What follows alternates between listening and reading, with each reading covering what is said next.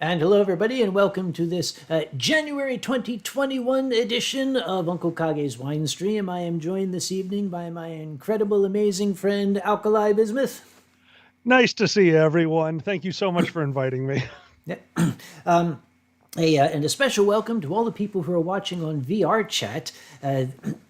Technology is just going crazy now. There are actually folks gathered in VR chat watching this. So they're watching this kind of virtual comedy performance from a virtual world. Their virtual selves are watching us. You see what I'm saying? it's That's it's amazing. freaky.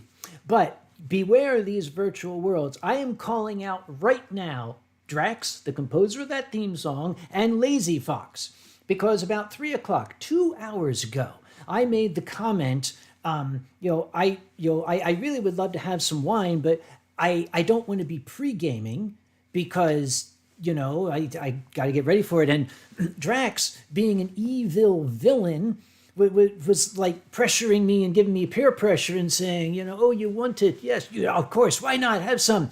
And then Lazy Fox joined in. There was nobody on my side, and I was steadfast. I was, no, I'm not going to do it. And Drax, son of a bitch that he is, he said, well, what's wrong with pre-gaming? I said, okay, it'll ruin the show. I'll like show up and I'll already be half drunk. And Drax said, well, that's what people are there to see anyway. Why do you think I'm always late? The first part of your show's boring because you're not drunk yet. I show up Oh once you're my drunk. God. I'm like, and the thing is, I wanted to have a retort to that, but I couldn't think of one. Alkali, you've been playing with VR chat, haven't you? Oh, I've been doing a lot of stuff in VR. Xander was kind enough to find every medieval fighting game there is and get them for me. So as you can tell, I'm in much better shape, round, very, very cylindrical. So that worked out. But one of them has spells, and it was amazing. It's a blade and sorcery. You can put a gravity spell on your weapon, and if you hit somebody with it, they go flying. Fun physics, right? Well, if you have it on your staff, and you have your staff on your back, and they swing at you and hit your staff, gravity affects you, and you go flying into virtual air. And this is me telling everyone that virtual reality definitely tricks your brain, because I fell for a minute screaming and then bent my legs to catch myself when I hit the ground, which worked perfectly. So you were playing a medieval fighting game with spells and weaponry in VR chat? It's actually separate from VR chat, but I really, really want to find a room in VR chat that does it similarly, because I want to battle other people. You probably can. I played my first VR game just yesterday in VR Really, which chat. one? Minesweeper. Wait, you played virtual reality Minesweeper. How does virtual reality Minesweeper work? An actual field, like a minefield, and you just like you normally would, you click or right click, and if you hit a mine, you freaking blow up and get shot into like tiny pieces into orbit. I got to find that room. That sounds amazing. Yep.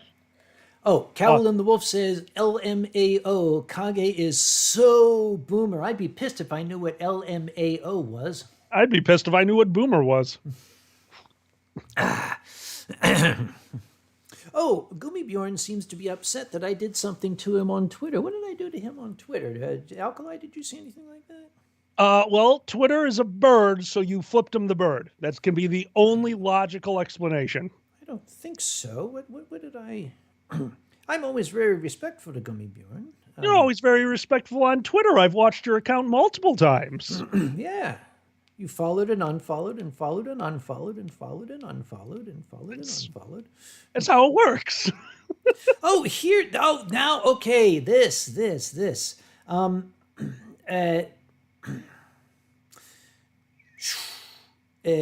Okay, maybe I'm just going to hold my screen up to the camera just to see. Oh, okay. Yeah, I just it's like Did you notice the term children's TV show? I noticed that one far too early in reading that headline. That is terrifying. Oh boy. So I think we need to come up with right now a proper show for people of all ages, and that would obviously be furry centric. We're going to remake The Office, but running a convention. Kage, are you in? That was the face I wanted. Yes, that yes, I would. That would be, and the thing is, we wouldn't even have to act that much. Oh, I mean, half the show is just me and you hugging and crying. That's how it works. We're either angry or sad about the con, or happy and exalted about the charity. It's just hugging and crying. That's how you run a con. We missed a golden opportunity. I realized. Why didn't we think of this? What's we that? should have made a reaction video. We should have had a camera on us when you were visiting me last year, and we watched the documentary about the Fire Festival. That would have been amazing. Two convention organizers watching the two trains heading for each other. Alkali and I were sitting on the sofa, literally clinging to each other, crying, saying, "No, God, no, no, no, no, no, no, don't do this."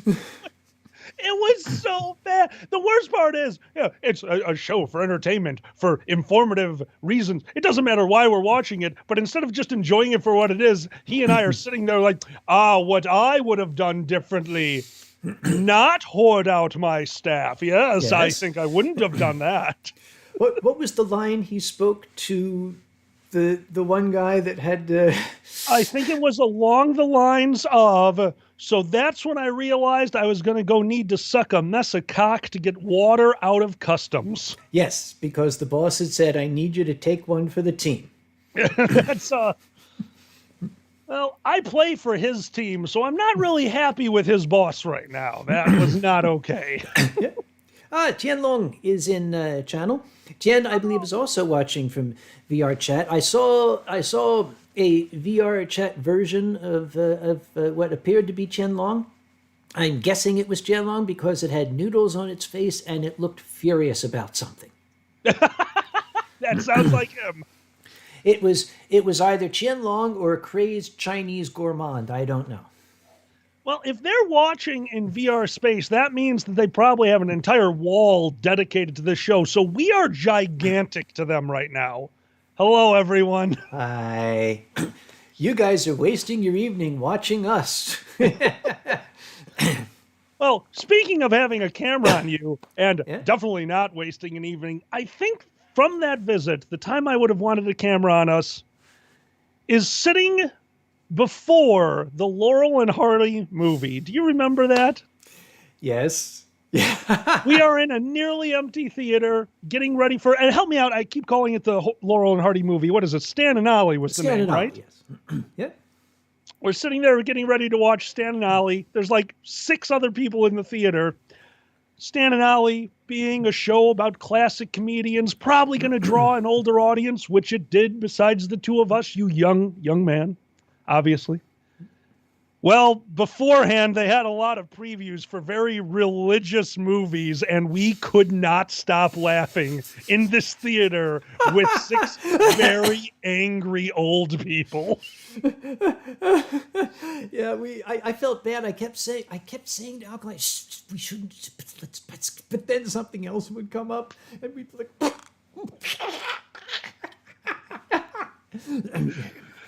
We are. We respect everyone's belief. We just don't have to like it. Exactly. Okay. I am more than willing to respect your belief as long as you're willing to respect my opinion of your belief, okay? Thank you. We've had a few people asking in the chat, what are you drinking? Now, you have the beautiful wine bottles over there, so why don't you start? What are you drinking, my friend? Well, I have gone for an American wine, and some people in VR chat, I hang out with a lot of Europeans there, they ask me about this. This is a wine from the Columbia Valley of Washington State. This is a West Coast wine, but not California, Washington State, Chateau Santa Michelle. The Columbia Valley, if you look at a topographical map has both a topology and a hydrology very, very similar to the Mosel Valley in Germany that I'm always talking about, where they make some of the best Rieslings in the world. So it is not German Riesling, but it is very nearly as good shit as they produce over there. Very well played. Today, out of my green screen glass that people in the chat have noticed, this is First Squared's 2016 gift, which I tinted green, not realizing I'd be using it on the chat all the time. But today we are keeping to the anti-hangover drink that is tequila and soda water, and also a giant-ass pitcher of water, because tomorrow I'm going to go work about 14 hours. So I need to be cognizant about 5 hours after we finish this. 5 hours? That's my usual go-to. If I can sober up 5 hours after doing something, I can do it. Okay. I'm actually hoping to get up a little bit early tomorrow because I poked my nose into the, here we go, back to VR chat, into the virtual instance of JMOF, the Japan Meeting of Furries, which is this weekend. This would have been the weekend of that con, but of course they can't. I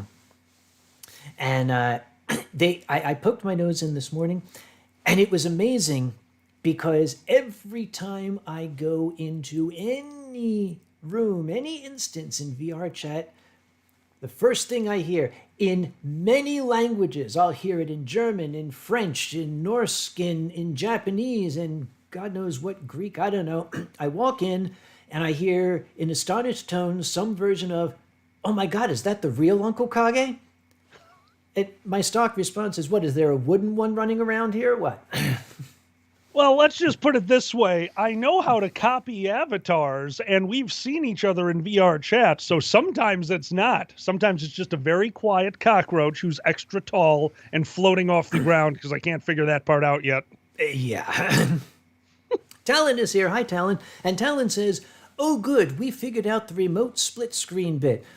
Thank you very much for that, Talon. You probably could have done it in the course of about 3 minutes. It took me 6 hours. So it took you 6 hours, but today when we went to do the secondary test, we sign on nice and early. He clicks a button and goes, "Oh, it worked. Well, I guess I don't need you." And then I could hear him walk away and just start pouring drinks. So that was... Well, yeah. Draco says, "Is it me or is Alkali a little slower than Kage?" Well, I've got a PhD, so let's not be judgmental here. And I've been killing brain cells for years, so... Okay, actually, remember, we are still separated by about, 1,200 miles of distance. The electrons have to go through a number of tubes. There is, we did figure about a half-second lag between me and Alkali, which is pretty good. Half-second, that's pretty damn good. We think that we got it set. Okay, I need to ask the channel. When we did our test, we had to finagle with the sound settings because Alkali's voice was a little bit off from his lip movements. Did we get it synced? Alkali, say a few words and enunciate them, and people can tell us if the sound is in sync for you. Sarah Cynthia Sylvia Stout would not take the garbage out. It climbed so high it piled to the ceiling, banana peels and orange peeling, peach pits, prune pits, and okay, that's good. I don't know how much I can go before you get a copyright strike. Okay. Okay, wait a minute. They're telling me that you're in sync, but I'm not. You're telling me that I'm not in sync. Okay, you can't change anything because when we were testing this, we found the setting that you need to change to get audio in sync. And everyone over here testing said, "Hey, change that to a 50 or change that to 100. And then we watched and it was so much worse. Like, "What did you do?" He goes, "I changed it to 3,000. Well, I just thought if 100 was good, 3,000 would be better. We were dying when you did that. It's like, yeah, just move it a little bit. It's like, all right, I took it to the moon. Okay, then. Well, we're talking milliseconds. I mean, that's... Anyway. I don't judge you for what you did. I just appreciate that I have never considered, let's just move it to 3,000 and see how it goes. Dragor has just said both of us are 100 milliseconds behind our audio. Should I go up it by 100 milliseconds? If you do that, it's going to get so much worse. So yes. All right. Here's what we're going to do. Dragger already yelled, do not screw with it in all caps. There. How's that? Now we'll have to wait for them. This.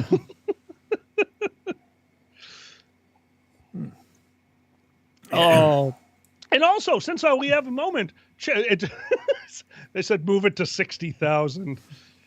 Everyone in chat, what are you drinking? I saw a few people announce it, but I always do love knowing what everyone is enjoying their weekend with. While they're shouting that out, we can take a, sit back and have a sip. Oh, I love these sips. Oz Foxroo is asking me, why isn't your avatar visible? Oz, do you mean now? Because I'm not in VR chat now, which could explain why my avatar is not visible if I'm not actually logged in. Can you be a little clearer in what your question is? Gray Foxen, well done. Yeah. We see bourbon, peach soda water, Fritz cola, tea. Okay, tea. You know what? I'm going to just announce this one because I know what he did, so I'll just say it to the chat. So Dragor said that he had scotch delivered. Now, we live in Chicago. Dragor is quarantining as hard as he can. Cheers, my friend. Can't wait to see you again. So to treat himself, the way me and Dragor like our scotch is usually to buy a nice bottle of scotch. But we can appreciate all levels of scotch. So instead of buying a nice bottle of scotch, Dragor paid for a nice bottle of scotch, but it's mainly a normal bottle that got delivered to his house. Dragor, is that what you did? Did you get booze delivered to your house? Because I didn't know you could do that prior to last week. And now I'm no longer running low on this stuff, so let's just leave it at that. So you can actually get booze delivery. Oh, very much so. Chicago is big on blues. Actually, I don't know if they do it anymore. A convention that a lot of people have heard of, Midwest Fur Fest, used to have a Binny's nearby that would deliver for quite an upcharge. And then they ran out of stock on certain things and realized that supply was definitely not meeting demand. Very, very kind words from Shadow Wolf asking me to stay safe. I can't imagine a world without you or conventions without your story hours. Don't worry, Shadow Wolf. If I jump in front of a streetcar or fall down into the bottomless pit because of the mummy's curse, we got people like Alkali over here. We'll certainly be able to continue entertaining. You guys are in good hands. But I'm not going anywhere as far as I know because alcohol is a preservative and my persona's a cockroach. Like they said in Joe's apartment, we've been around for 100 million years and we'll be here long after you. You do realize that will be our final stream, is just our cremation. Not because we want to be morbid, but because the amount of alcohol in our systems, it's going to be pretty. Think of all those colors. Okay, mine is just going to be a blue flame because that's pure alcohol. I've seen yours. That's going to be Fireworks Central. Yours is a perfect blue flame. Mine gets everyone in the crematory stoned. Worked perfectly. And Cooksum says, streetcar? Yeah, I'm old. Do you see the face? Yeah, I'm old. Okay. I mean, dude, let's be honest. It's one of those days you were quite horny. You thought about dying by streetcar named Desire. It happens. Yeah.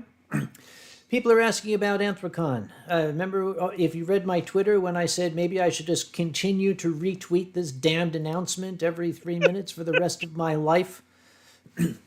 Okay, here's the bottom line.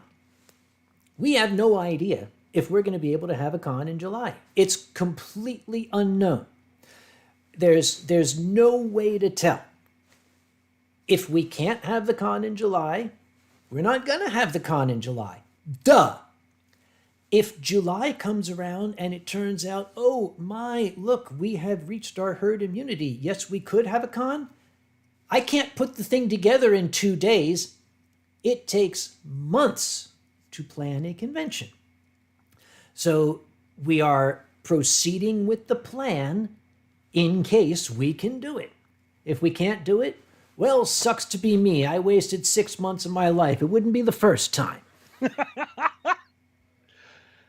And also just throwing it out there as one convention organizer to another, I'm so sorry, but couldn't have happened to a more well-prepared group. It sucks that your con is the one that's going to be on that cusp of will it, won't it?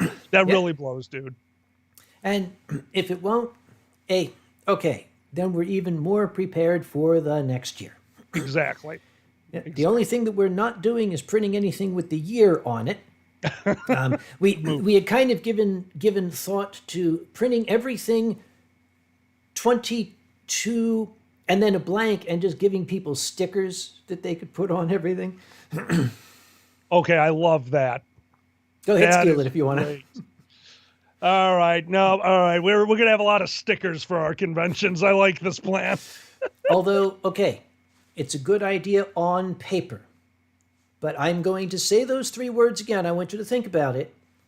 Stickers, convention, furries. Okay, first off, great pun on paper. Well played, jackass. Second off, crap. Yeah, scrap it now. Did I ever tell you our year 1 idea for a convention gift that we had to scrap literally as we were about to click send on the order? What?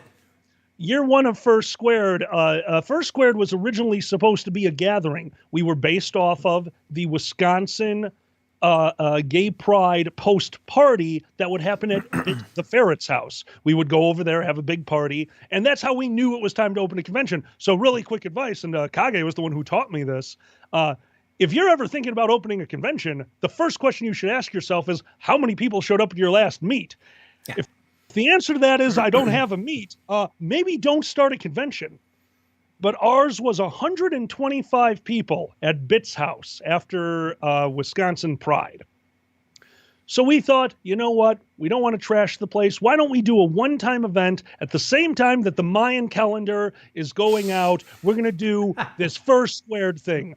We put so much work into it 6 months out that we realized, no, we're just going to do a con. So the first year's theme is the end is just the beginning. Apocalypse theme, the Mayan calendar. And I was ready to purchase 1,000 plastic apocalypse-style bugs. Little rubber cockroaches, little rubber centipedes and millipedes, and give them out because it's the end of the world. And Dragor, as I'm about to click send on the order, goes, wait a minute, do we really want to give furries a bunch of fake bugs that they can put all over our fresh, new, doesn't hate us yet hotel? Yes. So, canceled that order and instead got depression Twinkies. So that worked out. Yep. By the way, people are asking about my bow tie. Yes. I'm the science guy. I have a degree in science, and I love science. Now, this is my little nod to the history guy, who is a YouTuber who teaches about history, and I am an absolute adoring fan of his. So I was looking at my shirts and ties, and I saw the bow tie, and I said, I hardly wear a bow tie, so I decided to put this on. And no, it is not a clip-on. I don't do clip-on ties. Smart man. Another bow tie wearing gentleman. Have you ever heard the story of Bill Nye's bow tie? I have not. I know the story of Bill Nye, but not his tie. I wish I could. Bill Nye told this on some special. I wish I could remember where it was to direct you guys to it. But Bill Nye was at a conference and needed to put on a bow tie, did not know how to put on the bow tie, was online trying to figure out how to put on the bow tie, could not put on the bow tie. So he did what any respectable person who needs to wear a bow tie would do. Went over to the room next door to him, knocked on the door, and asked, do you know how to put on a bow tie? And the gentleman looked horrified and then demurely said, yeah, come on in. And Bill Nye entered his room, and the guy said, would you mind laying down on the bed? And Bill Nye, needing this tie, laid down in the bed, and the gentleman stood over him and tied a perfect bow tie. Absolutely flawless. Helped Bill Nye up. He thanked him and was ready to leave, but Bill Nye could not do it and turned around and goes, I need to know, why did I have to lay down on the bed to have the tie tied? And as the door closed, the gentleman said, I'm a mortician. Well, I love Bill Nye. Okay, yes, okay.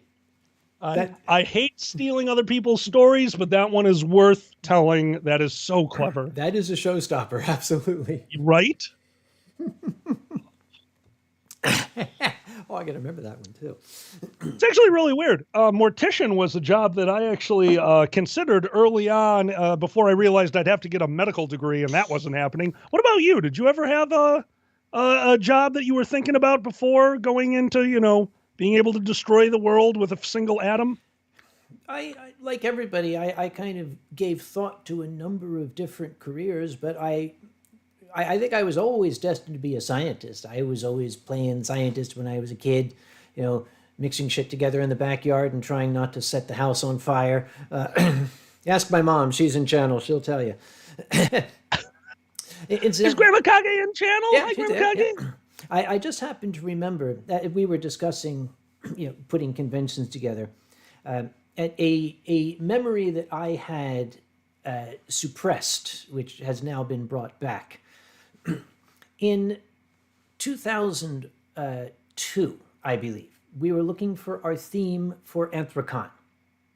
And what we wanted to do is we wanted to have not really a horror theme, but a kind of just a spooky, what lays beyond the shadows theme.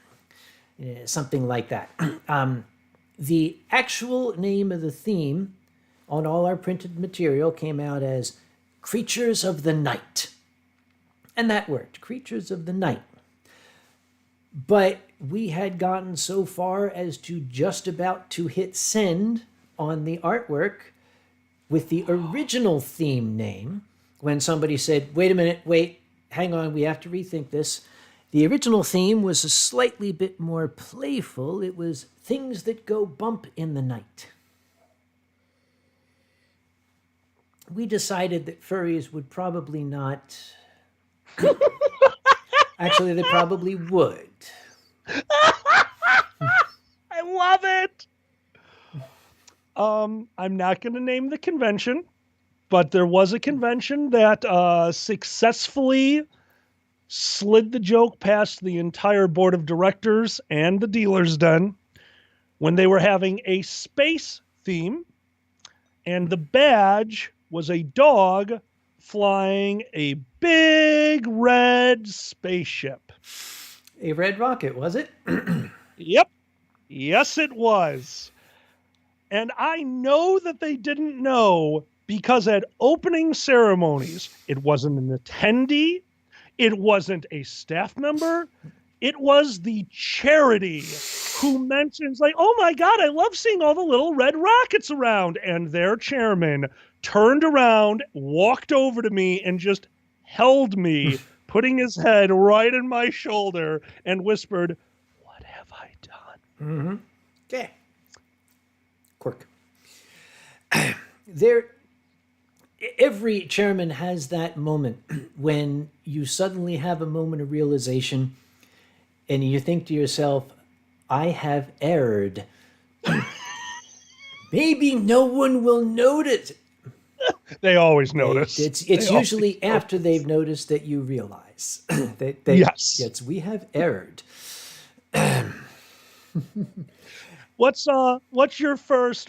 If and you can pass on this one because this one can be bad. What's your first? Oh no, I messed up. Convention sense. My first one. There seems to be or early memorable. Go with early memorable. I am very, very fortunate. I'm very, very fortunate because on one hand, I can't take credit for hardly anything in Anthrocon because I answer to a board of directors. There's very little that I do unilaterally. On the other hand, there's very little I can entirely take blame for. So I haven't had any moments I can think of when I said, oh boy, we should not have done that. Okay, there have been some faux pas, some social media announcements that were made before they were properly vetted, where we said, maybe nobody read it. Oh, they read it. I'm not gonna. Yeah. For some reason, the only thing that's coming to my mind, and oh, by the way, Ace said moving to Philadelphia instead of Pittsburgh in the first place. Yeah, that's probably it. Actually, yeah, Anthrocon 2005, going to that hotel. That's neither here nor there. Oh, sorry, bud. I know that you asked, something, have I aired or I have aired, but what is coming to my mind is at an unnamed hotel in an unnamed year. And you know this one, when the manager looks past the crowd and sees you and does this. It's like you feel the cat trying to claw its way out of your chest. Oh, yeah. And you're thinking all these scenarios. Maybe he's going to tell you a car got towed in the parking lot. Maybe he's going to tell you, one of the waiters... No. He came and he said, we have had some vandalism in one of the bathrooms. Now, this was frickin' Wednesday night. The con hasn't even started yet. Okay, this is something I don't like to hear. Okay, guys, stop it. Just stop it, okay? Sorry. I went away for a moment, but I'm back. And I said, okay, there's another group that's just leaving right now. My folks are only just arriving. Are you sure it was us? And he said, he took me down to one of the men's rooms, and I opened the door and I walked in and I said, that was us. Just give me the bill. Just close the door. Just give me the bill. I'll take care of it. Sorry. Oh, God. Yeah, that was us. Yeah. I think Dragor's in the chat, so I'm going to make him slap his head against the desk on this one. At one point, I was approached by our main events team who said, we are going to do something special for closing ceremonies, but don't worry about it. No. I don't like surprises. No. Now that would normally be one of mine. Now, Dragor came to me and was like, hey, don't worry about it. I've got it covered. And he did. This is not a dig on Dragor. Something else happened. For you see, their plan was originally streamers. If you've ever seen Xander showed these to me, a wrestling event, they take these big long streamers and they toss them gently and they unfurl. And in the end, well, it looks beautiful in the moment. It's very easy to clean. It's streamers, no big deal. You get a few people, it's done. They did not tell Demon that they changed it at the last minute and they did not use streamers. They set up, I believe it was 4 air cannons of confetti. Didn't see the problem with it because it was the bigger confetti, about this big. Well, the problem with that was the hotel came to me the next day and said, we found confetti on every floor of this hotel. So I ended up tipping the entire night staff about $400 a piece. Yes. Because they deserved it. What a wonderful group of people. They did it all with a smile. But when you looked behind their eyes as they were vacuuming up another floor of confetti that is constantly moving, they were dead on the inside. In a capitalistic society, you fix that with money somehow. I noticed Pandez, even before you started talking, said, does it involve fur and confetti? Does knows. I know another convention. Okay, I know somebody else's, this was not such a good idea moment. Okay. I was at a convention. The guest of honor was a little well-known furry whose name used to go by Plunk in the fandom. A little otter guy, Plunk. He was very, very sweet. Very well-known, great, fantastic little story writer. And I was sitting in the audience at opening ceremonies. Now, their theme, it involved candy. I don't know if it was like candy shop or something, some such. but their folks at their opening ceremonies, as part of the opening ceremonies, decided we're going to throw candy into the audience. Okay, that's once again a good idea on paper until you actually think it through. One of the fellows who was on their stage must have been a major league baseball pitcher, because he wound up with this handful of and just fired it in a knuckleball at 94 miles an hour. These little pieces of sugary flack struck the crystal chandelier, which shattered into hundreds of thousands of the thing just frickin' exploded like it had been hit with a shotgun. Oh, God. Right beneath it was Plunk, their guest of honor. I was sitting about 6 chairs away from him. Plunk was sitting there, and he had a glass of soda or something, and he was just sitting there like this, as crystal pieces rained down all around him. It showered him for a good 5 full seconds with broken glass. And when it was finally done, since I was closest, I got up and I walked over. I said, "Okay, don't move. Where are you hit?" There was broken glass in his soda, but he didn't have a mark on him. I don't know how. God. There was glass embedded in the chair next to him. He somehow just had an aura. Power of guest of honor, man. Yep. That's why you take care of your guests of honor. Mm-hmm. Yes, you're supposed to take care of your guests of honor, aren't you? Yes. I sent you home with 6 bottles of the exact same wine. Gunsmith, best of luck. I have started my fair share of companies, and yep, now is a rough time, but if anyone can do it, it's furries. Yep. Why? Because you're genuinely good people, and we know that you're trying, so best of luck. Oh, is Boozy in channel, by the way? I have not seen him yet, but I've been laughing so hard at you that I'm definitely missing a lot of the chat. Yeah, Boozy said he might not be here. He actually was kind of invited to a little grateful celebration by his most recent client. He was representing a guy in Pennsylvania. They accused him of going into a liquor store and shoplifting 10 bottles of whiskey, putting them under his coat and taking them out. And Boozy, okay, you know how great Boozy is. He went right in there and got the case thrown out in a matter of minutes. And the guy walked scot-free. Because Boozy's argument was, you can't make a case out of 10 bottles.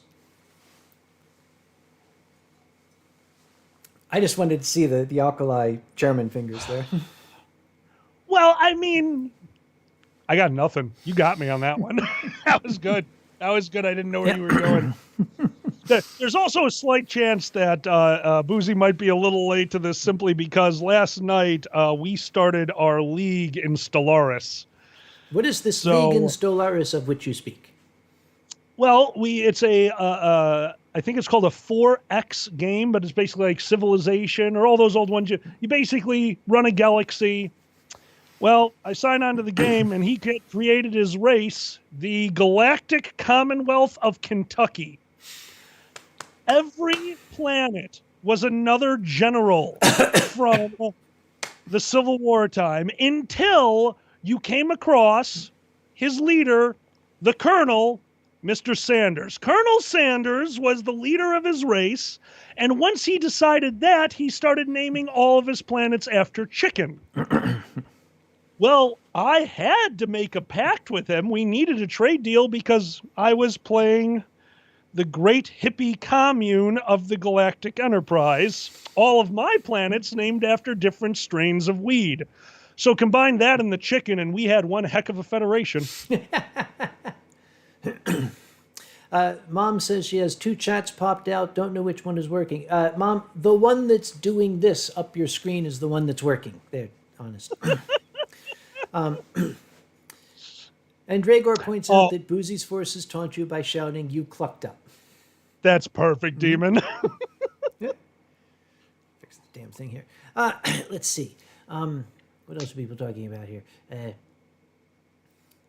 We got lots of herb puns. Well Yes. done, everyone. Yes. Ace and Eddie, great job. Lots of 11 herbs and spices. Silverpaw, that's not a problem. That means you are ready to take over the galaxy once we get there. We just got to, stop blowing up our ships.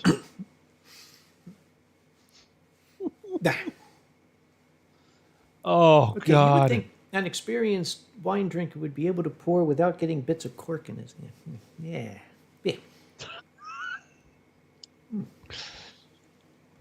I think since you haven't visited in a while, because of COVID, I think a lot of my wine bottles are finally going. I definitely need to figure out the ones that are going to just disintegrate every time I try to cork them. Yeah, the last time I was at Alkali's place, I happened to be sitting in view of his alcohol collection, which is hard to miss. It takes up the entire wall of his kitchen. So when you're sitting down at table, it's all you see. But I noticed there were some bottles of wine that had very thick layers of dust on them. And I had to remind Alkali that, okay, white wines don't keep in their bottles. Red wines age gracefully. White wines rot in the bottle. Yeah. I can start tasting the wine going bad, the acetaldehyde taste of over-oxidation after about 3 years. And that's if it's kept well. He had some there that were like 7, 8 years old.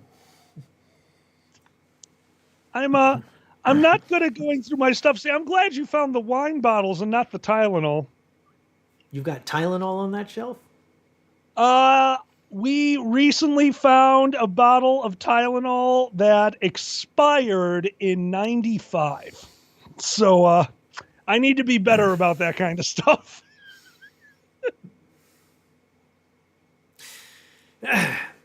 Unexplained notes that in Cardiff, they've got delivery services from fast food, but they also have alcohol delivery and dessert/snack delivery. So you can have alcohol and chips or crisps, that is, delivered to your place.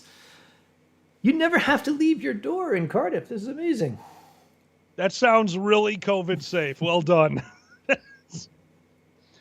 I do appreciate. I'm in a Chicago suburb, and luckily for us, thank God, we have a very conscious group of people who do the Instacart deliveries and food deliveries, and so far it has been absolutely wonderful. Other than one place who has instructed them, like, no, you need to make sure they get their food. All I want them to do is leave it on my door. You can wave to me from the street, but I'm not. So I had to have a conversation with a gentleman through a door. It's like, just leave the food. Oh, I need to give it to you, sir. Do I need to sign? No. Then you do not. Please go back and lie to them. Like, oh, brutal. By the way, I saw in channel my dear old friend, or I shouldn't say old, she's very, very young. My dear friend, Tan Quinn Lee is here, Quinn. And I'm going to point out the little Christmas present that I got from Quinn. It's a little chibi Thulu. So thank you very much, Quinn. See, look at his little wings there. It's so cute. Yeah, so he's going to join Pickle up there. This is, Thulu Jr. The Thulu Jr. Oh, God. I can't remember if I told this story on stream, but I was probably drunk. I'll tell it again anyway. Some very good friends, mutual friends of mine and Quinn's, in fact, my dear old colleague Ume and her family, they got afflicted with the COVIDs. Now they pulled through very, very nicely, but they were quarantined for 2 weeks in their house. So it's Quinn, her husband, and two delightfully rambunctious young boys, and they're like 6 and 10 or some numbers like that. So yes, Quinn and her husband, it's really great. Yes, we were stuck in the house for 2 weeks with two overly rambunctious 6 and 10-year-old boys with nothing to do. But knowing that they were going to need assistance, I drove to their house, and I had a box filled with bottles of wine. And I put it on the doorstep, and then I backed up I rang the doorbell and backed up very far. And when when Ume opened the door, there was the box with the bottles of wine and a aluminum soup can sitting on top of it with a string going from the soup can all the way out to the street to another soup can where I was. And we stretched the string taut and communicated via this soup can and string. I let them keep that, and I was told that her boys were enthralled for days with this amazing new technology that I had introduced them to. They asked me, how it worked. I said, this is what we used to use before we had cell phones. Every house would have a soup can in the kitchen, and every house would have the strings. You see those phone poles? That's what it was. Strings would go from there, and every string was attached to a can. And one boy said to me, "Is that true?" And Ume, with perfectly straight face, as she's been doing for years, she said, "No, of course it's not true. It's Uncle Sam." God damn it. It's weird. You definitely grew up in a different generation than I did slightly. When I was younger, me and my brother, I've been part of Nero for a long time, and when you're part of Nero, you need radios. That's how we communicated to each other. Just a second. I'm sorry. Before this goes off the screen, I have just been told that Metal Wolf from the Netherlands, a older gray muzzle furry, we have lost her apparently. So I'm sad to hear it. So this is to Metal Wolf. Sorry for the downer interruption, but that I wanted to make sure I got that in before it went by. I'm sorry, Alkali. No. Go again. No. Don't apologize, but it's your toast. Traditional Dorsai toast. Do it. To absent friends. To absent friends. And of course, the part of that toast that has been added recently, to present company. To present company, yeah. Can't forget that. Okay, sorry. You really can't right now. Yeah. You cannot forget, because it is really hard to get past absent friends.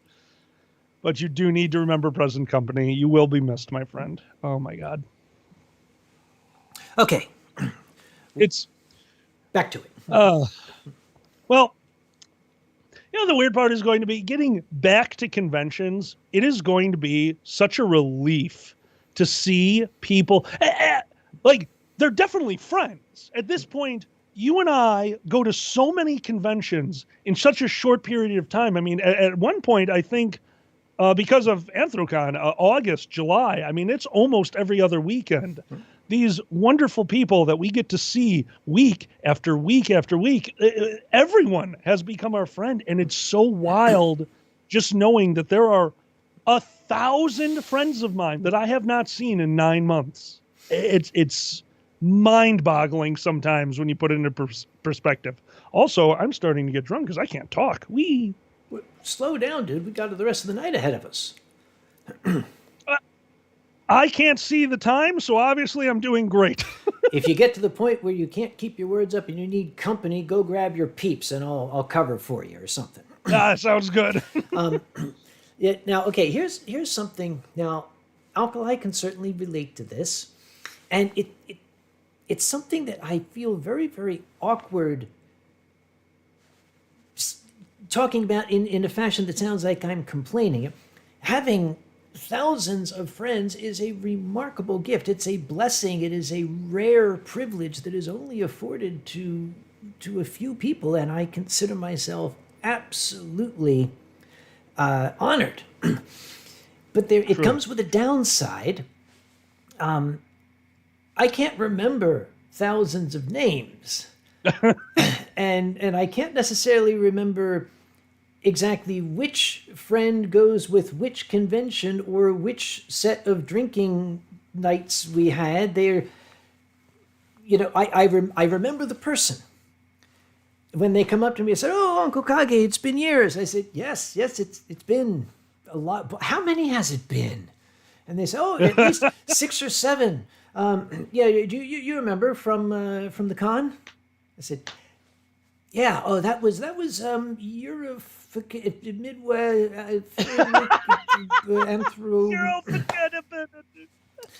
But there is one. There is one, however, that I tell people they got to watch out for. Anthrocon is not fun for me. Anthrocon is work.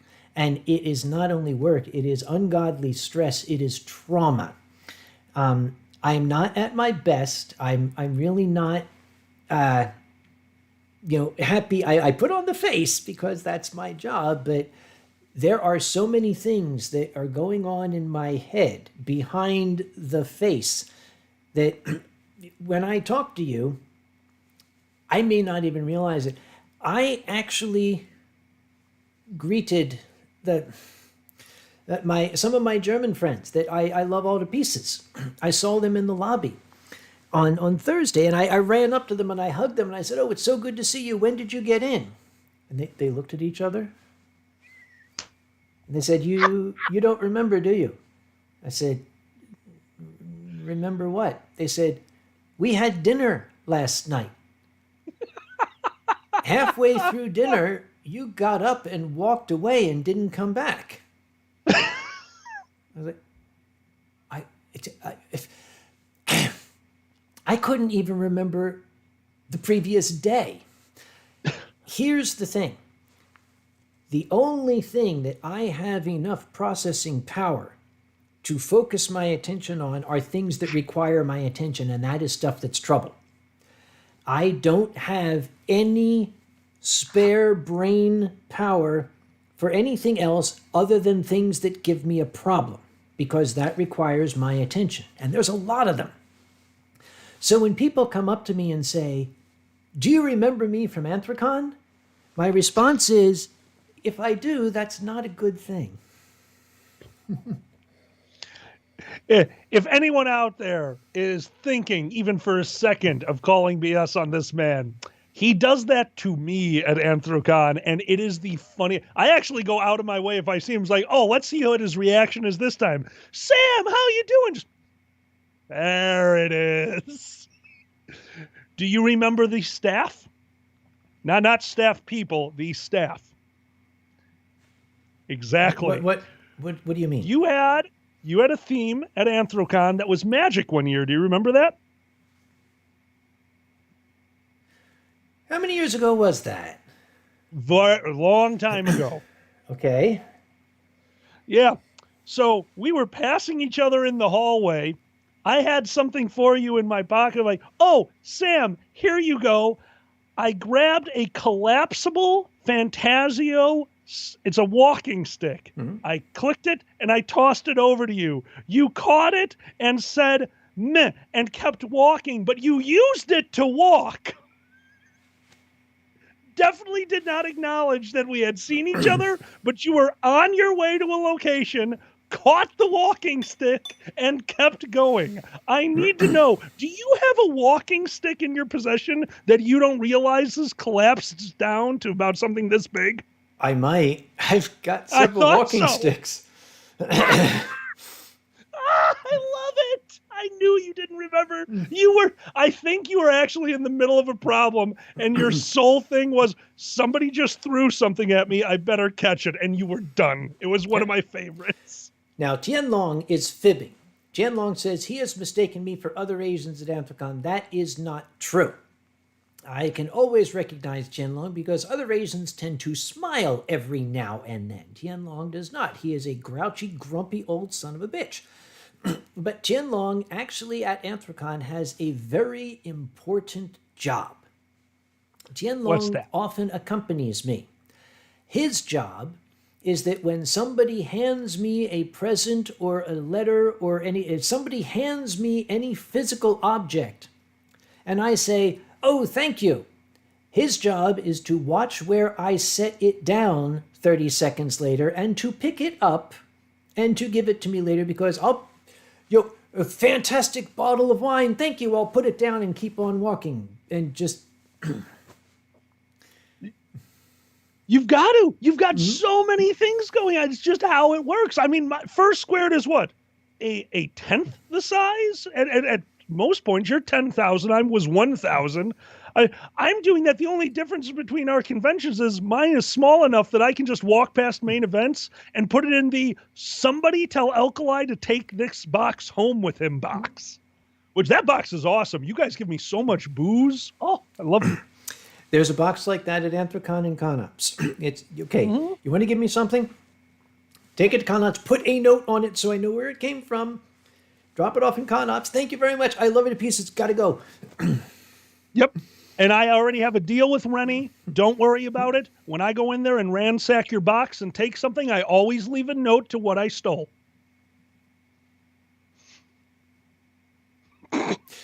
Speaking of which, there's only been one instance in my entire career that I know of when a wine bottle that somebody had gotten me specially went missing. Gee, what could I possibly be talking about? I have no idea. So once upon a time... Oh my God. I forgot that happened. Who actually ended up drinking that? Was it me? It was probably me. Nobody knows. Because, okay, it wasn't you, because you generally don't drink enough wine to forget stuff. Yeah. He had gotten me what was it? It was a bottle. This was when Chateau Saint Michel was partnering with a Moselle Valley winery, and it was the first time that they basically were producing I guess you would call it like a combination, part Moselle, part Columbia Valley, a special edition. Alkali had gotten it for me as a present, and he was very excited and very happy to give it to me. Well, it was sitting in Conops, and apparently someone made off with it. I do think I know who it was, by the way, and we can talk about it now because it's been a while. Go on. So, some of the furry fandom might know the gentleman. In fact, they were chanting his name, much to my chagrin, during a MST 3K panel. I'm pretty sure it was Dick, the hotel liaison that got drunk with the furry fandom and then had to wash dishes the next day. It was him. In that case, okay, he earned it. He earned it. Right? when your hotel convention services manager starts partying with the furries and gets so drunk that the furries have to carry him to a hotel room, he deserved it. Yep. I will never forget the gentleman, because there was an incident the year before. A lot of people already know. We're not going to go over that. But basically, the hotel kind of said without saying, it's like, you know what? We were wrong. Let's all meet in the middle. Everyone's happy? Yeah. So here we are Thursday night. Here comes our hotel liaison, Dick, who's kind of an old school, like frat bro almost. I don't really know how to describe the man. He's a character. Mm-hmm. So he joins us on stage for MST3K and say, so what's the rules for this? Like, well, everyone has paid money to make up drinking rules for this movie. And our goal is to nigh. And if you feel like you're going to die, you quit. And that means they get a point. And if we make it to the end of the movie, we get a point. And nothing matters. So let's go. And he said, oh, and 5 minutes later, he was drunk. Good. Because I wish I could remember the movie. It was something with Matt Mercer in it, some like D&D style movie. And immediately, I think it was Serathon came up and put in a $100 rule to reinstigate torches. Anytime a torch is on screen, drink. It's a medieval movie. So every other scene, and here's us like, oh yes, here's the drink. We will take a little. Refreshing. And here's Dick. He's like, okay. Okay. Oh my God. It got fun. It got very fun. And now I am wet and cold. That's okay. It's Chicago. Okay, Layla Cookie is asking, and this is a perfect illustration of what I was talking about. Do you still have the wine coasters I gave you at Eurofurence? The answer is yes, I'm sure I do. In the giant cupboard filled with wine coasters, because I've got the Tanya Del Real coasters, I've got the Saxon fir coasters. Okay, I got enough coasters, believe me. So forgive me, Layla.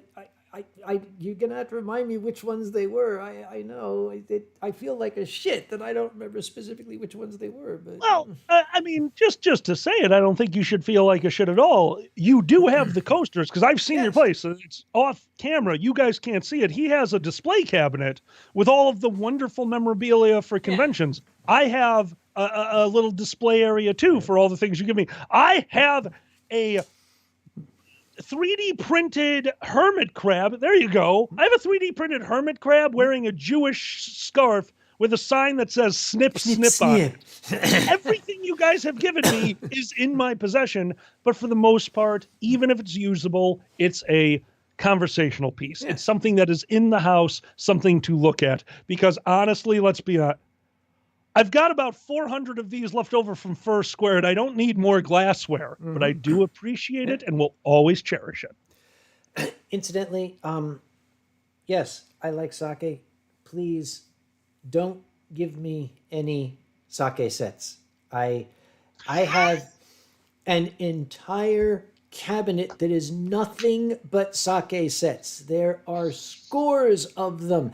I don't want to get rid of them because they were presents, but please don't give me any more. I could start a museum. The sake museum? Yeah, I could. Incidentally, because that'll age well. Oh no, it won't. I have a question, Alkali. Maybe you've done this already. Your MST3K is known throughout the fandom, renowned for its comedic value, and people are always suggesting films to you. Yeah. Have you ever done Zardoz? That sounds familiar enough that I believe it has been considered, but we have not done it yet. But we've definitely looked into it. And it's definitely one where I can get the rights to it, which is always the hardest. Always the hardest part. When you do Zardoz, I want to be there. And I want Ronnie to be there too. We will do maybe at Anthrocon, because we have rules. One of the rules being the movie should not be more than an hour and a half long. But if we do a very special event and keep it very charity-centric and have you and Ronnie and a few other people, I'm sure I could make it happen for you, my friend. Good. Though we're hoping by April 20th of either this year or next that we will have a brand new DST3K because I'll tell you this, dude, nothing was as fun as finally finishing Night of the Living Dead with all of our edits. Honestly, that's something that myself and Xander and everyone who worked on it, God, there were so many people who had their hands in it. That's something that we're going to be happy to leave with the fandom. It was so fun. Oh, man. It's time for me to brag and threaten. Uh-oh. Fur Squared is coming up. And yes. One thing, they asked me to send some stuff pre-recorded. We're still working on Story Hour. We're not sure if that's going to be live or pre-recorded. We'll talk about that later. But I pre-recorded a version of my normally PowerPoint presentation, Science, Pseudoscience, and Outright Crap. Thank you for that. That will be presented at Fur Squared. Now, the request for it came with an extra request. They said, can you provide a transcript, a written transcript? And I thought, okay, because they said we've got people, who might need, who might be deaf, who want to enjoy it. Okay, I've got deaf people at my convention. You can't give them a written script. They can't read it and look at the same time. So I said, well, I'm making the video. I'll just subtitle it. Do you know how long it takes to subtitle a video? I think you're about to get very angry at me. Yes, I do. It takes 5 minutes. There are programs that do that, Sam. No, there are not. Oh, no! It didn't work? Oh, it worked perfectly fine. Have you ever seen the live subtitles on something like CNN? Yeah, it's way funnier. I tried several different voice-to-text things, and it was so... I couldn't even... I had to go back and listen to it and say, what the hell is this supposed to say? At this point, I might as well just do it by hand. I thought exactly the same as you, Alkali. Okay. Oh, I'll just use the... Oh, look, this has an automatic voice-to-text subtitle program. Just click the button and it goes, and it's done. And I say, okay, welcome to Science, Pseudoscience, and Outright Crap, well, the theme, absolute 9, 10 out of 5, and you. Yep, sounds about right. But no. If I gotta go back and retype the damn thing anyway, I'm just gonna fucking type it live. It takes about an hour for 4 minutes of video. How would you? Okay, I actually made the transcript. Would you like to guess how many words this face makes in 1 hour?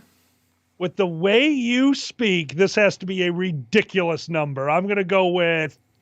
Oh man, Just give me a ballpark idea, because I'm either going to be insulting or horrible.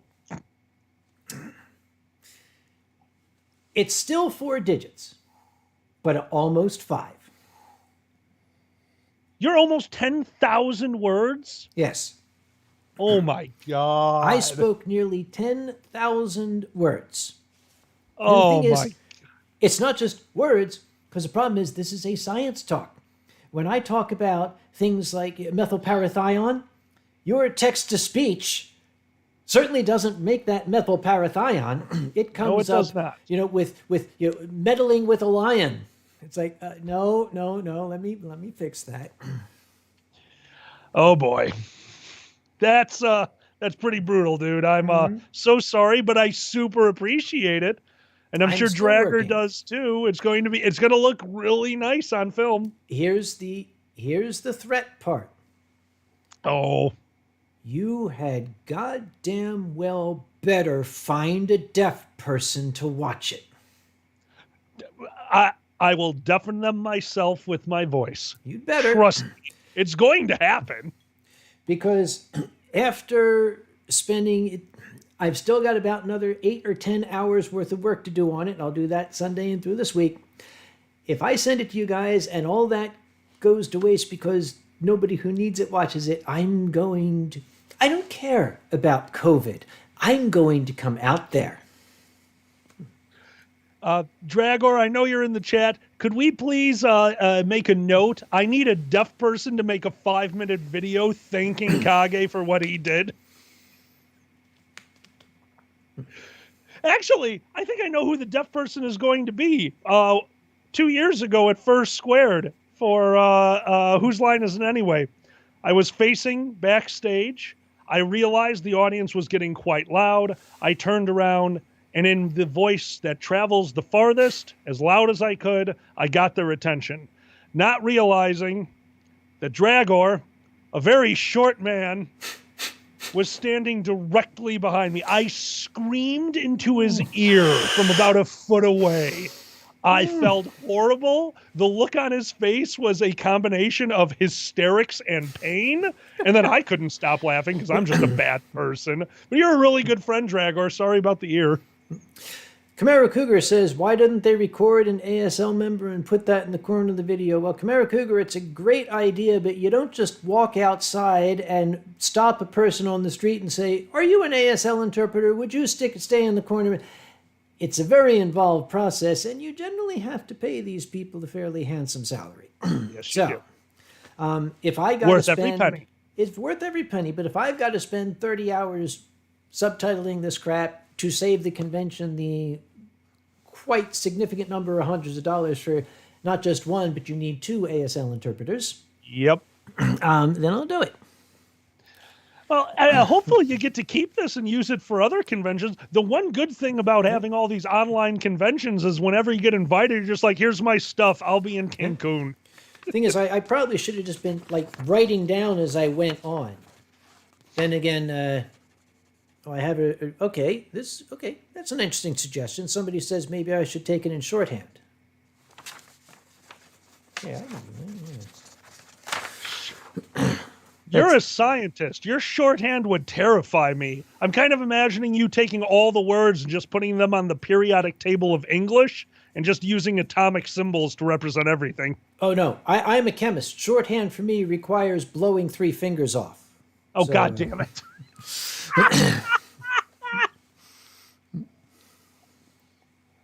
Oh, where's my water? Yay, I found water. Goliath is saying, I would like Alkali to put on his top hat. Is it handy, Alkali? I'll tell you what, it will be when I run in to use the restroom in a little bit because I haven't stopped drinking yet. How about you? Not since this morning. Right? Oh, my God. Well, all right. Well, when you need to for pistiche, you let me know, and then we'll do the drawing portion. For those of you new to the Winestream, this is a Patreon-supported Winestream, and some of the Patreon patrons have part of their Patreon rewards that I will draw pictures for them.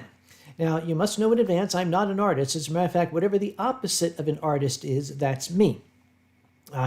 People send requests for what they want me to draw, and I take it into consideration. But what I wind up drawing usually has nothing to do with what they asked for. It's called artistic license. And speaking of Patreon patrons, we do wish to thank Silver the Viking, Tom Fox, brand new patron that I met on VR chat. Thank you, Tom. Sicilian, Furry Trainer, Jack Lucergo, Mama T, Nikolai Tiger, Onyx Flame, Rick Hale, Silent Dawn, Silver Gatamon, Tez Cat, Magic Jag, Valhalla, Wadius the Dragon, Bentley Shepherd, Blackfoot Ferret, Botunus, David Hunter, Dunkel Pfote, Atheist, Jeremy the Hade Fox, Kaharia Worgen, Martin Spankenberg, McLovin Maine, Merlin Scorch, Mutterwolf, Q the Dane, who probably also could tell us about that children's show, Sasha Whiteford, T, The Dragon Show, Ash, Wolfwelte, Volvaka, and Yaki Soba. You are all absolutely wonderful. Thank you so much for your support. You make such things possible as, like, buying this amazing earpiece, which I use for this here. So, thank you. Scary concept. I cannot believe you have a piece of equipment that is throwing my voice directly into your ear. That just sounds dangerous. Well, do you notice I only have one? The other one I keep in this pocket here. How do you think ears work? It's not like it's going to balance it out between the two. You're just going to go deaf on one side. While this side goes deaf, this pocket, my ribs are picking up the vibration and sending it through my cervical vertebrae. Then I hear it in this. You're still in stereo, my friend, believe me. That is the scariest science I've ever heard. Well played. It's science. Where is my... You'll have to excuse me. I couldn't find my stir spoon for my drink, so I brought out a knife. When I drink hardcore. With a butter knife. Hardcore. You should have gotten like a big butcher knife or something. It wouldn't fit in the glass. Like a cleaver. I just... Boom. Drinks ready. Drink. No, not going to. Oh, let's see. By the way, there have been a lot of things going by in the channel. I'm sorry if I missed things that you said or didn't acknowledge them. Chances are I did see them, but I've got this amazing co-host that we got this patter going. Sometimes it's difficult to stop. So please don't feel bad if I didn't, do a shout out. I definitely probably maybe saw what you said. It is weird because, like, with me and Xander, when we do the Dragon Show, I'm a storyteller and he's anecdotal. And it really works well because I'll do a long form. He can punch in. Pandez is one of my favorites for just sitting there and doing punch up with us. The two of us are storytellers. So when we go, we go. Oh, Kaiwin is asking, am I going to get a Great Gretsch plush? Kaiwin, it's off screen. But I actually have both a Great Gretsch plush and a Slackworm plush. I've got the whole collection. Thank you, Camaro Cougar. I also like the little Alkali on the screen. He's adorable, has a nice little top hat, which definitely isn't hiding the hole in his head. Oh, Layla, Layla is the coasters. They look like vinyl records. Be right back. For those of you who are not aware, a vinyl record is a music playing device that can double as a frisbee, or if you watch certain zombie movies, basically a shuriken. Wolf Wildcat, I definitely have a hole in my head. In fact, many. So you mean these coasters, which I just reached into my giant cabinet of coasters and pulled out. So yes, I do have the coasters you gave me that look like vinyl records. At least I hope these are the coasters that look like vinyl records that you're talking about, and not coasters that look like vinyl records that somebody else gave me. I really hope not. That would be embarrassing. Oh, Kelvin says there's a Ben & Jerry's that's calling the name. You have a good night. I know what's important. Ben & Jerry's had one of my all-time favorite ice creams called the Yellow Brickle Road. I don't even remember what was in it, but for a while I was able to get it. And when I found out they were discontinuing it, I walked into a Ben & Jerry's and asked how much for the big, the big tub of nonsense that they get there. Yeah. I wanted to know how much that was. He told me something like $40. I said, okay, does the buy two, get one free still apply? And then my freezer was full for a while. But somebody has asked, do the coasters have songs on them? They do. These, as a matter of fact, they even have grooves. They might actually play. It would be interesting to find out. That would be really cool. But let's see. They generally only have an A side because this is the other side. But this one here, We'll Drink to That by the Jolly Coasters. Nice. This one is, side one has two, Fizzy Soda and Don't Spill Your Drink by the Beziers. I like that. This one is Chill Out, Relax, also by the Beziers. And this one is Keep the Table Dry by The Sipping Horses. I like that. To answer your question, I am drinking Cabo Wabo Blanco, my favorite. Cabo Wabo Blanco, that's my favorite sipping tequila. I also have a glass of water. And for the other person, I missed your name, but yes, I love horror movies. In fact, every Halloween recently, I have rewatched my new ridiculous favorite, Cabin in the Woods. I love Cabin in the Woods. What's your scariest, Sam? We were just to jump off topic for a little bit. Scary movie. And I don't mean one that's just good, not a good horror movie. Actually scary. Has any of them ever got you? Yes. What do you got? The Grudge. Oh, I watched The Grudge in a theater. Gideon loves horror movies too. We went to a movie theater to see The Grudge. And it was filled with teenagers. Yeah. And for the first 10, 15 minutes of the film, we're sitting there kind of looking at each other like, dude, this sucks. Because they're carrying on, making noise, laughing, shouting, just being absolute douchebags. 30 minutes into the film, the theater was silent. Nobody moved. It was amazing. Everybody was just staring at the screen. No little cell phones going off, no whispering, no giggling. It was like a tomb. Nice. Yes, so The Grudge it's got a special, not The Grudge 2. The Grudge 2 was a steaming pile of cow shit. I don't know even what the hell it meant. Did you see The Grudge 2? I did not see the sequel. I did see the original and loved the original. The original is, oh my God, I'm terrified. I'll never sleep again.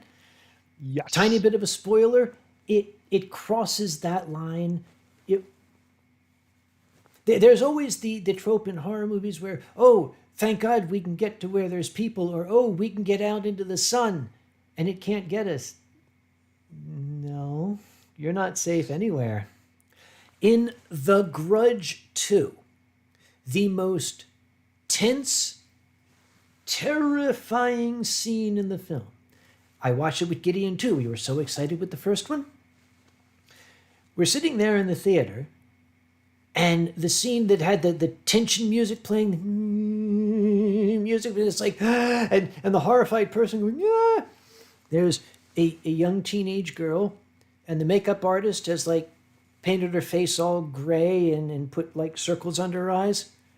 She's standing there with a half-gallon of milk. And she opens it and chugs the half-gallon of milk. I looked at you and I'm like, was it sour milk? Or we walked out. At that, I don't know how the movie ended. We walked out at that point. It's like, dude, it's, you know, I told Mom I would help her floss the cat. We really got it. That's brutal. That is brutal. Dragger knew mine, and I think it's his too, Event Horizon. Event Horizon. I saw ex infernum. So good. So I don't know if it actually exists or if it's just a rumor, but apparently the fuzzy the video that comes out from the Event Horizon, apparently there's a lot more to that video that was not able to be shown in theaters. I would love to know if that's true. I loved Event Horizon because of the way it built. Yes. Okay, if you've not seen the movie, turn the sound down right now. Because I'm going to give a spoiler, and I want you to watch the movie, but for the next 30 seconds, I want to turn the sound down. Yes. When they hear this fuzzy, creepy, this message, what is this? Liberate me. They heard, okay, play it back. Liberate me. Liberate me. Save me. It's an SOS. Then as they get closer and the guy is playing with the sound, he says, wait a minute, hang on, it's not liberate me. Liberate tutti me. Save yourselves. So good. So yeah, good. Okay, shiver. Yeah. Right? Okay. Right? You may turn the sound back now. Okay. All right, spoilers are over. Dragor, that one got me. And somebody else asked in there, we're going to do this in two parts. They asked if you have seen It. Now, I'm assuming they're talking about the remakes, which I have seen the first one of the remakes, and it's a horror movie. I didn't hate it. But unfortunately for me, nothing will beat the original because as a child, it is the reason I was and I don't mean scared, I mean terrified of clowns. Yep. And luckily enough for me, I got over it due to one thing. One day I was sitting there with my friends, and they showed me a movie called Rocky Horror Picture Show. And at the end of the movie, they go, see that guy? That was it. Not afraid of clowns anymore. Yep. Tim Curry as Pennywise. Okay, Tim Curry just has that quality as an actor. He made the role scary just because he wanted it to be scary. That's what he did. Yep. Tim Curry has always and will always give his all. He is such an amazing voice actor at this point. I know you know the show. You remember Gargoyles, right? The Gargoyles, the Disney animated series? Correct. Yes, I do. He was the scientist that created the furries. Really? Yes, he was, and he does an amazing job. Remember, fakes his own death with the eels, just so that he can come back in a later episode. Oh, he has, I think, 4 or 5 appearances. His over-the-top accent. Why would you do that? Just everything over-announced. Everything that I adore the man. I adore the man. If you remember the animated series, The Tick, he was Thrakazorg. Was he? I didn't know that. Our favorite voice actor, it was Chippendale Chairface from The Tick, Tony J. Yes. Tony J, the late Tony J. Oh, what a great voice actor. Let's see. Gray Fox and Bernardino has just given us the greatest horror movie moment for the director. They forgot to hit record. But yes, I adore horror movies from the earliest days of my youth. When we used to have Saturday afternoon movies, I always went to Dr. Shock's Horror Theater on Channel 17 in Philadelphia. Oh, I love spooky movies. Let's see. I'm trying to think if there's any that just completely left me absolutely sleepless as a child. The problem is, as a child, yes, like you with it, as a child, it affects you a lot differently than as an adult. exactly. Yeah. There was a film, an old black and white film called The Screaming Skull, which gave me shivers as a boy. That was a lot of fun. Nice. Yeah. I remember one, I don't know what it was called, but their special event, and by the way, this is 80s special effects, probably 89 because I was so young.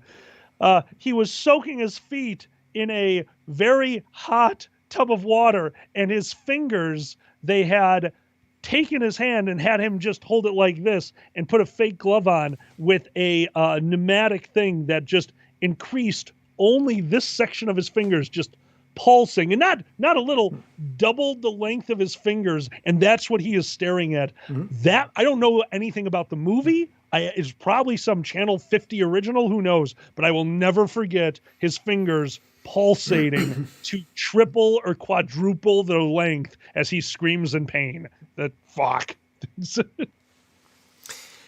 Now, I absolutely love scary films.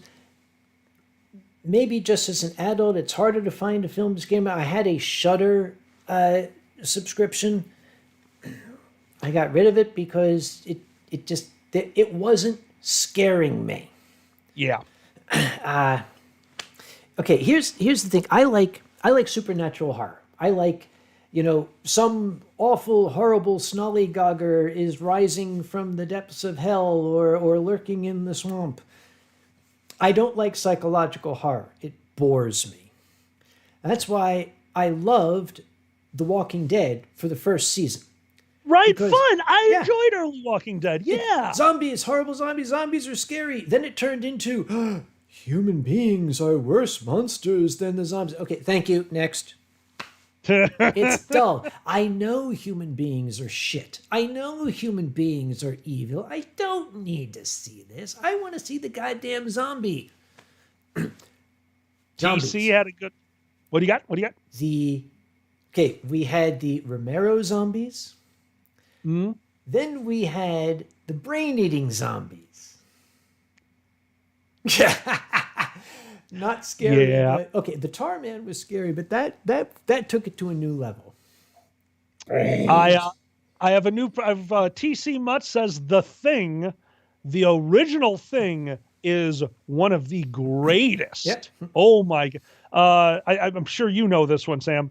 The stop motion animators, the people who made the creature. Yeah. Have you ever heard this one? The one The stop motion animators from The Thing basically worked the entire time filming was happening just to make the one scene where the monster is going crazy in that room.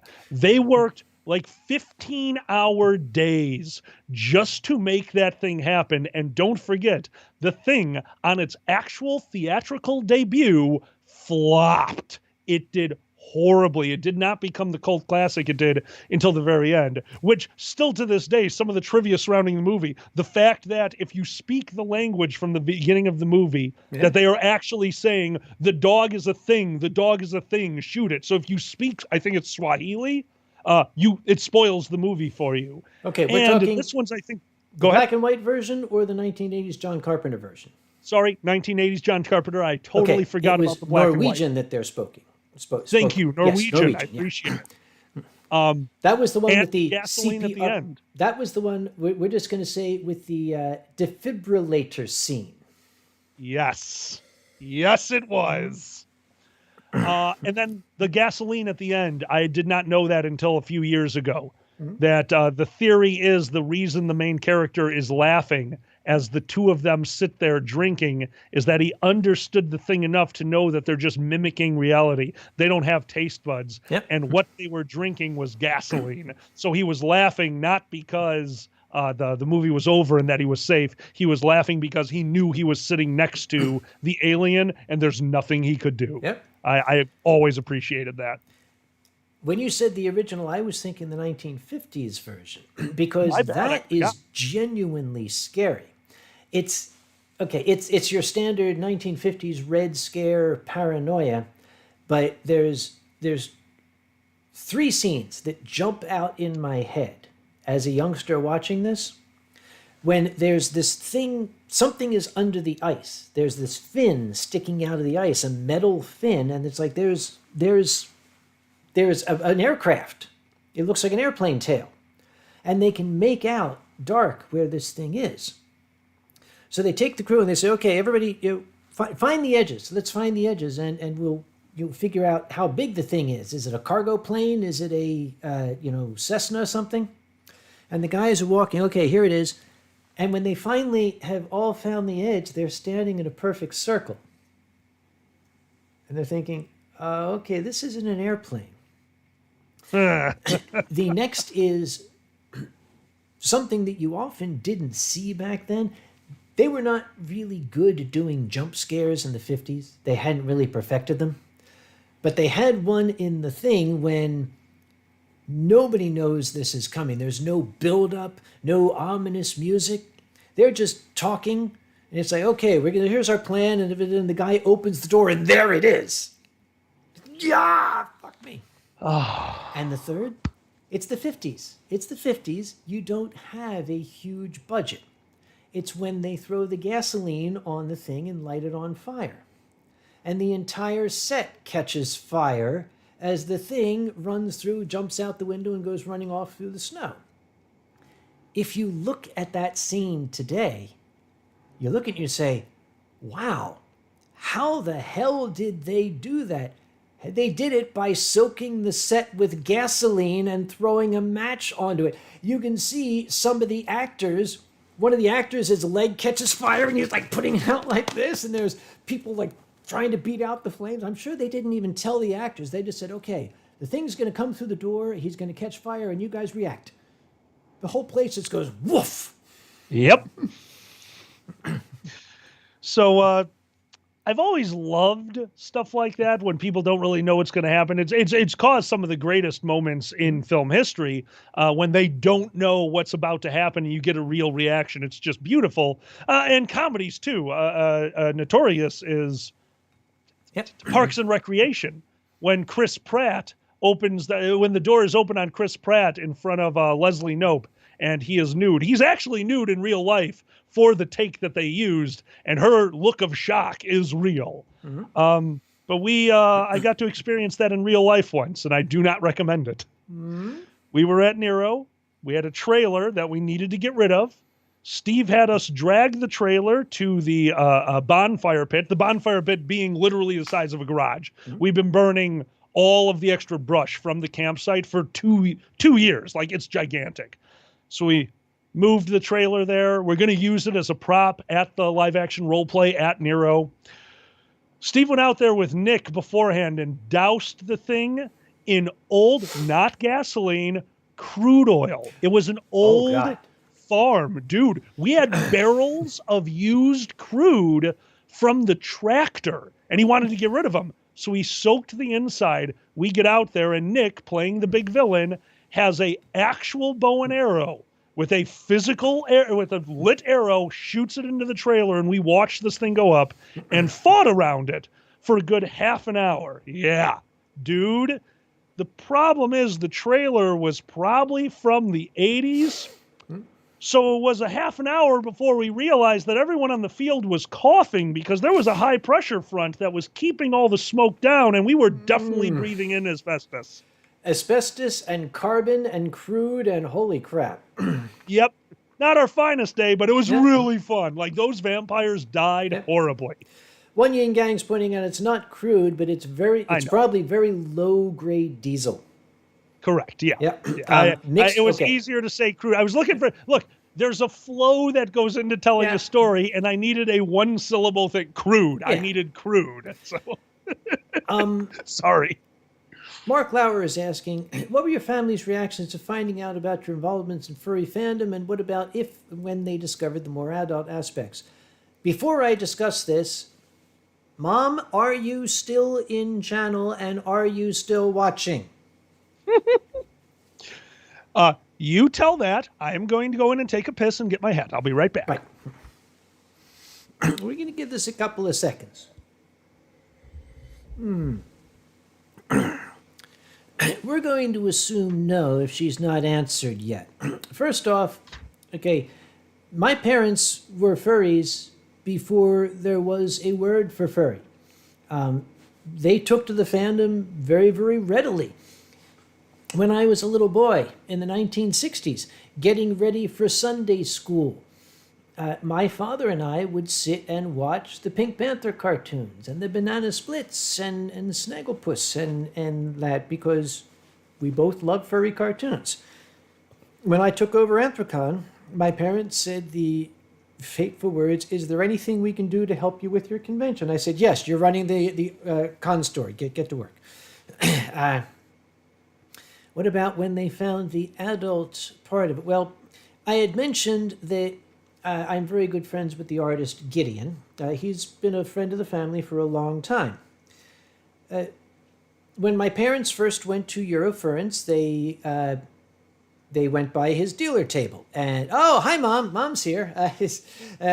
So we'll talk about that later on. Okay, so moving right along. Oh, Lewis is here. Lewis, you're late. It's so good to see you. So good to see you. Arrowstar is asking, what do we think of the new furry animes, Beastars, Gadetsuko, BNA? Do you notice that suddenly they're making this stuff for furries? It's like they suddenly realize furries they're a market, they're a driving force out there.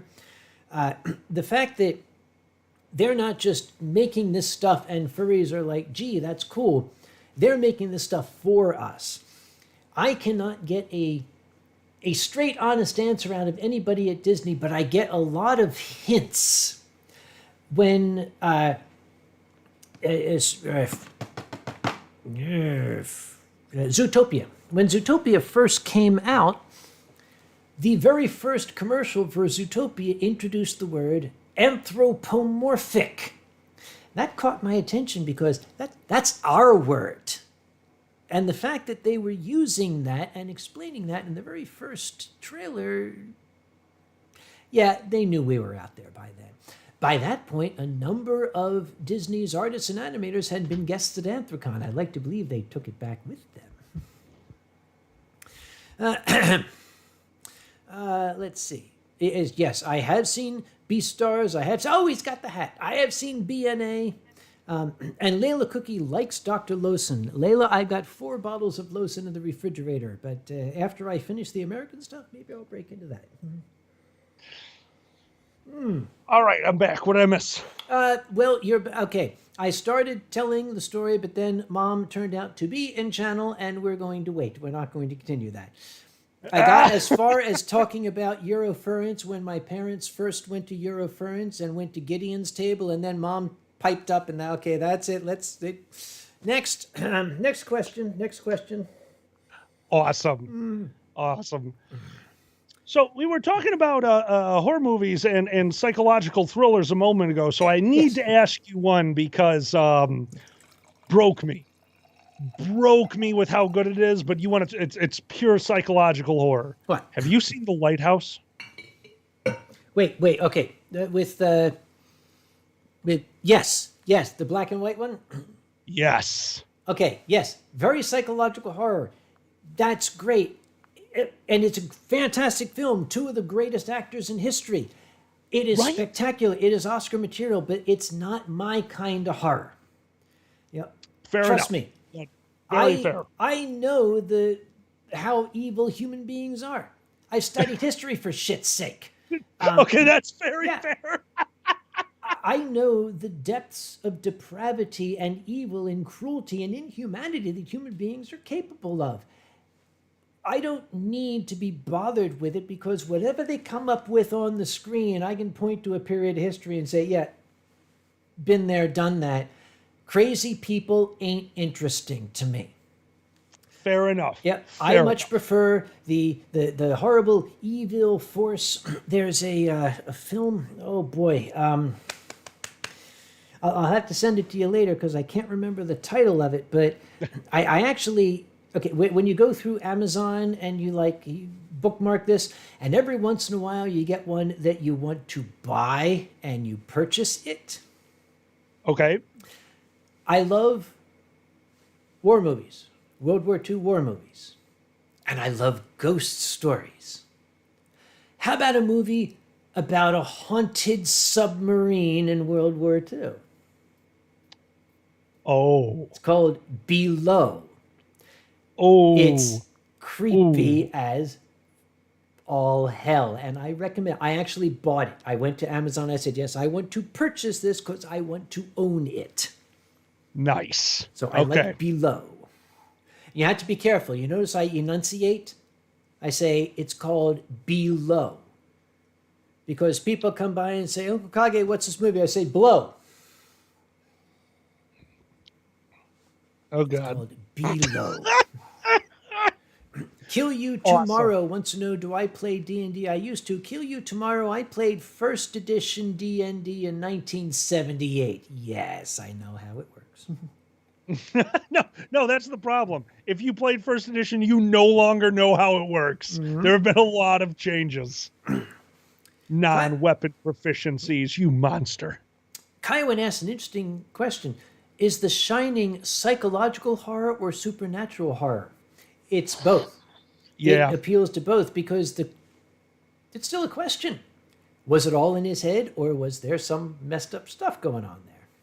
I'd go with that. Yeah. I think the only thing more horrifying than the scene where Danny comes around the corner and there's the two little girls saying, come and play with us, Danny. The only thing more horrifying is the deep fake edit somebody made where Boozy's face is on Danny and my face is on the little girls. That is horrifying.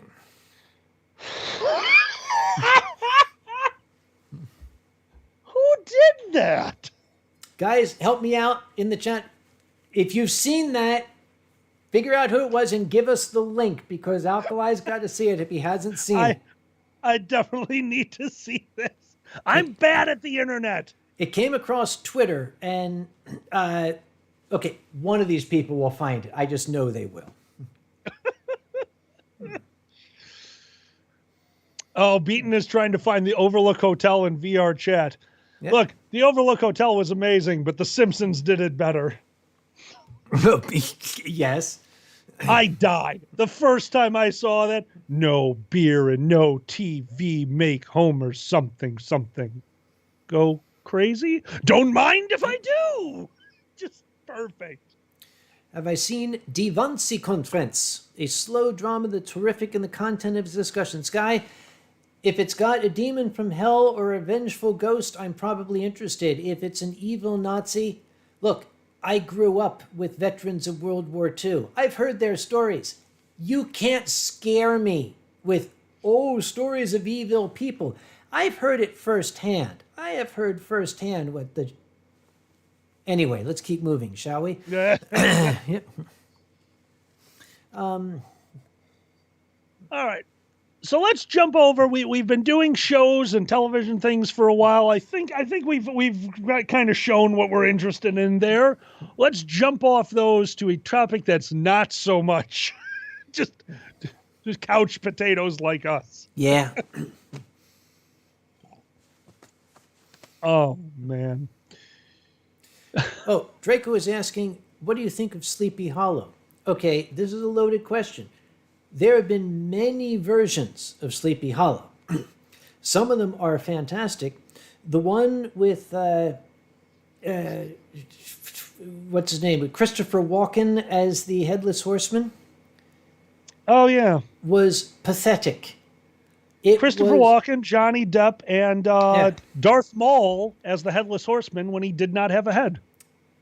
Christopher Walken, you can tell, okay, he's an outstanding actor, but he plays it like, oh, Jesus Christ, I cannot believe my agent got me involved in this shit. I just want to get it over with and be out of here.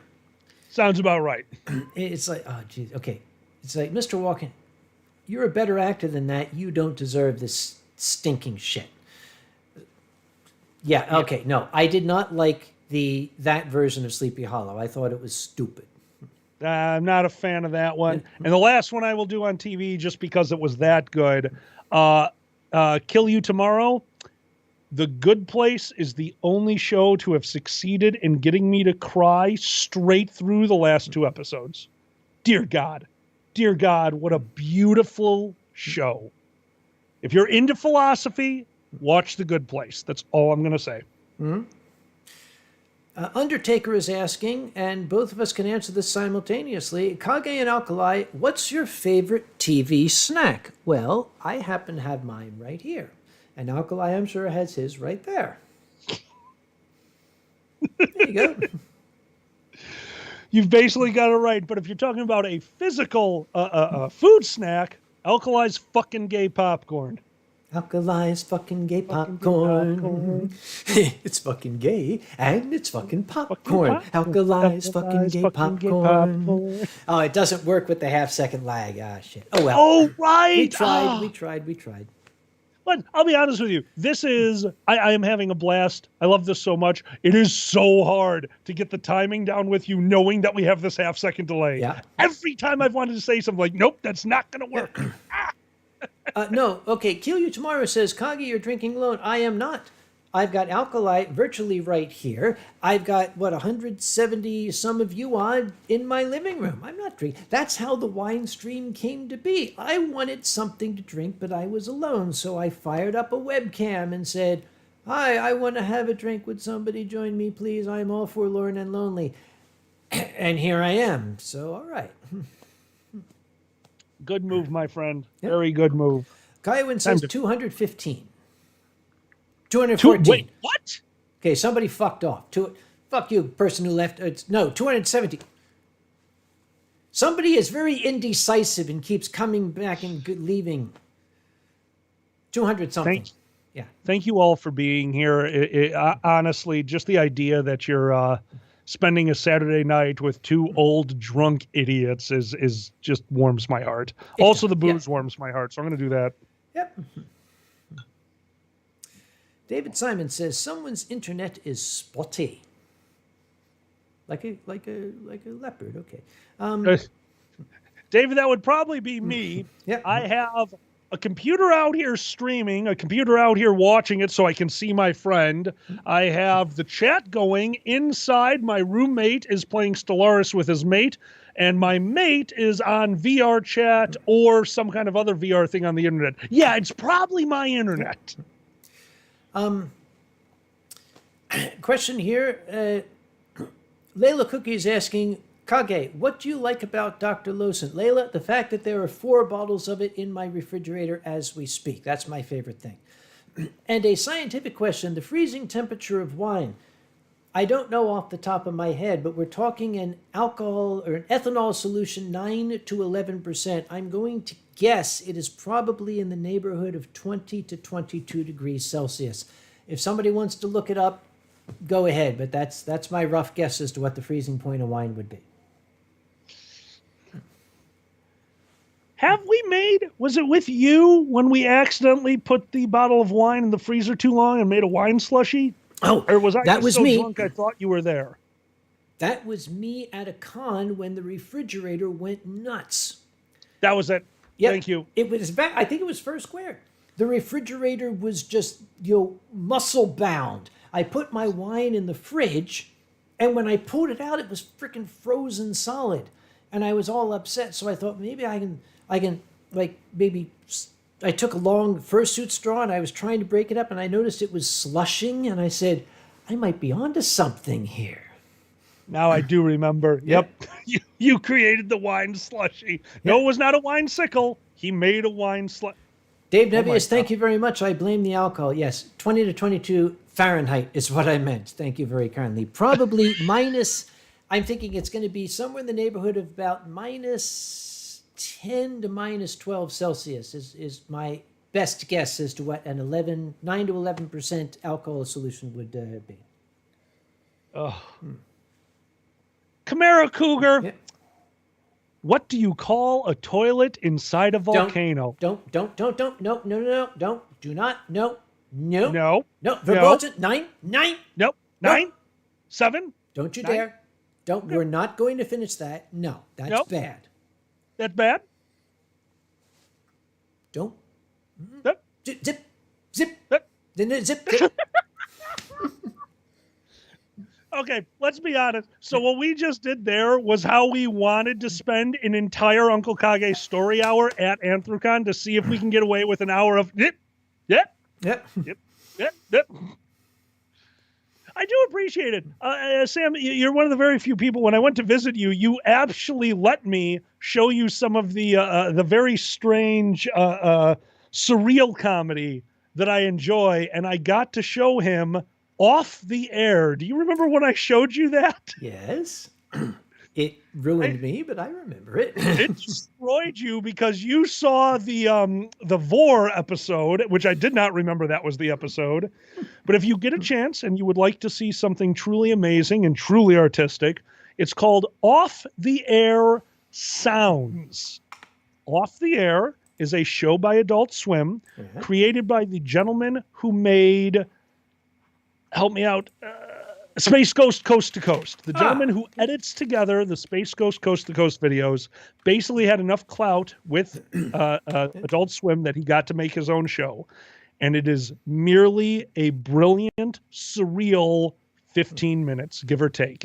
It will not be for everyone. I warn you ahead of time, but I truly, if you're into surreal stylings, please give it a look. And I notice that apparently I'm being accused of being Dr. Evil by Keto Dragon Fox. Well, Keto, if that is your opinion, I shall say, my father was a relentlessly self-improving boulangerie owner from Belgium with low-grade narcolepsy and a penchant for buggery. My mother was a 15-year-old French prostitute named Chloe with webbed feet. My father would womanize, he would drink, he would make outrageous claims like he invented the question mark. Sometimes he would accuse chestnuts of being lazy, the sort of general malaise that only the genius possess in the insane lament. My childhood was typical. Summers in Rangoon, luge lessons. In the spring we'd make meat helmets. When I was insolent, I was placed in a burlap bag and beaten with reeds. Pretty standard, really. Every time I hear that, all I can think of is Monty Python live at the Civic Center. You remember the one? Oh, you had a living room. We all lived in a shoebox. All 28 of us hurled in the corner. What is that called? The Four Gentlemen? Four Yorkshire. Thank you so much. The Four Yorkshiremen. Yes, the Four Yorkshiremen. Every time I hear that, the way that they are able to take that style, that continuous, just one long, beautiful speech and escalating it the way that he does, truly just some of the funniest stuff I've ever seen. I love Monty Python. The Austin Powers original was hysterical. And actually, something on Netflix right now, we sent you a single skit of it, the basketball routine that we sent you. Okay, yes. Oh, God, that one. Yes. Sorry, I had to think about it. Somebody had found that deep fake video. How do you post the link? Nikolai, the easiest thing to do, if you have the Twitters, the easiest thing to do is just go ahead and retweet it and tag me in it. Then I'll see it. And I don't think I can port it into this thing, but I can put it on my little cellular device and maybe, or whatever the hell. Yes, basically, we do apologize. If we turn on the ability to post links in this chat, it's basically a magnet for bots. They come in and they post their links. It's bad. Yeah, that's we learned that the hard way, so we're terribly sorry. It happens. Yep. I'm gonna get this off Oh my my God. screen here. Gee, sorry now. Okay, Boozy is tweeting. If he's tweeting, he could be here. I don't see him. Has he blown us off? He's probably still tired from running a universe. My absolute favorite memory of visiting Boozy's amazing, incomparable household is getting all set up. I got my lights and everything. I brought my amazing camera, and we basically had Boozy's living room turned into a studio. And you know how I am with timing. We're all ready to go. I'm getting ready to start the countdown. And we did our camera check and our sound check, and I'm ready to hit go. And Boozy got this look of horror on his face and said, "Why did the baby just run by with the Wi-Fi router?" Like, catch the little motherfucker. And that thing is fast. He can run like a centipede. And when you catch Bill Cosby is right. When you catch him, you pin him down and you try to grab it, and he's like doing. Give that to me. Give that to me. Yes, the Coyote Child, the agent of chaos. Hello, Mike Miller. Also, thank you for the Agent of Chaos story. Also, I just saw the damn Shining video. What the hell? What the You hell, saw guys? it then. Oh didn't my you? God. Thank you, Gummy, for posting it, and thank you for finding it, guys. Gummy Bjorn What? has it, yes. Oh, Yes, God. Gummy Bjorn has posted the link because Gummy Bjorn is Danish, and Danes, since they can have children's television shows about gentlemen with gigantic penises, they can post links in my channel. So you can click that there. We'll take a moment. Meanwhile, Viot Dragon, I hear this a lot. You're very, very sweet, Viot. I have a voucher for $100 off a $160 purchase of wine. That's great. You're sweet. Thank you very much. I live in the state of North Carolina. If you look at the fine print, you cannot use that in North Carolina because the law does not allow wine to be sent by mail in this state. Yeah, I have sent him so much stuff over the years that has gotten taken by, I don't know who, but they're very drunk. Yeah, I know that Alkali sent something to me that I didn't get when I get mail for every single person on my street in my box.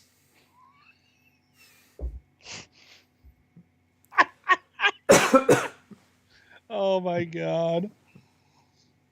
Well, and Mike Mellon, thank you. Very good to see you as well.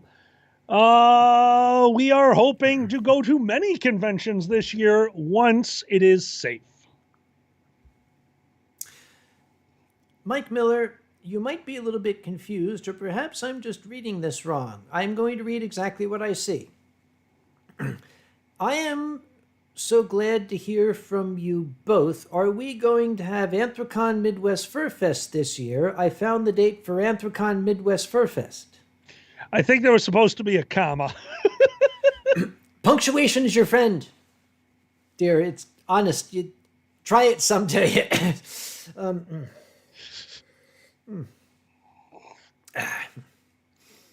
Oh, Tyro. man. Tyro wants to know, have I played any World War II themed video games?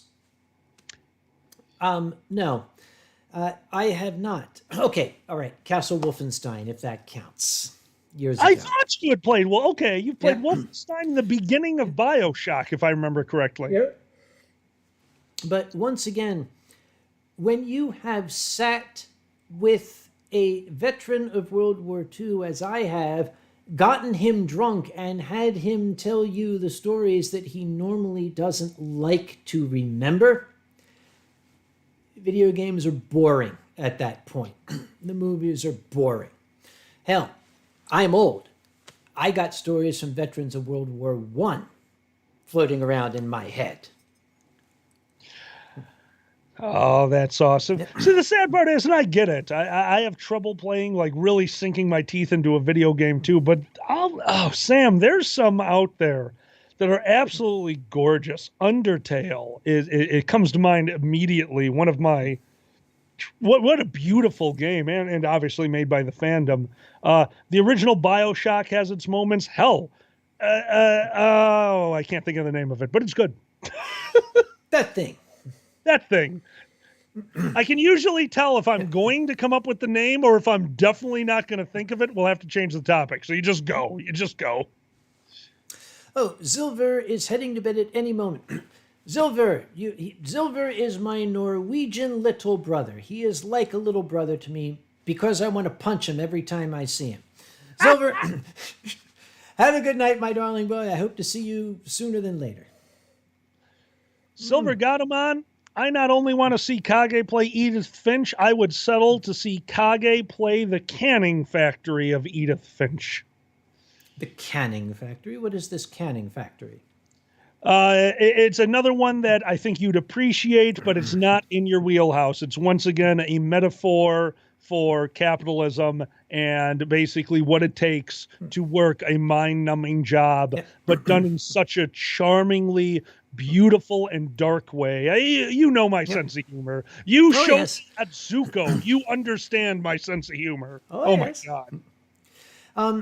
Somebody has asked recently, Kage, did you play Doom? Did I play Doom? In 1992, I spent $400 to buy a 2 megabyte RAM chip to add to my Tandy 1000 so I would have the requisite 4 megabytes of RAM to play Doom. And I did. It, other than furry fandom, Doom and later Doom 2 were my solaces. I played so much that when I went to sleep at night, I could see in my mind's eye the rifle bobbing back and forth in front of me like this. Kemmel, why? Kemmel says, been watching compilations of Kage's story hours since weeks ago. It's the first time I got immersed in someone's storytelling. Kemmel, Kage is the reason I do what I do now. There is no better storyteller. Don't blame me.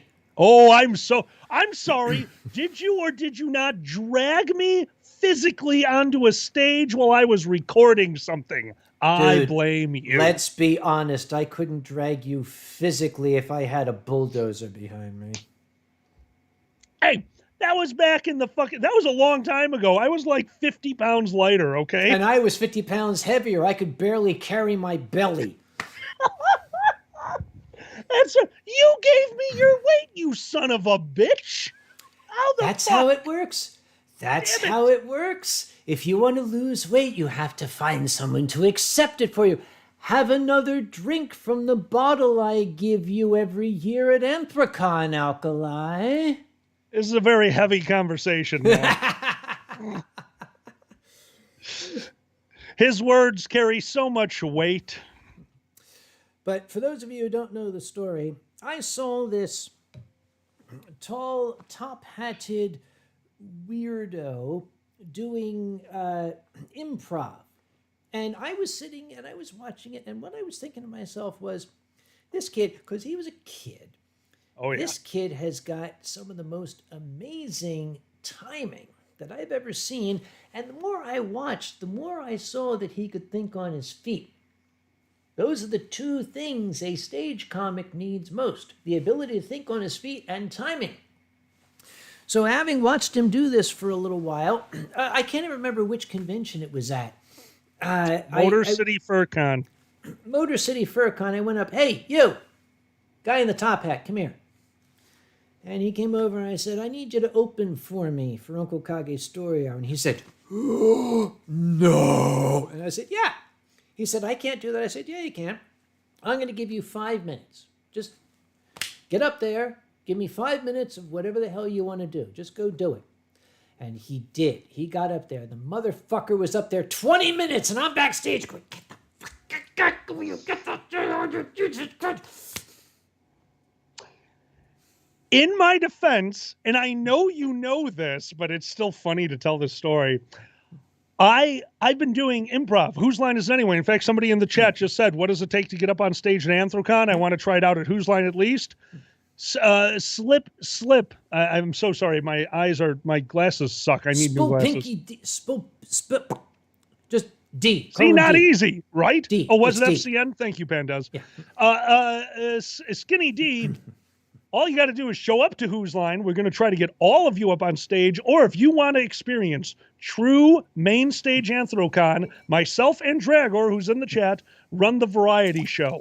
Come up with something, show up. Yep. We want all of you to be on Anthrocon main stage. Yep. Because the first time I stepped foot on that stage, the feeling that I felt, being able to literally fulfill a dream of mine, I was in front of a real live audience. It was a full theater. There is nothing like it. All of you who want to experience that should get to experience that. Try out for Anthrocon tonight. Please, please, please. We love your acts. We love the furry fandom. We got to keep going with that. But and I don't remember where I started, so cheers. Oh, well, you missed a step. If you're worried about jumping onto the giant stage, most conventions, at least the ones where Alkali and I Thank you. Give me a verb. Most conventions where we hold an open mic. Yes. Where, okay, it's a small audience, a friendly audience, probably the friendliest audience you're ever going to have for any kind of performance. We are there to support you. Get up there, just try it, see how it works. Yes. And we will always give good-natured advice. We can give good-natured advice because both of us had to start from a place where we figured it out on our own. I would have killed for somebody when I was first starting to do this stuff to go, hey, maybe don't scream every line. Keep it for punctuation. But yes, that is how you get up onto that stage. And there's nothing like it. Sam, I think, do you still, I gotta know. Do you still have the not only the butterflies before you walk onto Anthrocon main stage is one thing, but that feeling when you're out there, when you actually get to do the thing that honestly never in a million years did you, for me, I never thought I'd get to do it to that level of audience. Do you still have that?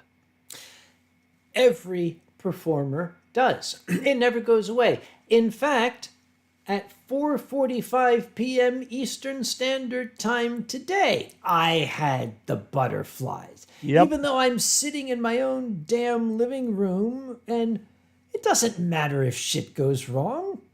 But any performance, whether it's in front of 2,000 people or in front of 2, it's a natural thing.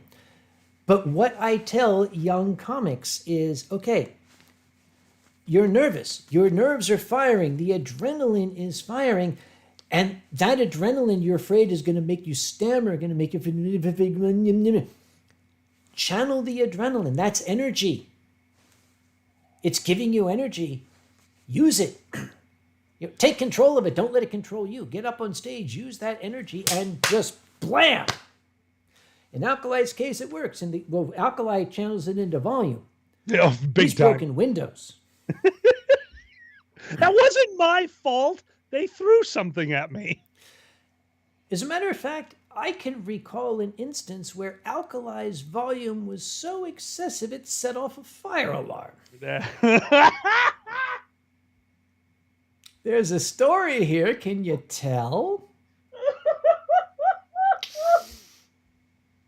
Let me set the scene. Let me set the scene. I do believe it was first squared. I do not understand why. The whys and wherefores are not germane to this story.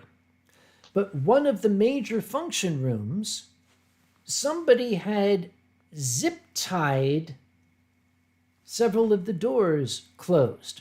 And that bothered me because I spent a number of years in emergency services. Ask me about the Coconut Grove. Ask me about the Triangle Shirtwaist Fire. Ask me about lots of shit. I don't like it. It makes me nervous when these things happen. And I saw this and I went to Alkali. I said, Dan, come here. The hell is that? I mean, look at that. Okay, yeah, zip tie. In theory, you could break it, but maybe you can't. Some of those are pretty strong. And I said to him, here's the time. Remember I mentioned comedic timing? I said, Dan, what would happen if the fire alarm went off right now? Bang, bang, bang, bang, bang, bang. Well, who saw that coming? That was... I'm sorry.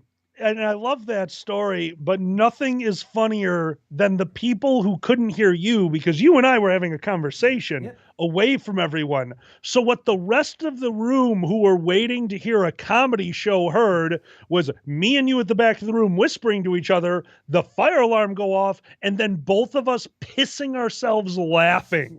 We looked like psychopaths. It's like, the hotel's on fire.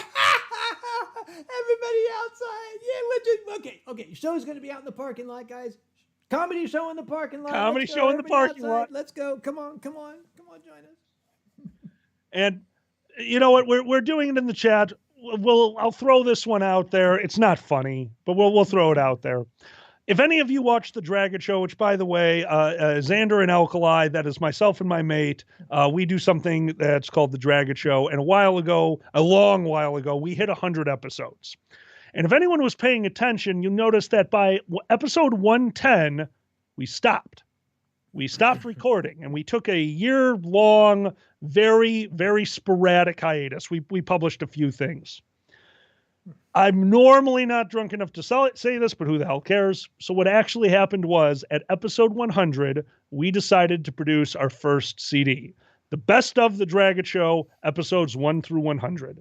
The reason we took a hiatus is I went back and I listened to the first 100 episodes of the Dragon Show, and I hated myself so much that we stopped performing for a year. It was all in my head. People out there still love our best of. People out there still love our first 100 episodes. So I'm telling this story because of this. And Sam, I know that you could back me up on this. You're your own worst critic, and you always will be. If you want to get over the stage fright, if you want to get over that feeling, all you have to do is do it. Pepper Coyote says it the best. The way to get over your fear of producing content is to just keep producing content. Let me tell you this.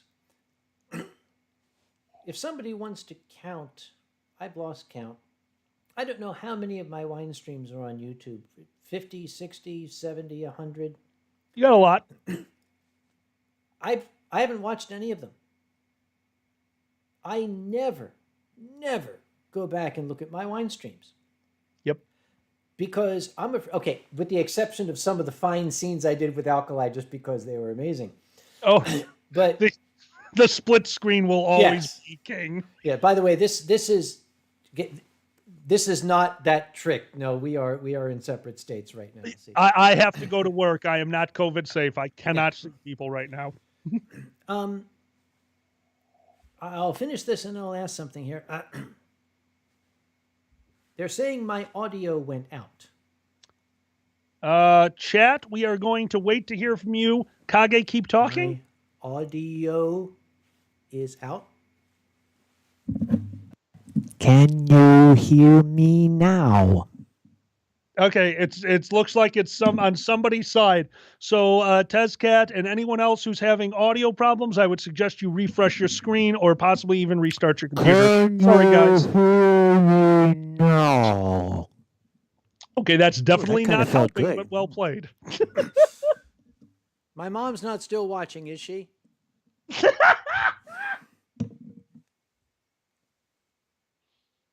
Well, if she wasn't, she definitely isn't now. Oh, your mom knows she's not getting grandkids.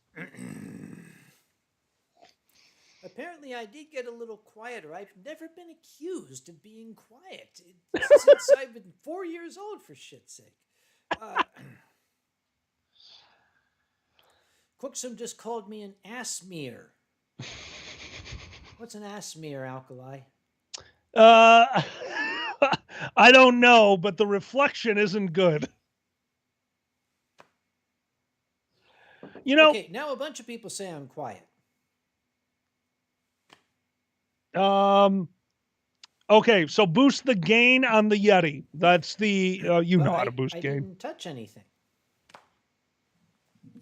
All right, I'm going to stay quiet. Kage, you play with the gain and talk to them until they say you're good.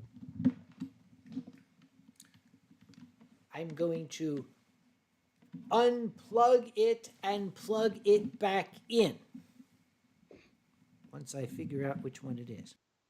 There's only one. I bought you that microphone. There's only one. It's just one cord.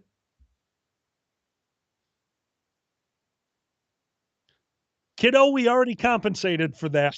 That was most of our testing.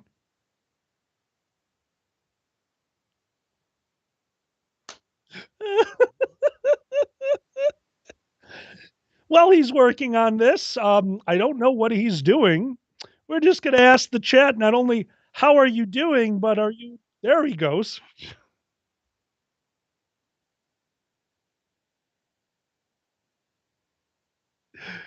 All right. I mean, I can hear you, so we're going to wait to hear if anyone else can. We got...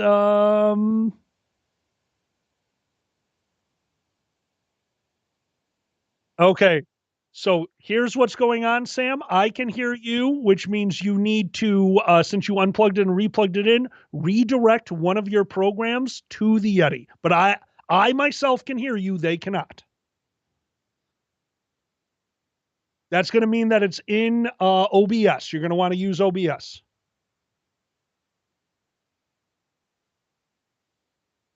Yep. No, we're not messing with you, kiddo. This is a normal thing. This is a streaming problem. We are both using a new system. Well, not new. We have both switched over to a system, and there are little things that you have to learn, so we're going to figure it out. Okay. How about now when I make the noise with my face? I make face noise. Does my face noise reach your ear holes? Okay, fuck you people. Some people say zero sound, better. Yes, no, yes, no. Which is it? I think we are good. Oh, I love you guys. Okay, apparently that fixed. Onyx Flame says nothing, and I'm sinking. I love that if we ever need the chat to move faster, all we got to do is have audio problems. Just here we go. I'll just subtitle myself. Oh, that takes 10 hours, though. It'll be a long stream. Okay, what did I say that people didn't hear? It doesn't matter. Let's go on to the next topic. What do you miss whenever there's an audio problem? You missed a bunch of people talking about the audio problem. That's how this works. What I did was I unplugged it and I plugged it back in. But I couldn't plug it back in because it's a goddamn USB. I had to plug it in and then turn it upside down and then turn it upside down again and then turn it upside down again and then turn it before I found which of the 6 ways it goes in. It's the only 4-dimensional object out there, buddy. So, 2 things really fast. Number 1, Xander, if I remember correctly, you're listening. Xander, I am out of my soda water, which means I'm going to be drinking straight tequila, and you very politely asked me not to do that. Would you be a dear and bring me some soda water? He won't be a deer, he'll be a dragon, but he will bring it to you anyway. You're right, it's after December, so all the deer are out of my house. Have I explained that to you yet? Mm-hmm. Not to me, but to me, but not to them. I have a wonderful roommate who helps a lot with the tech problems in the house by the name of Miko. He is a little kangaroo mouse. But every once in a while, in the month of December, I hear this. And I ask, what's going on? And I have to be explained that the Christmas deer are here. That little mouse changes into a deer that taps around my house all December, most years. Cheers, buddy. Okay. My first bottle is empty. I have an idea. What is your idea? First off, Nericul, God bless you, Nericul, says, "What are you thinking about?" You know, that one. Ooh, like that. I am going... Yes, I am going to go to the refrigerator, and I am going to get Good move. another bottle. And I'm going to put that bottle into the little chiller, this like giant piece of cold marble that I have here. God damn, that's cold. I'm going to put it in there, and That's cool. so here's what I'm going to do. Alkali, you're going to keep these people busy until I get myself situated. Understood. Yes, once I get myself situated, I am going to briefly turn you off. We're going to go to the drawing portion. Now, my dear and sainted mother, God bless her, I love her all to pieces, but she says, "I always leave your stream when you start drawing. You're boring." Thanks, Mom. Thank you for your support. It's good to know. She didn't even put my kindergarten drawings on the refrigerator. She was like, "Well, this is nice, but it's boring." I'm going to do the drawing portion for my amazing Patreon patrons, and once that's done, we shall return. And this will give Alkali a chance to get his soda, water, tequila, Xander, get me... That, yes. I understand. Yeah. But I'll tell you what, can you see the channel, what people are saying, Alkali? Because there's a question for you. I can. Onyx Flame says, I'm going to leave it here. Alkali, what's your measurements? Go. Gee, thanks, Sam. Love you too. My measurements are fat, and my favorite color is purple. And that is very, very sweet of you, Onyx. This is actually a brand new trader's jacket given to me by Sloth Mom and family, and I love it. Onyx, you are the sweetest. Thank you so much. Oh my God. Thank you, Dragor. And Warius, thank you so much. Yes, I am part of the Dragon Show, aka Xander and Alkali. If you have a moment, there is a link somewhere over here. Yep, that link's right. Thank you, Xander. And Xander, why don't you stick around or go put on a fursuit because we're going to be switching in a moment. The law, Alkali, did you ever get that logbook page from Renegade? They don't give me their logbooks because they know I will use it for Whose Line Is It Anyway and turn all of their quotes into quotes for the actual Whose Line game. Veet Dragon, I love Blackberry Moonshine, Blackberry Mead, all Blackberry is just delicious. So thank you so much. Furlorn Black Wolf, yep, rear entropy. That's all you're gonna. If you want to know why rear entropy is a thing, watch the Dragon Show and find out where I live, because I am horrible at being a personality. There we are. Oh. When I sat back down, I saw an accusation that I look like apparently Raymond Reddington from the Blacklist, so I thought I would add my hat here. Not bad, not bad. Yeah, get the front. Tap up the front, Sam. Up. I can't tell if it is or not. There we go. Thank you. There. Yeah. This is called a snap brim. You can wear it up or down. So yeah. I don't know why. I just down. There's something about it. I don't know. Oh. I don't know. It's more nefarious to wear it down. Don't you agree? Oh, yes. Okay.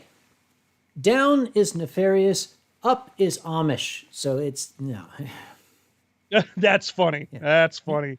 Also, Beaton, the spitting image, James Spader. I adore Spader, even more so when I found out that his brief stint as a manager from American version of The Office was basically him going, "Don't these people rehearse?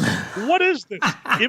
He was not ready for that level of humor, but when he got into it, aka the Halloween episode, Spader's best episode, when he got into it, he is as brilliant as anyone on that show. barring Steve Carell, because goddamn, did that man deserve an Oscar for what he did? Holy crap! And apparently, I also look like Ronald Lacey as Tot in Raiders of the Lost Ark. We are not thirsty.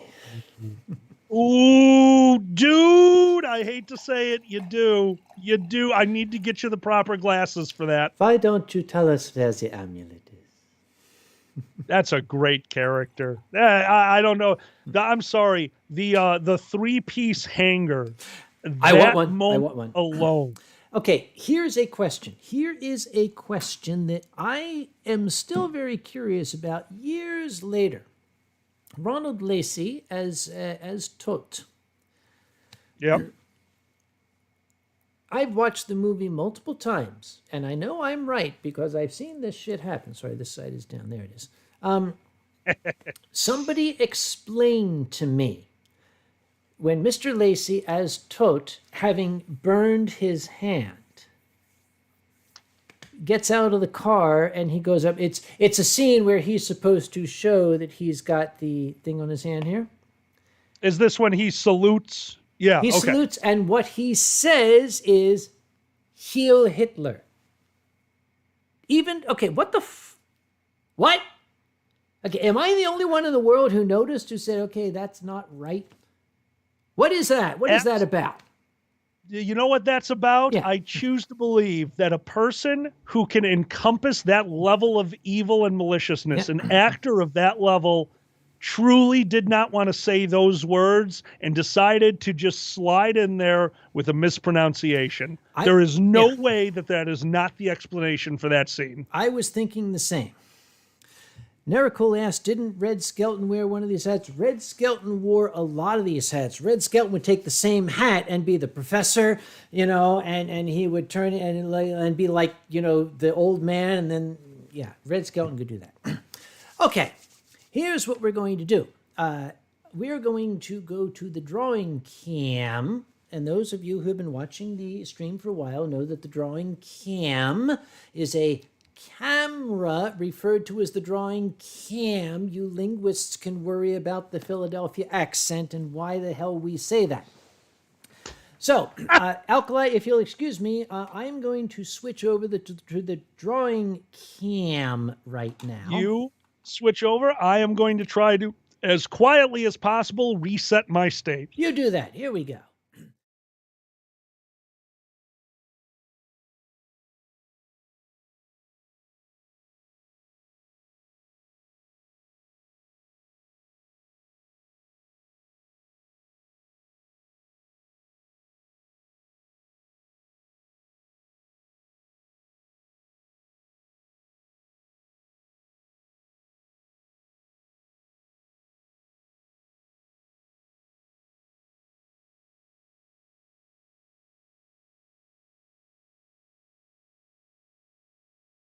Cam. All right, let's try some of this shit here. I think I had the same problem with the drawing cam. Let me fix this again. Hang on. Here you go. Drawing cam. All right, Yeti stereo microphone. Okay, can you hear my face making noise? Yes. I make noise. Do your ear holes detect it? Okay, apparently they can. All right. So, ladies and gentlemen, and others, here is how this works. Patrons send me requests. They say, Uncle Kage, please draw the following. And I look at it and I say, whatever the hell, that's great. Thank you very much. I'm sure you're into that. I'm going to draw whatever I want. Okay, so we are going to go to the requests. Oh, and Thomas Foxbell says it's quieting down. Okay. Guys in the channel, if things go south, please do tell me. All right, let's go back here. All right. Okay, Winestream art requests. And I'm going to put the channel back on so I can see it. Again, if the sound cuts out, please tell me, because if the sound cuts out, I shall be heartbroken. All right. We begin with Mama T. Let me put this on so I can see what I'm drawing. Yes, Mama T. So Mama T is amazing. She is one of the most spectacular human beings I've ever met. She gave me an amazing present. Later on, I'm going to ask people to help me find a frame, but that's going to be later. Okay. She wants me to draw lions and tigers and bears. Oh my. Okay. So we need lions and tigers, bears. We're going to start with lions. Okay, lions are cats. Cats have like testicle faces, just like this. That's how you can, tell a cat because their faces are shaped like testicles, right? And they have round heads and they have these big cookie-shaped ears. But lions have afros. Like, you can always tell a lion, and lions are always very happy. And they have whiskers because that's what makes a cat. Yep. So, and of course, being a cat, he's sitting in what biologists call the meatloaf pose. Where they just kind of tuck all their limbs in and right in here. But lions also have these tails that end in paintbrushes, like that there. Okay. So that's the lions. Then we have tigers. Tigers look exactly like lions, by which I mean they've got the testicle faces and they've got kind of round heads and they have the cookie-shaped ears. But you notice they do not have the afro. They're also extremely happy. What they do instead of afros is they have tattooed prison stripes on themselves here. So that makes for a tiger, but they also sit in what we call the meatloaf pose. And they have tails that are very, very similar, but they just have stripes on them like stripy caterpillars, just like that. Yep. And then we have bears. Oh boy, bears.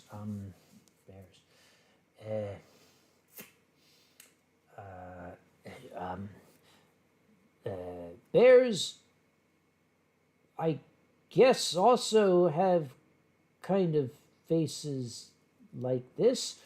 They've got broader faces and they've got more cookie-shaped ears like that, but they're also very happy.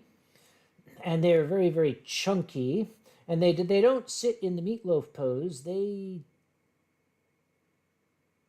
don't have limbs at all because they're bears. No, they have limbs. What they do is they have like teddy bear limbs. Like, there you go. Okay, that's how it is. It's lions, tigers, bears. Oh my. There we go. Okay, that's Uncle Kage. Uncle-Kage. That's what that says. Oh, Mama T, you're a darling. You know I love you to pieces. Thank you so much. Okay.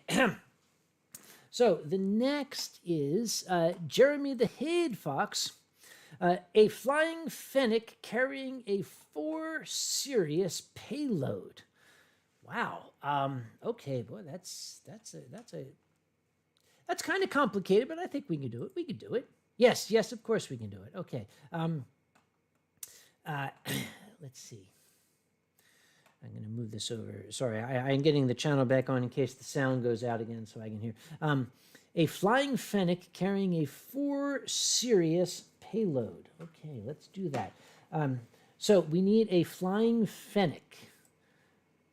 Right, okay, so fennecs, they're like foxes. So foxes have like these long, narrow, pointy snoots like this, right? And of course they have whiskers.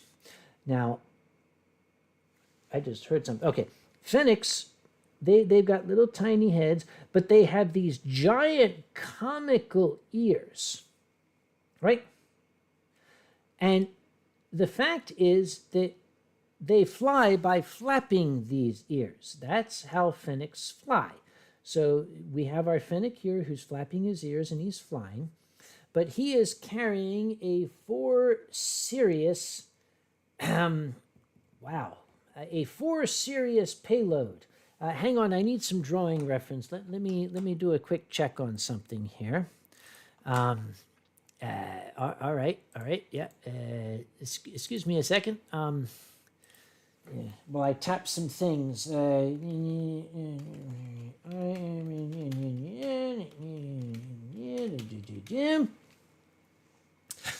My late friend Neil, who is my dungeon master, used to call that DMEs when you're talking that. Let's see.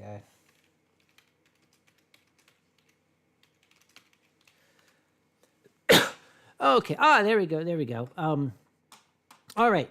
So he is carrying a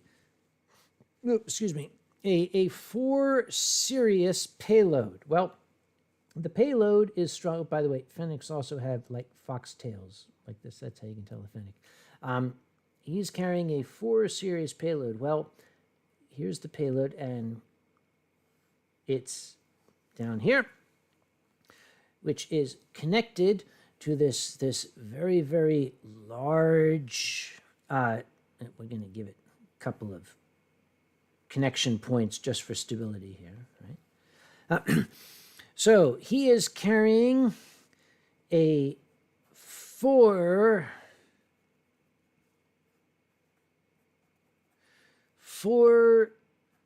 serious payload. There, that looks, I think that kind of captures the spirit of what was requested very, very, very muchly like. Okay, so that was for Jeremy the Head Fox by Uncle Kage. Thank you again for your support, Jeremy. You're very, very sweet, and I hope you like the drawing. If you don't, well, I had fun making it, and that's what is important. And now, out of a tremendous sense of paranoia, and going back to the channel to make sure that I still have goddamn sound. Okay, yes, I do. Okay, the next is for Nikolai. Kage's required volume of wine to endure 2021. Okay, Nikolai, for that one, we are going to need to go to the vertical here. We'll do our best. Okay. We have a wine bottle. Wine bottles have this kind of thin neck, and then they come down like this. Yep.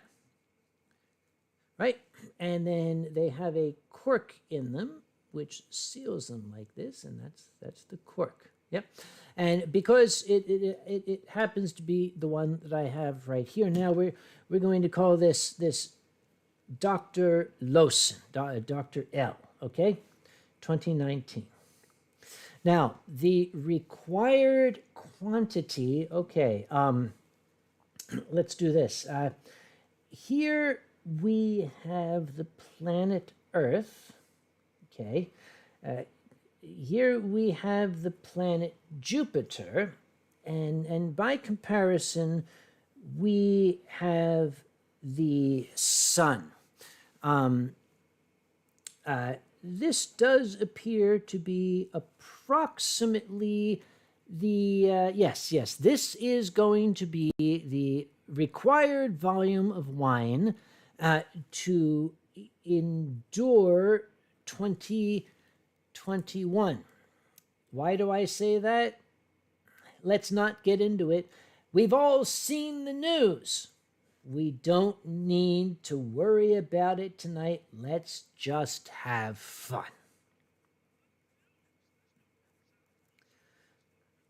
Yes, I had my headphones in, you stupid idiot. Why are you thinking? Oh, yes. Hi, Alkali. Alkali is talking to me. Yes, I have my head. Stop talking to me. You're distracting me.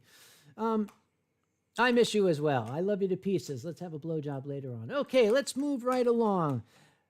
Okay, can they hear that? I'm getting confused. Is my microphone still on?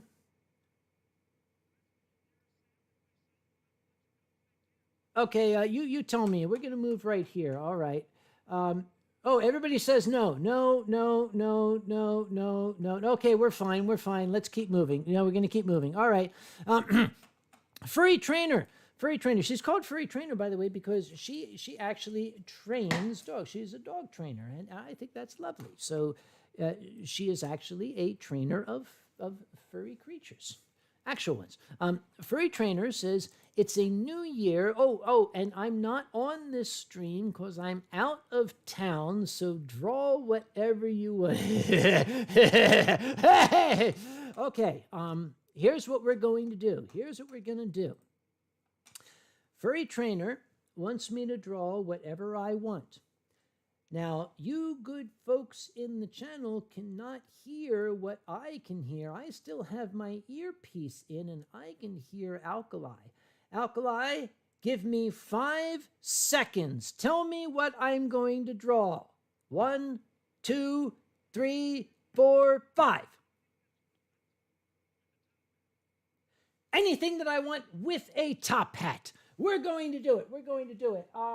Here's what we're going to do. I'm going to draw a top hat. This is a top hat. Now, the thing with a top hat is it's not just any top. There's a certain proportion that you have to have with a top hat. And this one has a nice hat band on it, just like that there. I am drawing a top hat wearing a top hat. There we go, because this is a very classy top hat. Alkali, do not say sexy things to me in my ear. You will give me an erection when I'm trying to draw. I need you to shut up so I can concentrate, please. I'm not putting... Dude, I am not going to put the pen there. You need to be quiet. I'm trying to fucking draw. Just leave me quiet. Shush, be quiet. Stop, be quiet. Will you shut the hell up? Shut up. Shut up. Dude, if you keep that up, I'm going to have to stop and take care of things, okay? Just stop it. Just stop it, okay? I'll go Kage. It's suddenly very warm in here, ladies and gentlemen. I think the heat must have kicked on. Sorry, that's for a furry trainer. Okay, next up. Rick Hale, who is a longtime supporter of this insanity, which we call the Winestream. Rick Hale says, Kage's brain in a robotic body so he can continue to run Anthrocon from beyond the grave. Okay.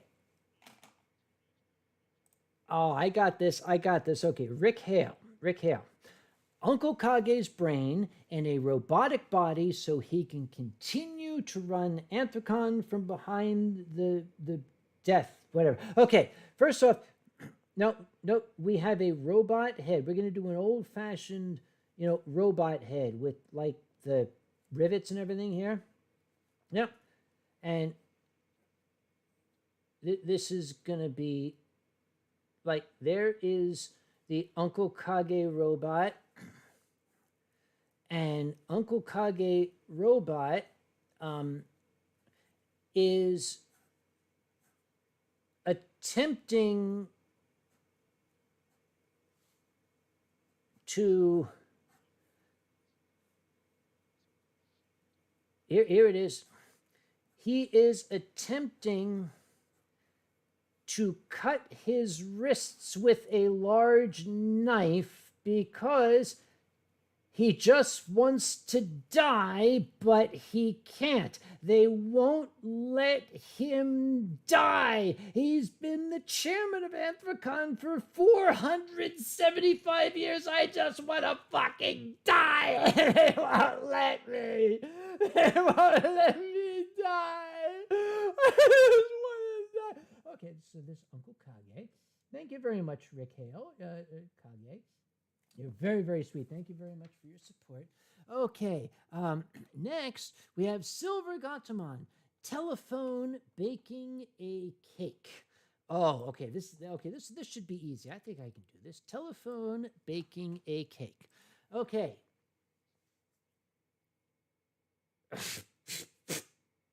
Alkali, you need to shut up and stop putting words in my ear. I want to draw the pictures. We are not going to draw that. I told you it will make me hard. You've got to stop doing it.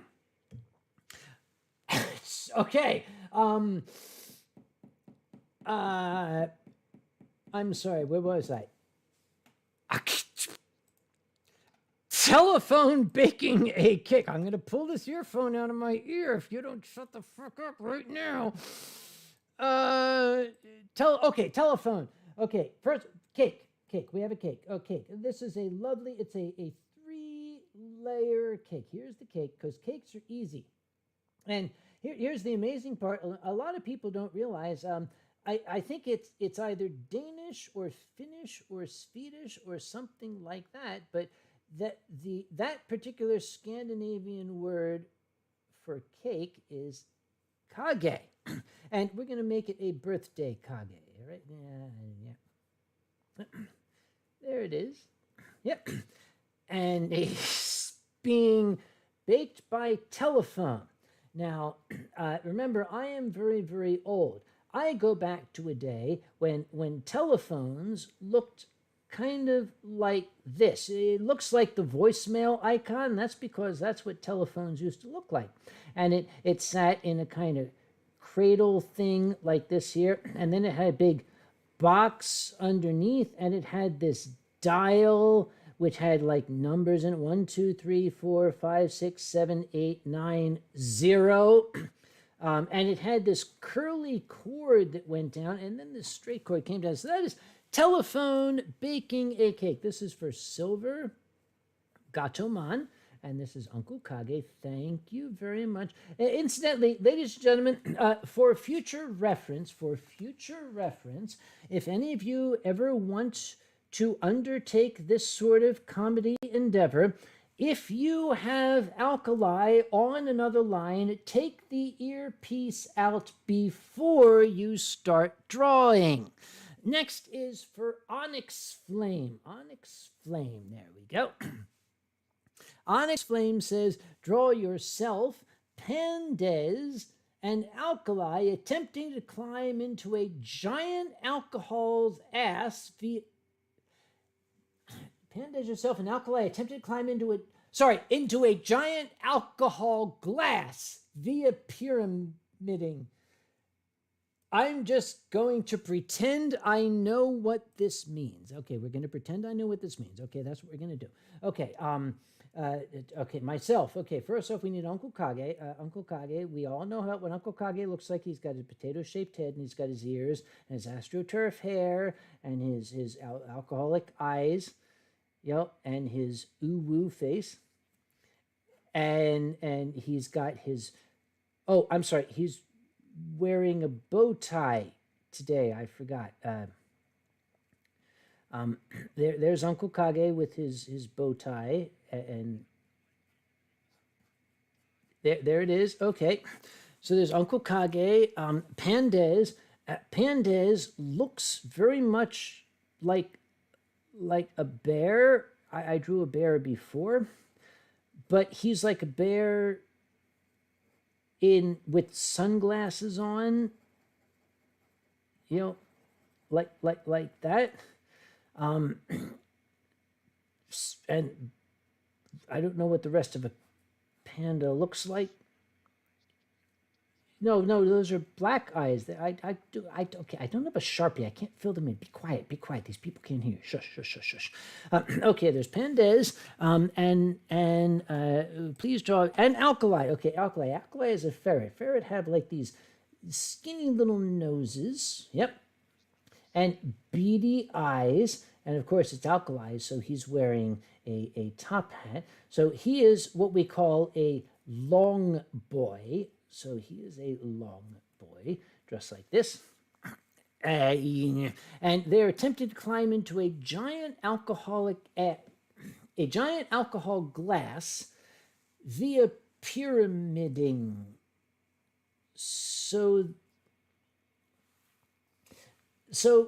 there's a giant glass on top of a pyramid. That's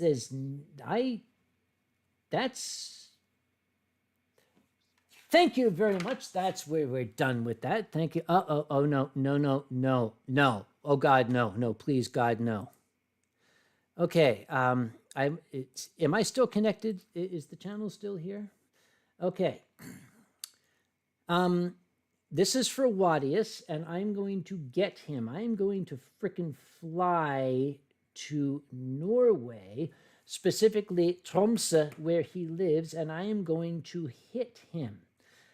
Wadius sent me 2 words. Those two words are Alkali decides. You have 5 seconds, you twit. Make it quick. 5, 4, 3, 2, 1. What?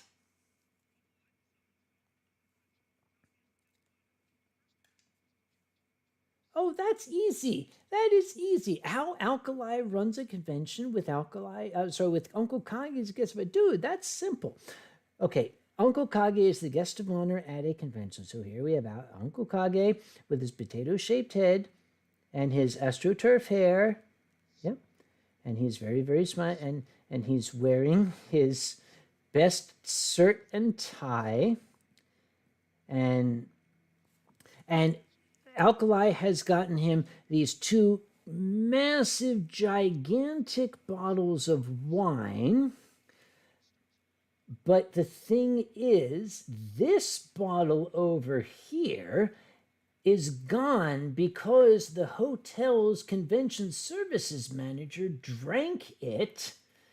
But it's okay because we like him. So this is exactly what it's like. So this is for Wadius. Thank you very much, Wadius. Okay. Reminder, ladies and gentlemen, if you're ever doing this again, take the earpiece out before you... okay. Now, last is, we have a very, very special patron who's not a patron, Allison. Allison is an absolute darling. She is not a patron of the show, but she does ask me to draw things in return for making a donation to charity in lieu of her Patreon patron, and I consider that a perfectly acceptable arrangement. So Allison says she wants me to draw... Okay, here's what she says. Okay, I'm going to pull up the actual email. She's referring to a scene from Golden Girls. A scene where Rose's fantasy is that Bob Hope is her father. And apparently one of the other girls says, and I quote, I mean, if she's going to have fantasies, they should be the normal, healthy kind, like sweaty Argentinian cowboys whipping things while they ride naked on the back of Brahma bulls. That is what Allison wants me to draw. So I'm going to get some drawing reference here.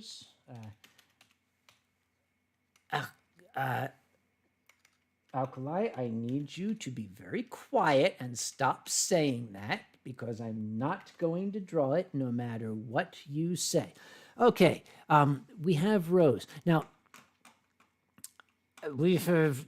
It is not golden shower, girls. Shut the fuck up. I'm trying to draw this.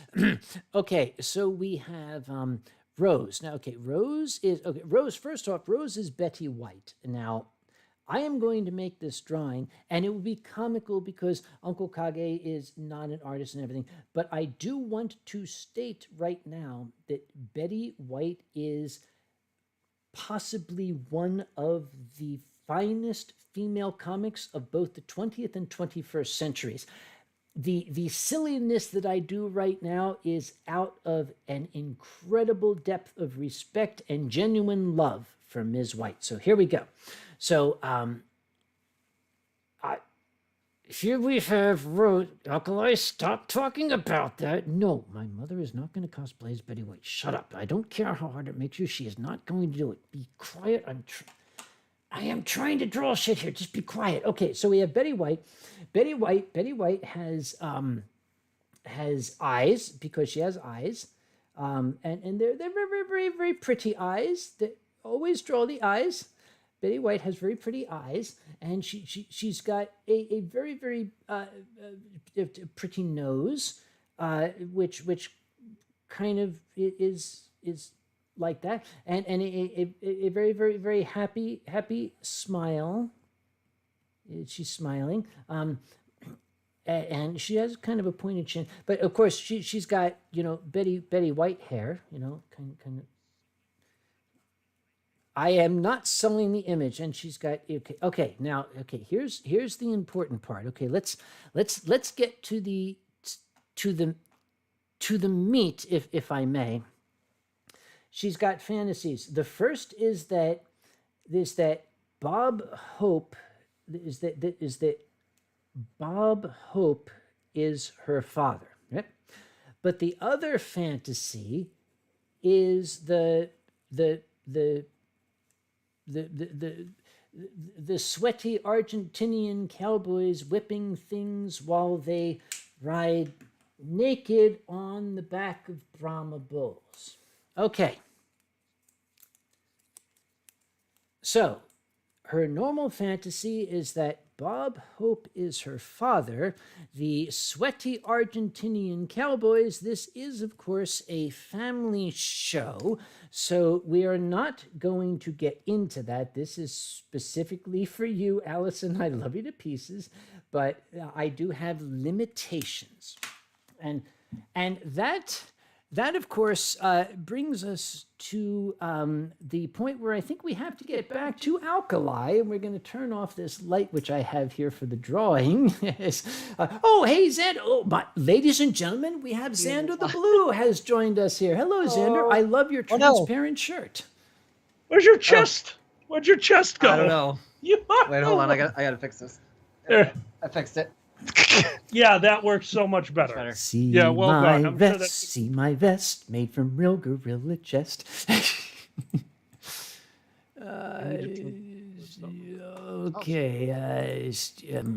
Okay, I'm trying to get back to my stream. Where is it? Where are my streamers? There. Okay, there. Okay. You have to sit back. All right, so we're back here. Guys, say some stuff while I get my glass.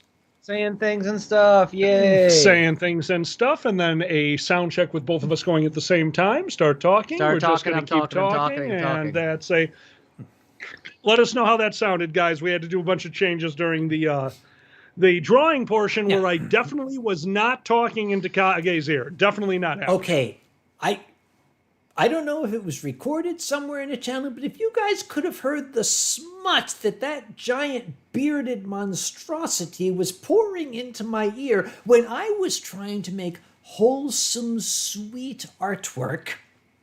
Now, Kage, these people know me. Do you really think they would believe that I am a tall, fat pervert?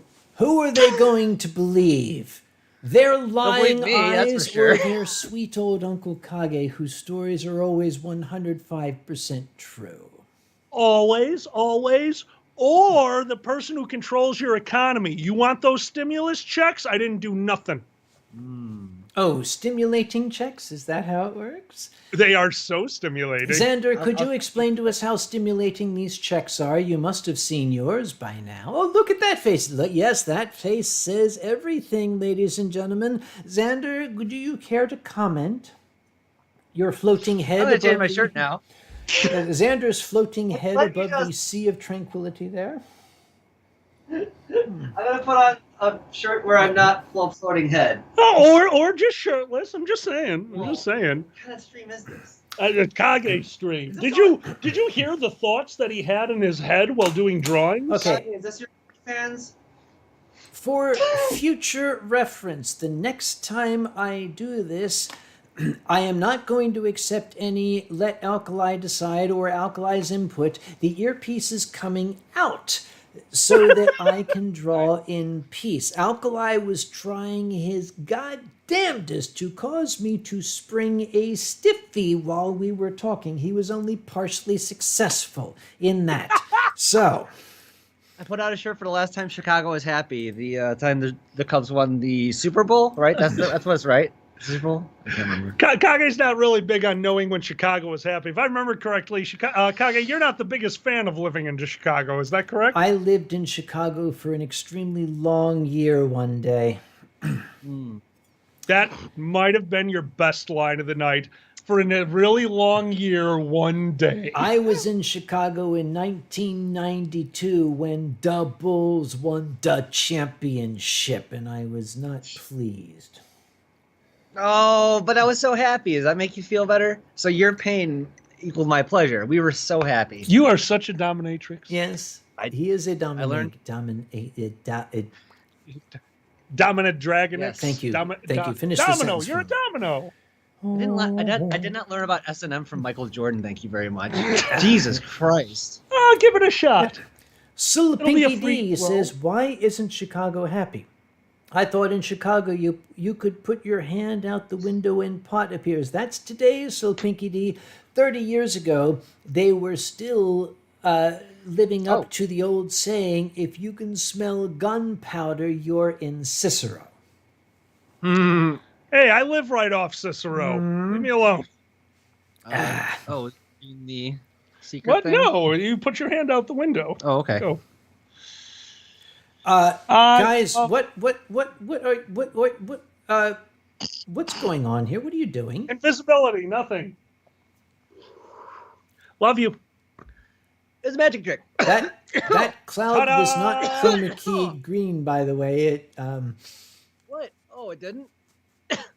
yes. Well, it's really bad. Ladies and Okay, gentlemen, sorry. we have a magic trick being performed here. As Xander, being a dragon, is breathing smoke, and your host for this evening, who works in the pharmaceutical industry, which is regulated by the U.S. Food and Drug Administration, who frowns on all these things, has absolutely nothing to do with it. Let's move along. Nothing shall at we? all because it's legal in Chicago. Actually, believe it or not, this is not the first time I've seen him breathe smoke. And the first time was, I hate to tell this story, legitimately funnier. Oh. Do tell. We went to Vegas a long time ago, and while there, we found a wonderful place called the Chandelier Bar. What was the hotel? Was it the Contemporary? Oh, you always call it that. It's I do. The, Cosmopolitan. yes. There is a hotel called. Have you been, Sam? I can never remember if you've done Vegas. No, never Vegas. You've never been to Vegas. Okay, so sometime you need to come with me. I want to take a road trip out there, like desperately. We went to the Cosmopolitan, went to the Chandelier Bar. The Chandelier Bar works like this. There is a 3-level upside-down chandelier that you can go to the first level of the bar, and if you have a drink there, you can go to the second level of the bar. If you have a drink there, you can go to the third level of the bar, and the third level of the bar is a lot of chairs where you can sit around, and they bring you specialty cocktails, one of them being the Dragon's Breath. Yes. They brought him a really nice glass, a crystal glass of a very fine scotch. I actually thought it was very cool looking, and that was mixed with some fresh kind of a juice. But in a shot glass off to the side, they gave him flash frozen raspberries, all frozen through the liquid CO2 that they had in the back. So the idea was he took a drink from the scotch, took a shot of the raspberries, and there was just enough liquid that it caused the steam, but not enough that could freeze to actually damage his mouth. So as he bit into the flash frozen raspberries, all that came out was this plume of dragon smoke, which would have been amazing, but he kept some of the scotch in his mouth and started coughing. So then it was just smoke coming out of every oral orifice and a bunch of booze that splattered all over me. Well, the waitress was standing there mortified, and as I looked at her, dabbing my cheek with a napkin, said, "Can we get 5 more of those?" By the way, Marek, yes, it would have been liquid nitrogen. Just go with it. What did I say? CO2? It doesn't matter. I do that all. I know this trick. It would have been liquid nitrogen. But anyway. Correct. Yay. Yay. Hey, you gotta love gimmick drinks. You can't do that with too many things. I mean, you run out of things to do, really. Yeah, true. That has got to be the coolest trick you can do. For a drink, anyway. I can't think of anything. How would you one-up that for your drink? I have always liked one of my favorite drinks, and I actually think, Sam, you were here for the creation of this. It was the Atomic Rainbow. Atomic Rainbow. Atomic Rainbow. Blue curacao, covered with grenadine, which floats. Covered with the dark was, a rum, a blackstrap rum. Covered with a vodka, a clear vodka, and floated on top of the vodka a very thin layer of Everclear lit on fire, the Atomic Rainbow. Oh. Yep. A question has come across from Mark Lauer. Hi, Mark. Complicated question. Have you ever tried weed? He asked me, have you ever tried weed? Well, first off, Mark, I do work in a regulated industry. If I had, I could not answer that question, but I will answer your question honestly. I have never imbibed in any illegal drugs. I have not had weed, cocaine, LSD. I have never had anything like that. Why? The nice, sweet little old lady, Grandma Kage, who is lurking in this channel here, would have pulled my skin off and fed it to the cat if I did. Fair. So I am 55 years old. In 55 years, whereas I enjoy my alcohol, which is legal, I have never imbibed in an illegal narcotic or otherwise controlled substance for recreational purposes. I just picture Grandma Kage coming through the TV like the Ring and just pulling you by the ear and just pulling you back Dude, to your house. she did that on the last Winestream. Didn't you see it? I know. She is. Draco I'm the sitting here with the Dragon. Winestream, and all of a sudden, this hand, dressed like Granny comes out and says, "You have to come help me with my computer," and pulls me into the screen. You made me and Alkali do a jerk forward at the same time. It was like we're in Star Trek TNG and our ship just got hit. I've met your mother multiple times. She's one of my favorite people, and I'll be honest, on my bucket list is to smoke with her. Hang on. She's not said anything, so maybe she's not in channel anymore. So maybe I can finish that story from earlier. Yes, you can. Please. We're going to assume she's not here. I think you did it. You're good. Is there a waking test? No, there's not. I'm pretty sure we tested when I said on my bucket list is smoking with your mom. Let's just say that she's not She here. would I don't know if there's reacted, like the yes. mark. Yeah.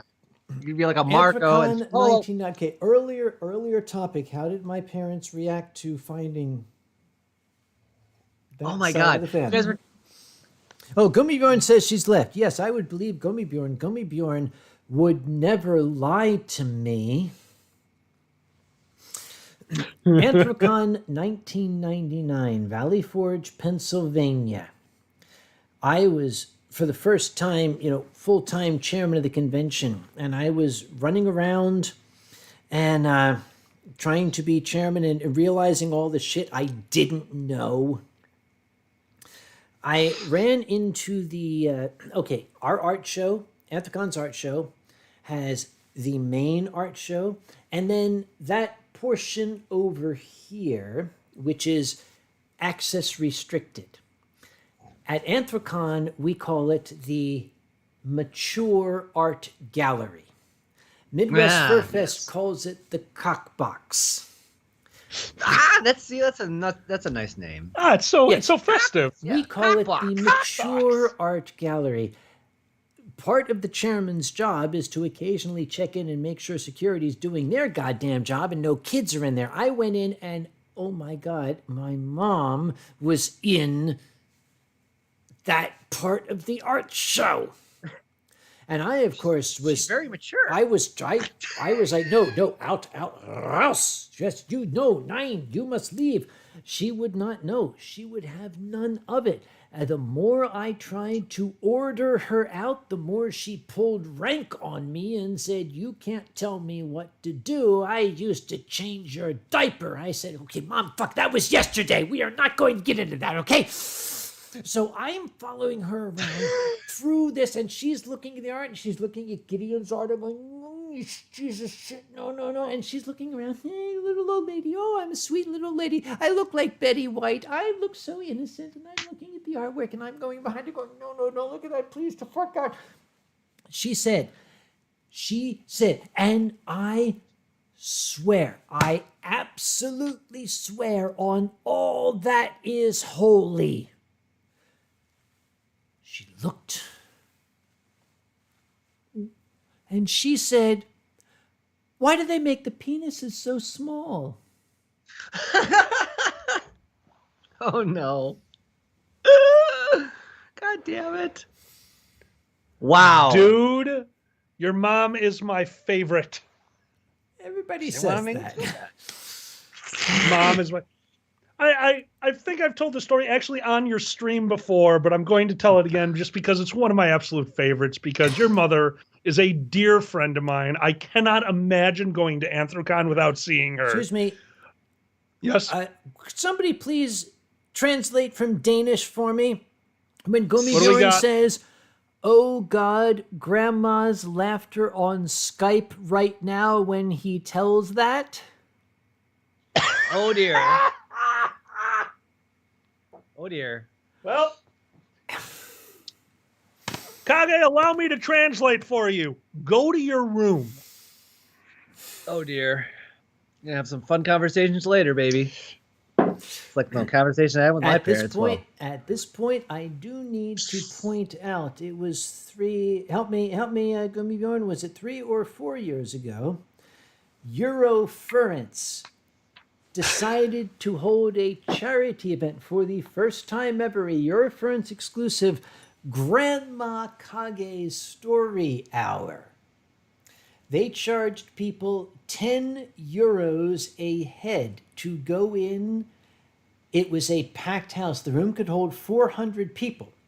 She raised €4,000, which at the time was about $5,000 for charity, maybe a little bit more. She was backstage and she was all scared. I've never done this before. What am I going to do? There's all those people out there. I'm so scared. I'm so nervous. Dear me, I'm just a poor, frail little old lady. I don't know how to do this. And she was all terrified and stage frightened, nervous. And the time came. She went out.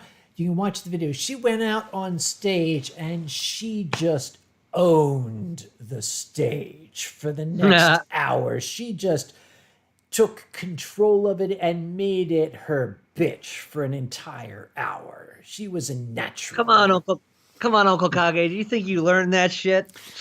I suspect it's hereditary. Yeah, that's what I'm I getting do at. as well. I have had long conversations with your dear and sainted mother, and I can say the cadence, the humor, and the ability to knock me on my ass with a single sentence is definitely hereditary. Caraway is here. Hello, Caraway.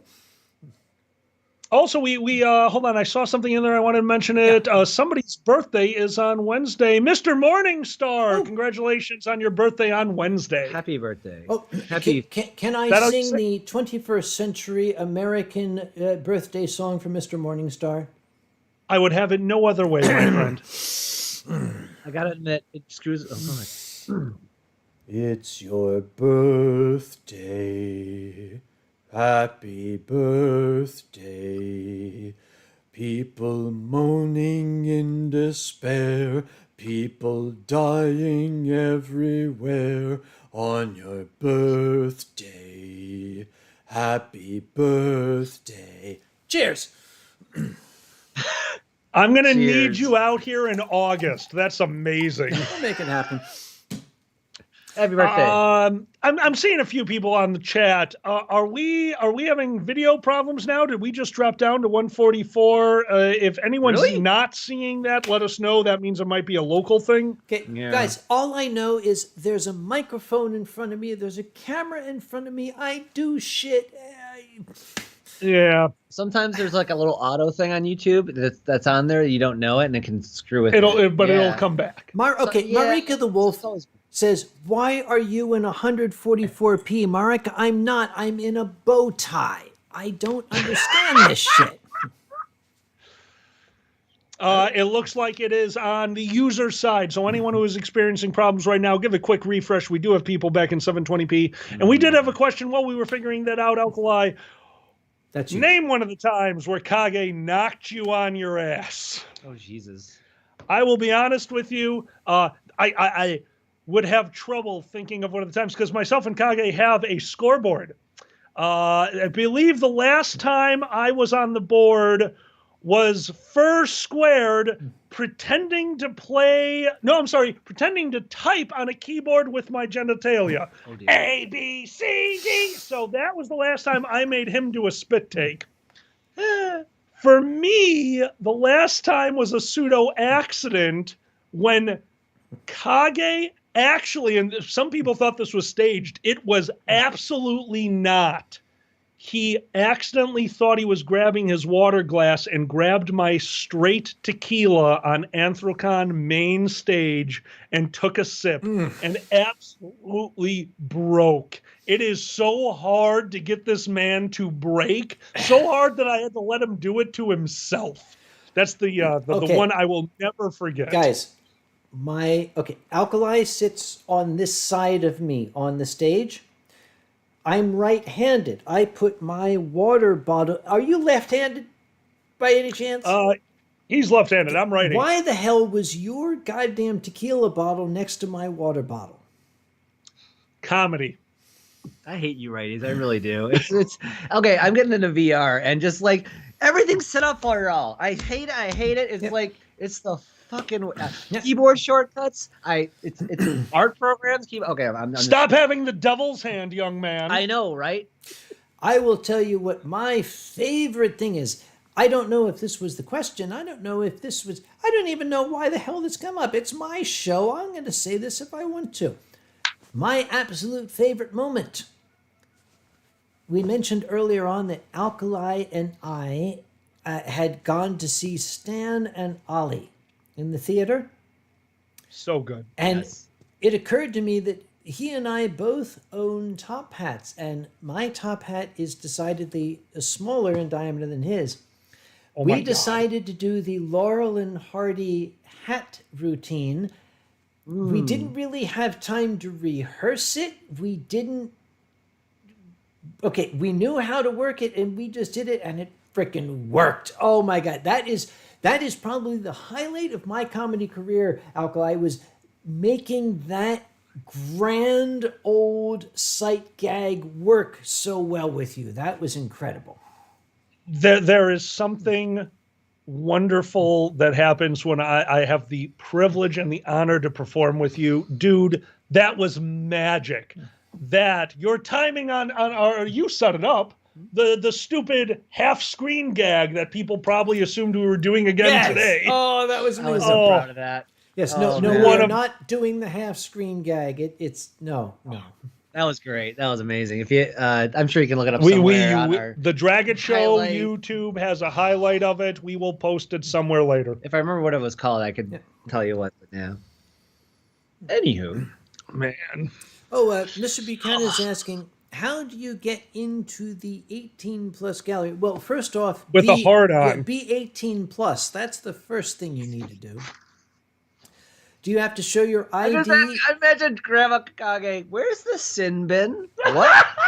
Well, wait. What? Oh, Excuse me. What? What? I'm sorry. The sin bin? Why not? I love the sin bin. I'm sure. I mean, well, yeah. I was trying to think of other fun names like that. Yeah, cockbox, sin bin. The sin bin is so good. Okay. Dildo Hildo. I don't know. Dildo Hildo? If you got a hill and you put your shop up there, you have a perfect name for your shop. Tell me. Oh, I love you. All right, sorry. I had mentioned that my parents, ever since their 50th wedding anniversary, when the Eurofurs gave my parents arguably the greatest anniversary gift that any furry couple could ever hope to have. My parents continued to go to Eurofurence. Now, I mentioned that Gideon and I are old friends. Gideon, because it's Eurofurence, his table tends to be fairly uncensored. It's bad enough to see my mom there, but you remember my father? Oh, I do. Proper Southern gentleman. Guys, you just went crazy. Okay, you're back now. Yeah. What just happened? I don't know. We didn't do anything. I didn't do it either. We didn't do anything.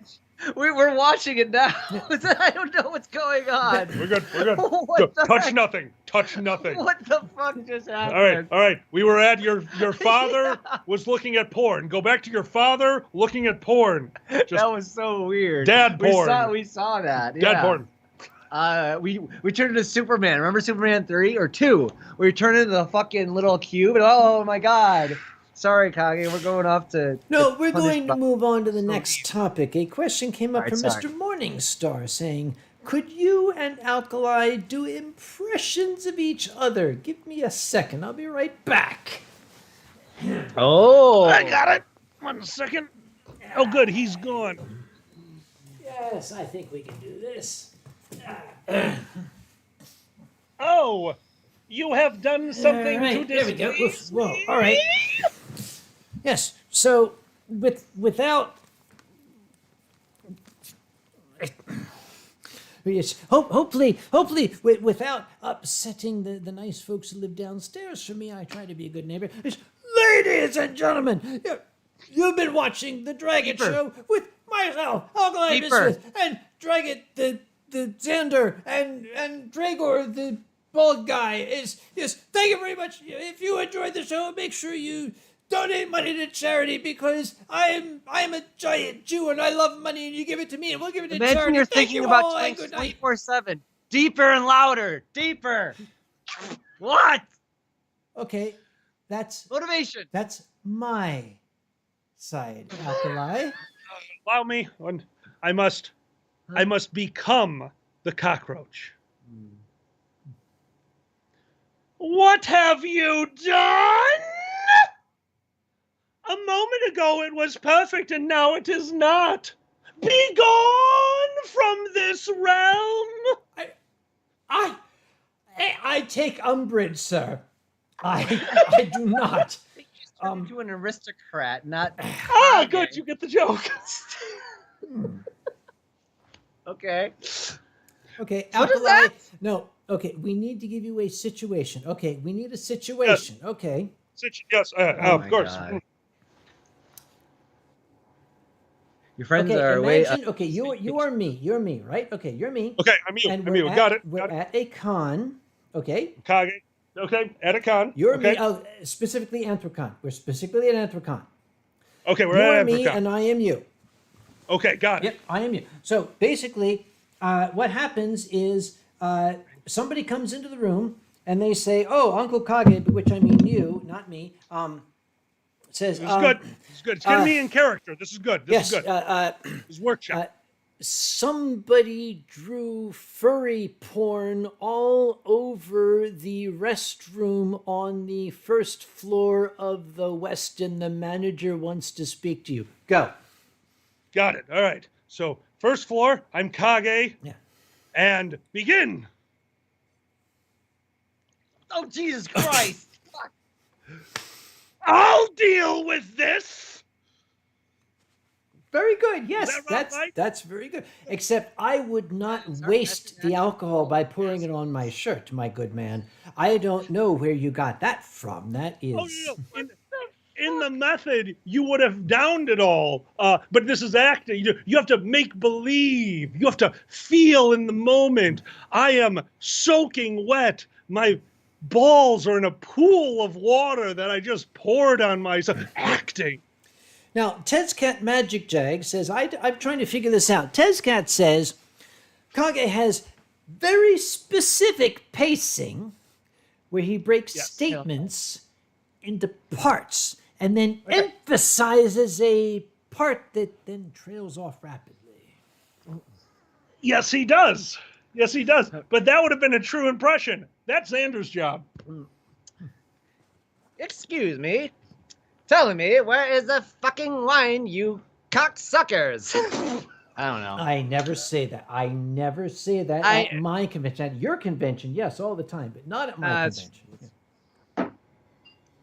I'm sorry. Let's go back to this one. Uncle Kage. Yes, my good son. There's a whale in main events. Ah, yes, a whale. Well, I will send security down there, and I will fuck off to the lobby while I drink a shit ton of wine. But it's only one glass of wine because I am eternal. Very good day, and I am off. That was good. That was good. I admit that was good. Yes, that was That's good. I try. Well, what I was trying to get you to do is our favorite impersonation of Kage, which is from a musical group that everybody here knows. Mm-hmm. Uncle Kage, there's a whale in main events. What are you harpooning? Uncle Kage, there's somebody cuddling in the lobby. What are you spooning? What? Uncle Kage. Have you not been present for Fox and Pepper going off on the fact that you ing a lot? Oh, no. Excuse me, ing? Okay. I got one. Say something about magazines. Magazines? What?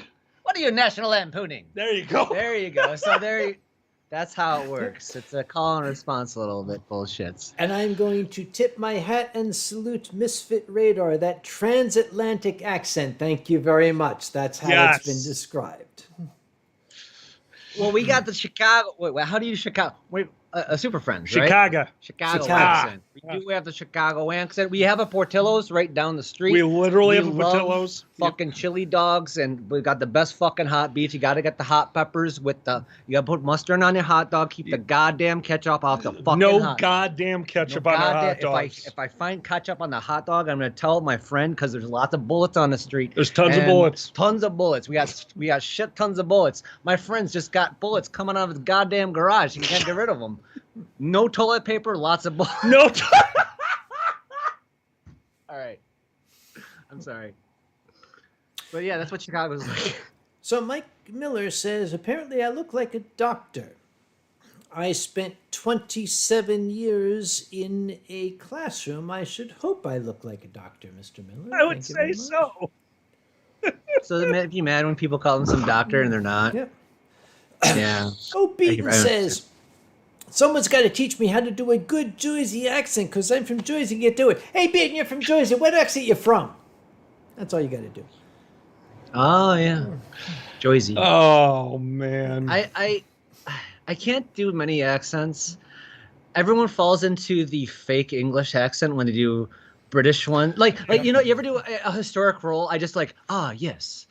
Attack the scallywags over there. You just fucking do it. It's weird. So I accept that the British accent is the nobility accent, but I much prefer the British accent when it comes to the Beatles. Oh, dear Lord.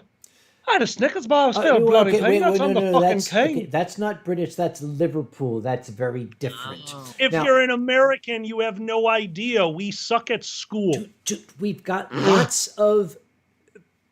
There's Brits in the channel.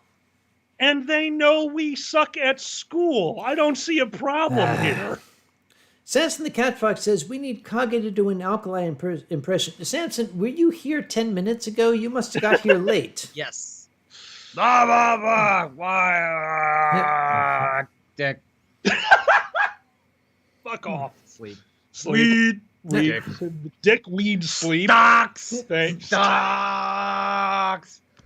That's alcohol. It's amazing. Thanks for helping us out, Kage. Probably the most insulting thing is when Americans try to do British accents, because what we do is we channel Monty Python's Flying Circus and we just repeat what we hear. And yeah. Yes, I'm sorry. Kamikage says, all use try an Aussie accent, mate. I don't know if I can do that. Accent. Oh, we'll invite Arctic Pete over here. That or Doc Rat. He comes from Melbourne. I think I can do that. But since I'm doing it, we'll sing the Australian national anthem. I'll do mine since Was your grandma a whore? Was your grandpa a thief? Were they forgers and grafters that fell to their grief? If you're born of Australia, I know who you be. You're the son of a scoundrel like me. Play ball. And you're angry about my English accent? This is not acceptable. Play ball. Play ball. Oh, Jesus Christ. So I'm from the 80s, so the way I do it, Australian, that's like, that's not a knife. This is a knife.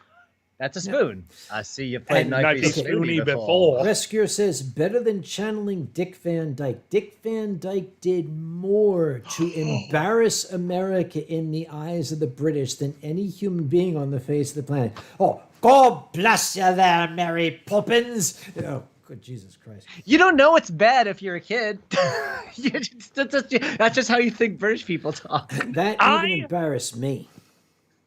I heard a rumor that he had no idea his accent was so bad because the people on set were so intimidated just by who he was that no one told him. And I truly want to believe that's true because I love that man. Okay. But that was an atrocious accent. Well, all right. We're all performers. That makes sense. Let's face it. Dick Van Dyke walks... Okay, let's assume it. Dick Van Dyke walked into a furry convention, did a performance. Are you going to tell him, excuse me, Mr. Van Dyke, your accent is not very... No, you're going to shut the fuck up and let him do his thing because it's fucking Dick Van Dyke. Damn right I would. But if I'm Disney, I'd be like, listen, motherfucker, we own everything. Wait, hey, guys, because we are the mouse, and you will beg to... Guys. Sorry. What's up? Our lawyer's here. Oh, lawyer's here. Okay. Ah, Colonel Sanders, we meet again. How did that war you waged upon the great hippie community go for you? Oh no. Yes, Boozy, you walked in on me and Alkali and Xander combined talking about Dick. What about Dick? Would have known. Dick, That's so Dick, never happens. What before. about Dick? That was so good. That was good. Oh, do we finish it? I don't think we did. That we was need fun. we need to finish Tell that him about tonight. He knows. No, I don't know. They think they know. Oh, if you what channel is it on? It's is on it Netflix? The Netflix channel. What About Dick on Netflix? Myself, Kage's, and we've. Oh my God! Please watch it. It's so brilliant. Look up What About Dick. I don't. Holy crap! It's got Tim Curry. That's all you gotta need to know. Cards. It's got Eddie Izzard. Holy Okay, crap! yes, Eddie Izzard. All those people. Help me out. Yes, dude. Okay, so it's Eddie Izzard. It's Tracy Ullman. Am I right? Yes, Tracy Ullman. Yep. Eddie Izzard. The guy who played the thing, and all those. Oh, and the Scottish guy, the old Scottish guy who does the Scottish things. I'm having so much trouble remembering. The guy who played the thing is from The Shield. Never mind. Damn it! What is his? Tim Curry. Tim Curry. Onyx Flame says, Alkali Xander, try a Welsh accent. Boyo is a Welsh lady. I'll give it permission. I don't know, Boyo. Don't think you can do it. I don't know Welsh accent. Can you do a Welsh? I can't, as I just demonstrated. Hold on. I will do my accent for anyone whose accent I don't know how to do, because I assume that your world is as sad as ours. Cheers. The only thing I can do That's closest an accent. is a Scottish accent from being around Fox somewhere. Hey, Xander, want to get the fuck out of here? I think I've heard that enough times. I have a recommendation, gents. Guys, I'm talking to you. You guys. Okay, I'm pointing at my screen. When I point at my screen, I'm pointing at Alkali and Xander. That's what I'm trying to do here. It's. I understand. When you go to all of you people here, everybody here, if you go to VR chat, I would like you to please look up a friend of mine, a young fellow whose acquaintance I have made. His name on VR chat is Simply Scottish. He's from Glasgow. And he's adorable because you walk in and say, "Oh, how Scottish? How are you doing?" He said, "Oh, how do you think I'm doing, you wee fanny? I'm having a dreadful evening this evening. You come in here, you're asking me, and it's like you cunt. It's okay. He's amazing. Simply. Does he Scottish. live with windows open? It's like really cold and everything. Oh man. Marketh the Wolf. Yeah. What the fuck is VR chat? VR chat is the Band-Aid for COVID. It's how we get to go outside. The only way to get 6 feet between each other. Yeah. Ace Maddox says, now do Pittsburghese. I can do that. I can do Pittsburghese. We're going to give Dr. Conway everything he asks for. Wow. Is that in your fantasies, or is this like... Oh, no, that is exactly how Yeah, it we'll works. just say it's my fantasy. How's that? All right, okay. That Wink. fantasy came true, motherfuckers. It's a good impression. By the way, also, if you go to VR chat, if you see a giant psychedelic mushroom, that's Boozy. Yep. I mean, it should be alkali, but that's a different story. You leave What? my hobbies out of this. Hobbies make us interesting. True. All right. Okay, Oh, Cooksum says, I only live 4 blocks from Bill Peduto. Cooksum, I'm going to ask you to do a favor for me. Cooksum, if you live 4 blocks from Mr. Peduto, I want you to go to Bill Peduto's house and say, hello, Mr. Peduto. I was talking with Sam Conway. He'd like to know when you're going to come down to Anthrocon and make an appearance. He'd love to see you there.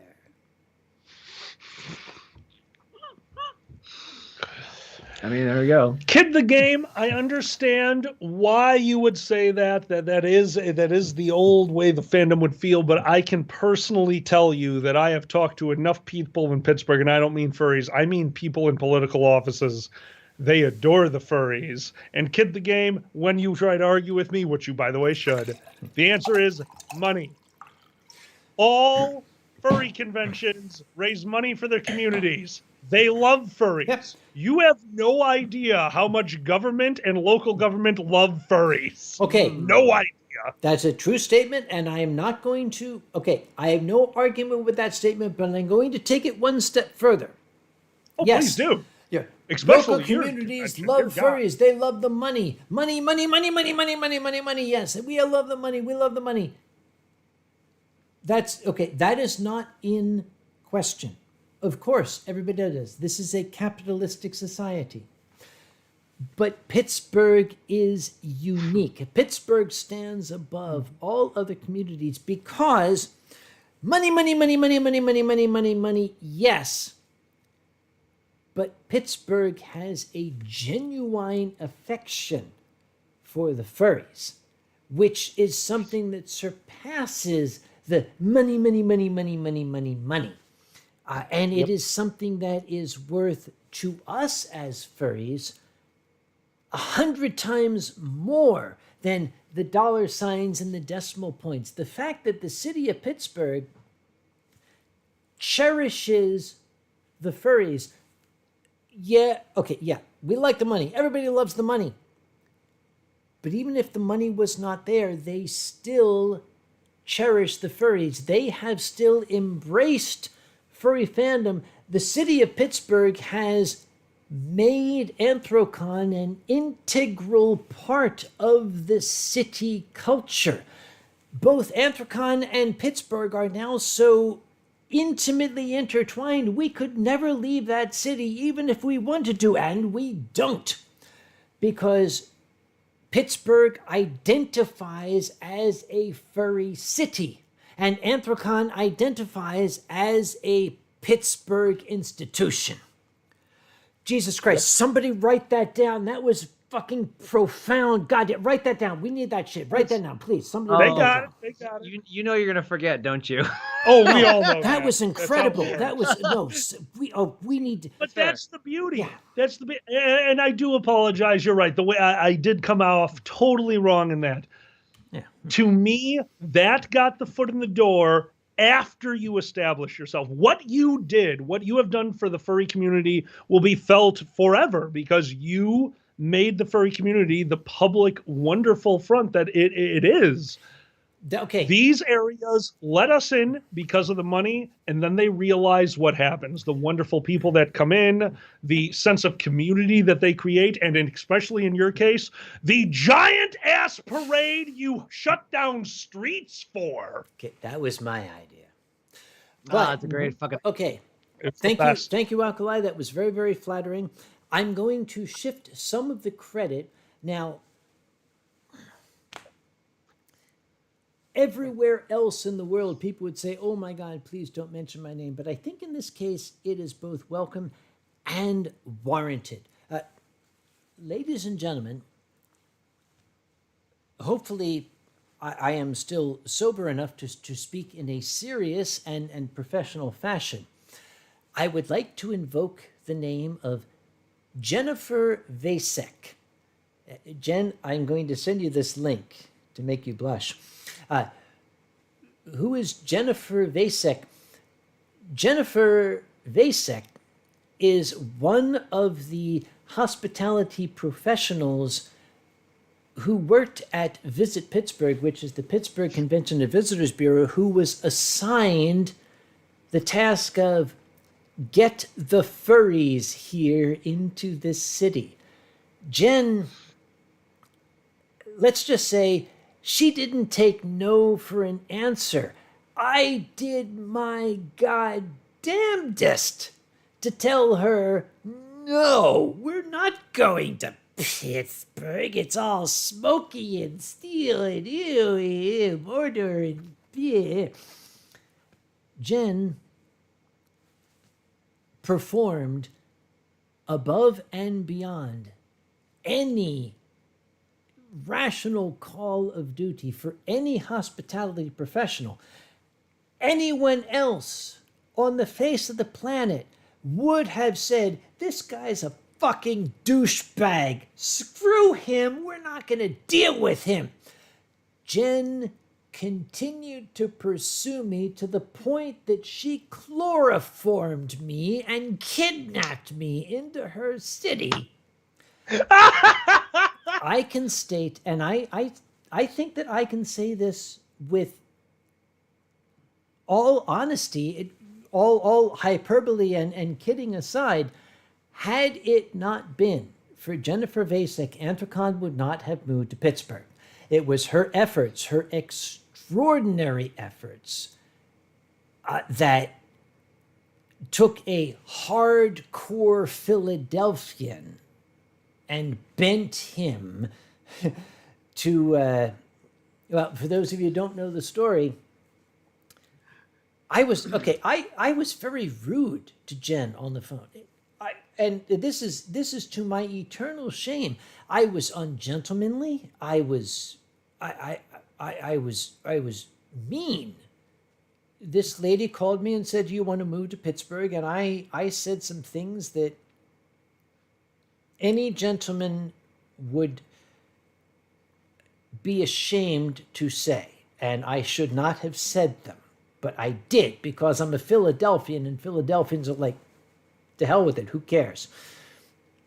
Jen literally chased me to the ends of the earth and dragged me to Pittsburgh. All she wanted me to do was to clap eyes on the city, and once I did, once I saw the city of Pittsburgh, the first conscious thought in my brain when I came around the corner was, who the hell built this magnificent city in front of Pittsburgh? So, my hat is off to Jen Vasek. Oh my Had God. it not been for her efforts, Anthrocon would not have moved to Pittsburgh, and I would dare say would probably have disbanded years ago for want of a home. So I can state with absolute certainty that Anthrocon's success and the success of the city of Pittsburgh can be attributed solely to the heartfelt efforts of this magnificent lady. Jen, I salute you. I raise my glass to you. And I'm going to send you this video, and I hope to God you're not going to hate me for it. Jen, every year leaving Anthrocon, we have a tradition. We go the wrong way. That, by the way, the first year we went to Anthrocon, we did by accident. Miss the highway and go up to the top of a large cliff overlooking one of the most picturesque views in the world. It's only been beat once, and that's crazy. It was coming home from Uncle Kage's place. I have no idea what highway, but on my drive home from your house to Chicago, there is a beautiful turn where the logo of the county is the picturesque view coming around the mountain.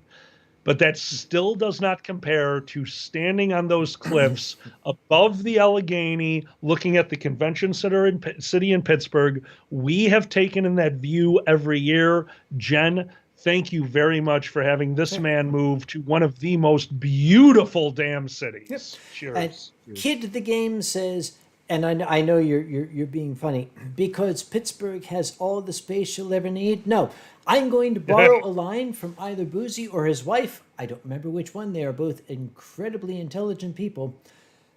Because Pittsburgh is the city that furry fandom never realized it had been looking for since its inception.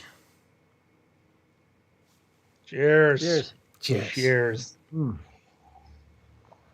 And for, I don't know who it was in the chat, but I saw it, and you are mirroring me from many years ago, that they tried to go back to what I was saying, that the only reason is still the money. Government cares about money. And you know what?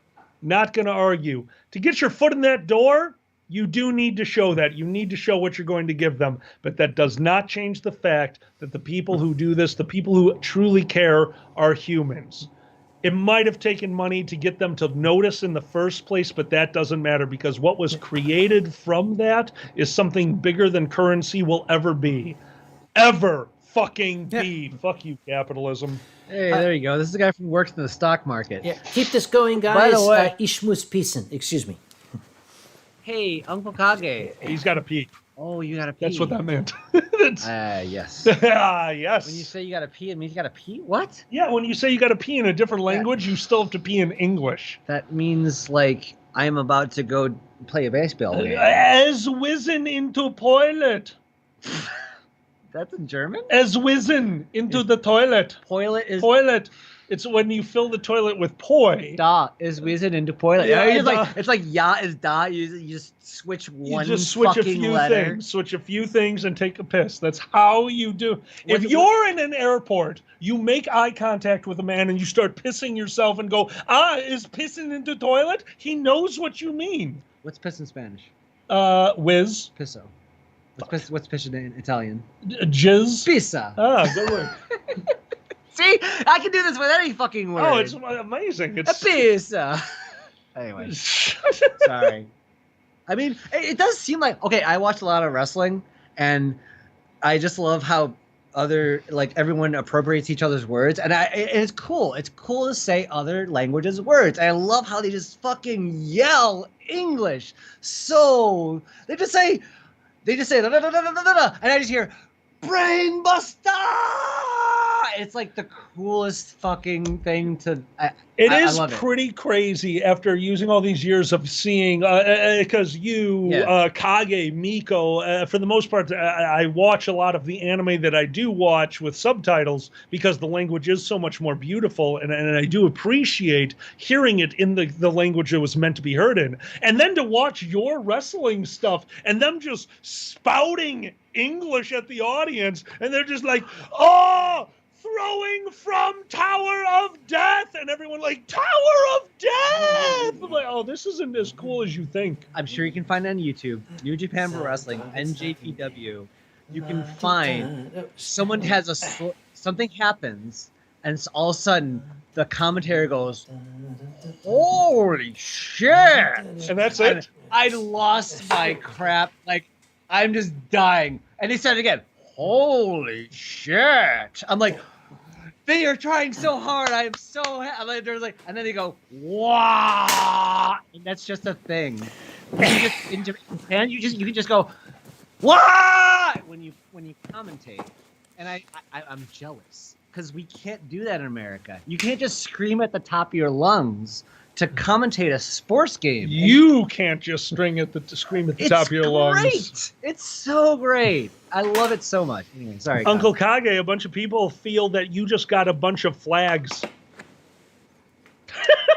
There are indeed Only wrestling this one. animes. Because Tiger it Mask. occurs to me that it's been several months since I have properly included the Singaporean national anthem in this Winestream. I have been viewing it. I haven't heard it for a while. I think it is time you do it. And I am so respectful, I won't even make up my own lines. Have fun. Don't. I would never screw with an actual national anthem, my friend. Okay. You do not need to worry. Okay, you don't screw with this because the Singaporeans will kung fu you into another dimension. What was the national anthem of Gatopia? Didn't we have one? What? Let them all go to hell except for Cave 76. No, I'm pretty sure that's what it means for us. Yes. I'm so glad you remember that. Oh, man. hell, how Wow. Okay, if you guys haven't seen the 2,000-year-old man, that's where that's from. Yeah. Yep. Well then.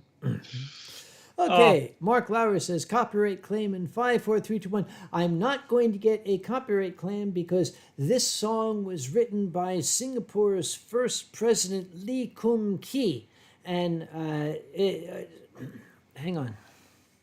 The thing is, the Singaporean national anthem, by law, is sung in the Malay language, in Malay. The funny By thing law? is, only 15% of people in Singapore speak Malay, so 85% of the people have no idea what their own national anthem says. So, if Tian Long says church. Lee Kum Kee is a hot sauce brand. No, okay, Tian, no. The first president of Singapore was Lee Kum Kee. I don't know what Tian is talking about, but we are talking about the first president of the Republic of Singapore, who was Lee Kum Kee. So we are going now to sing the national anthem of Singapore, which is sung in Malay. So if all of you know the words, you can sing along. Ready? Mari kita rakyat Singapura sama-sama menuju bahagia. Cita-cita kita yang mulia berjaya Singapura. Everyone now. Marilah kita bersatu. There's the way. It doesn't work. Yang baru, semua kita bersatu, majulah Singapura, majulah Singapura. One more time.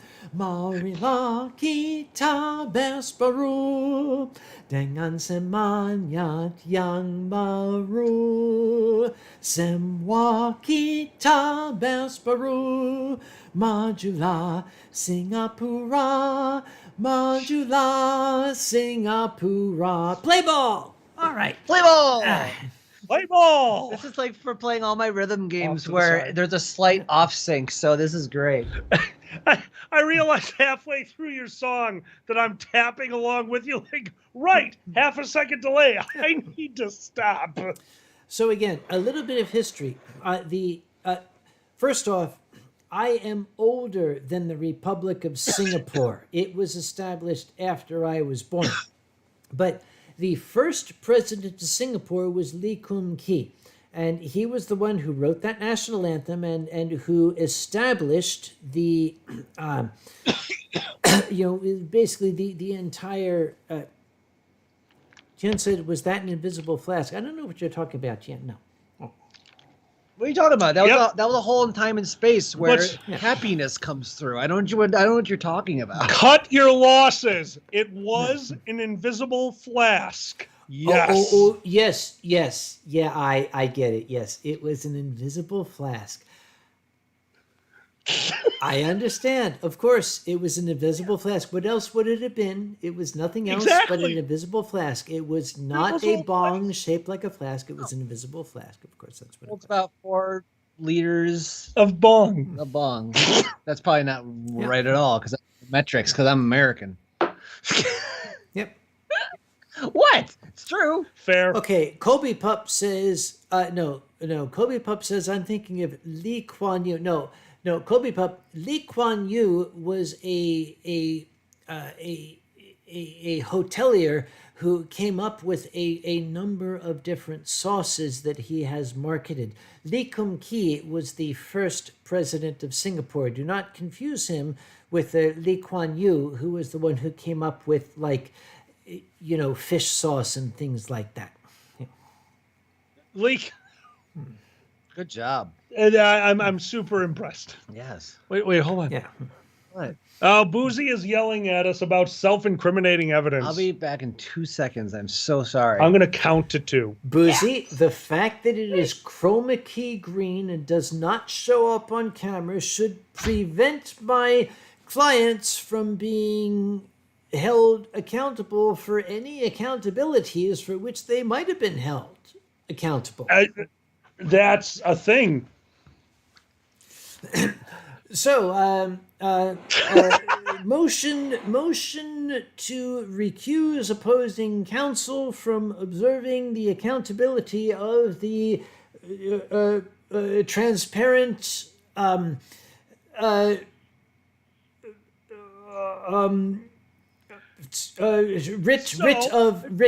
writs of Habeas corpus. habeas corpus.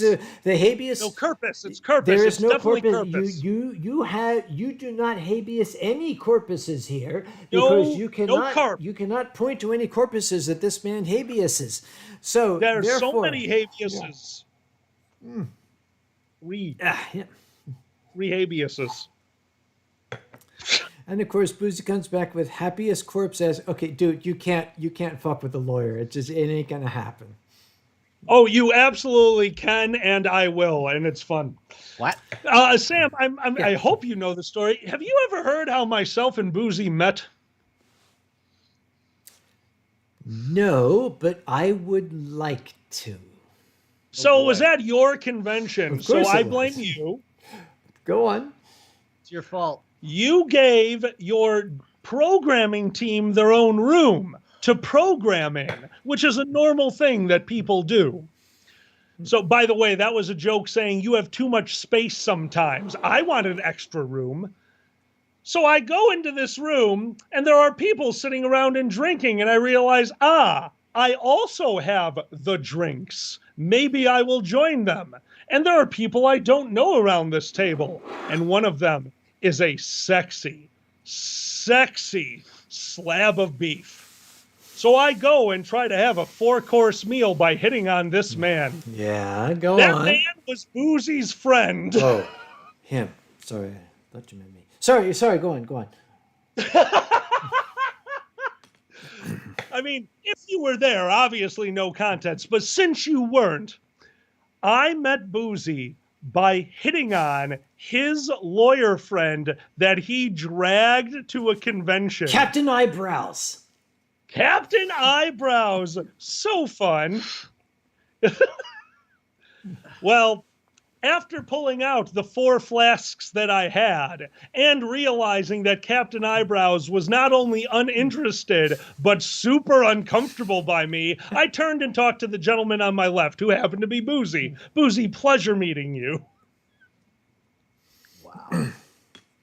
Very nice. Can I tell you how I met Boozy? I would love to know how you met Boozy. I was running, okay, Alkali, you know this, Anthracon's fursuit lineup in the DLCC. I was coordinating it.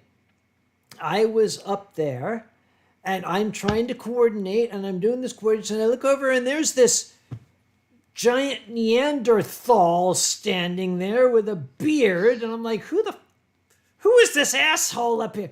Somebody call security. What the God damn it.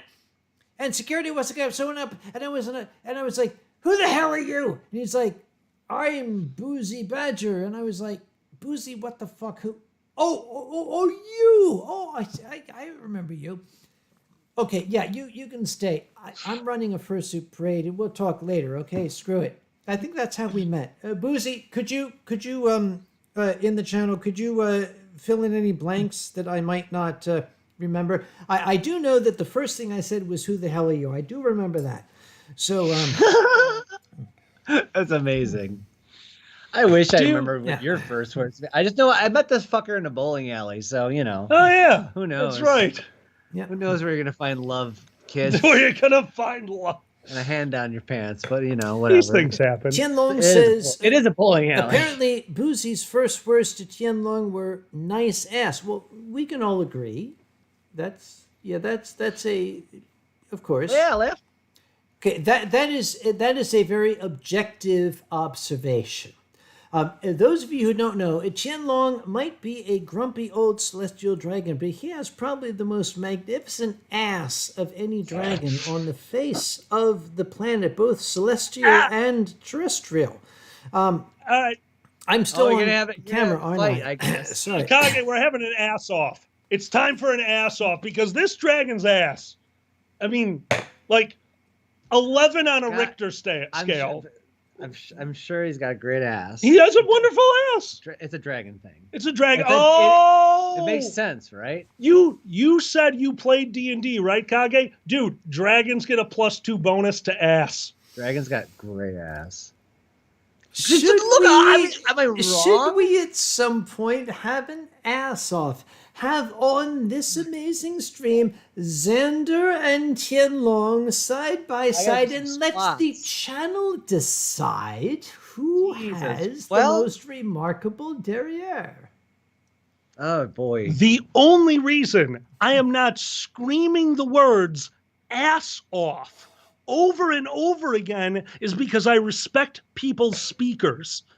That being said, ass off, ass off, ass off. I'll do it. We're going to cut to the chase because Boozy, I'll do it for the kids. being an extremely, very children. clever public speaker and a man I who think he's knows gonna his die. audience, just cut straight to, and then later we got drunk and became friends by bitching about people. That's my friend right there. I killed him. Oh, I'm okay now. Okay, Kid the Game. Okay, hang on. Wait, we have to stop. We have to stop right now. Kid the Game says, the best on the stream is clearly Kage's. Kid, I don't know which Kage you're talking about, but this one is old and wrinkly. My ass looks like day-old cottage cheese. We are not going to get into that. Thank you very much. You're okay. Oh. Dude, you do realize the line in Star Wars, "That's no moon," that was about my ass, All right. okay? I have to compromise. You guys can have a hat off. Because y'all got great hat game. We do give great hat. You all got great hat fucking game. You can have a fucking competition of a hat off. My hat Runway, is so I good. want fucking the guy from Sherlock, because he should be judging for some reason. He should be. He's a good hat guy. He's a really good hat guy. No. Yeah. Just no. Oh. You be Okay, quiet. I'm sorry. So, No, he's talking about Tien. Oh, okay. Sorry. I'm just envisioning a hat off. Very. Dressed up like a I'm lucky. $1,000,000 trooper, trying Makes me hard want to flash look like photography Gary pics of you Cooper. guys. Super duper. Oh, it's so good. Just like look at your fucking hat. You sound like somebody's giving you a brim job. Oh, hat pun. Gummibjorn, Dick's grandma has shared from his childhood. Gummibjorn, what are you talking about? Grandma Kage does not have any pics of my childhood. I saw to that. I made sure those pictures were not available. What the hell are you talking about? What? I'm going to refer you to my lawyer at this point. Wait, what? You have a lawyer? No. Yeah, yes, I Boozy. do. Yes, I have a lawyer. His name is Boozy. Yeah. This is lawyer too, kind of. I have a lawyer, but that's private-ish. And Wikipedia says super duper. And they have to say it right. Oopa dupa. They have to say it like that, yes. Yeah. All right, Colby. Apparently his first impression of me was coming into the City Skylines Telegram chat and my first two messages being, "There is a chat for this. All of you rock. I live here now. Hi." I'm not gonna lie. My first impression of Boozy was like, "Holy shit, this is Nick Offerman. This is Nick Offerman, right?" Like, And then I watched Fargo season 2, which Nick Offerman plays a fucking lawyer. Nick You Offerman need to plays look up Boozy. Fargo season 2 lawyer scene. It'll come up on goddamn YouTube, and you'll be like, "That's fucking Boozy." You've seen that, right, Kage? You will see. It is Boozy Badger. I swear to goddamn God. I'm sorry. Well, I was distracted by something. It's okay. Boozy says, "Who wants to hire me to write a demand letter for the pics of Baby Kage?" Well, Boozy, I want to remind you that you are on my retainer, so it is very unethical for you to be soliciting. Dude, oh God, QM is here. You talk. I'm going to click on this link in the chat from Gummy for young Uncle Kage, who still looks like he's 90. How do you? Oh my God, you're immortal. This trophy. Yes. Okay, the picture that has just been posted, ladies and gentlemen, I want to ask you, when was this photo taken? Click on it in the channel if you'd like. It's so yellow. When do you think this photo was taken? 1920. At the stock market crash. The stock market. You can see someone out the window. Ladies and gentlemen, if you've clicked on that link and you see this photo, this picture was taken in the winter of 1965. The man on the right is my father, Samuel Conway Sr.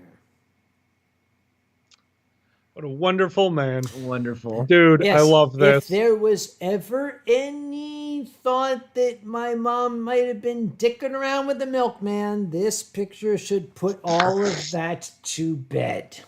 Oh my God. You're lucky. My dad had like a Beatles haircut. He looked like a fucking. He looked like he looked like me, but like with lots of hair. So he did look like a fucking the sixth Beatle. The sixth Beatle. He did look like the sixth fucking Beatle. The sixth Beatle. Yeah. And then we lose hair, so that went away. So that's fun. You know about that. Sorry. What? I'm just being honest. The funny part is we started this evening sober. That's amazing. You know, I'm a little gone. So here's the crazy thing, Sam. I realized something. I was a little nervous before coming on, so I pre-gamed. You told me that you were drinking wine in VR chat, and he's been smoking since noon, so none of us started sober. I think you did it. I think you did a full drunk cast. I mean, we are in the virtual world. It is 2021, the future, which is C-Lab. Somebody has said something. Some words have been said. Words have been said that cause me to say a story. That's how shit works, right? Yeah, no, that works. Words have been said. I'm going to take you back to Toronto and Vernal Equinox. I think it was 2 or 3 years ago. Okay. I attended that convention. And their security chief came up to me and said, "Uncle Kage, you're a convention chairman. You must collect stories of weird security shit." And I said, "Yes, I do." And he said, "I have one for you. Can I give it to you?" I said, "Yes, please." He said, "Okay, this just happened about an hour ago. A young lady came up to me and she said, 'There's a really weird guy in the dealer's room.'" And the security guy said, "Well, miss, what do you mean? Was he bothering you? Was he accosting you?" And she said, No, he's just really weird." And the security chief says, "Well, explain to what do you mean he was really weird?" She said, "Well, have you ever seen The Addams Family?" And the security guy said, "Yes." She said, "You know Uncle Fester?" Oh, no. I said, "Yes." And she said, "Well, this guy looks like Uncle Fester." And the security guy said, "Well, miss, that's not really actionable. What is upsetting you?" She said, "Well, he's wearing a bathrobe." And she said, and he said, so there's somebody who looks like Uncle Fester in the dealer's room, and he's wearing a bathrobe. She said, yeah. Well, the security guy got on his phone and said, is this the man you saw, miss? She said, yes, that's him. And he said, it's okay, miss, it's all right. That's not a bathrobe, that's a lab coat. Oh my God. Oh no. I have been performing with you for quite some time now. And since that happened, I've heard this story so many times. And I never want you to stop telling it. Problem is, Holy it's true. That's the you've heard. I know it is. That's my favorite part. You know, Oh, what is it with like? Okay, I gotta say something. Yeah. Because you wear a lab coat, they're comfortable. I love long stuff, right? Yes. I wear. I dressed up for you. I usually wear a robe everywhere I go. You can attest to this. He has only taken off the robe for the last week to do this show. Like Yeah. it's just okay, that guys. physical. This sounds very personal. Are you sure you want to be sharing this? Xander, Yeah, that's up to absolutely. you. Absolutely. No, here's my Okay, point. all right, sure, go on. Here is my point. Yeah. Is they're comfortable wear. Here's my theory. The Supreme Court figured out the most comfortable thing to wear. Nothing underneath. Right? You see slacks.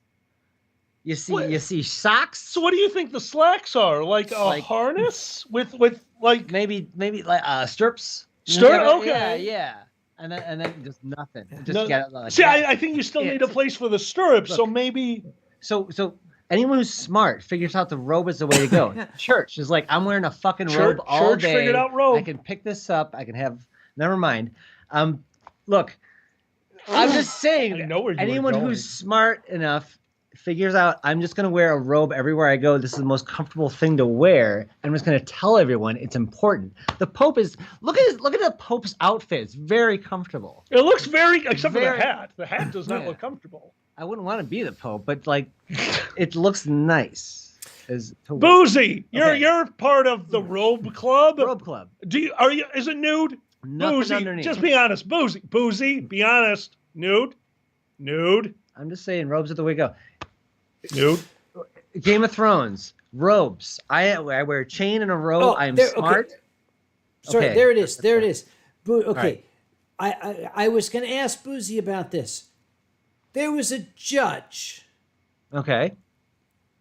who was on the bench. Now the thing is, he had one of these, shall we say, masturbation devices. And his story was that he was playing with it during the thing, and the lawyers are making their arguments, and the judge has to go shoo shoo shoo shoo shoo shoo shoo shoo shoo. Boozy,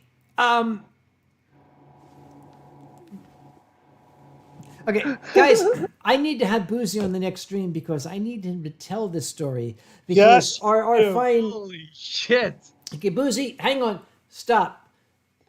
Hold that thought, Boozy. We're gonna have you on the next stream, and I want you to tell the story of the judge with his shoof, shoof, shoof, shoof, shoof, shoof, shoof, shoof. That thing, okay?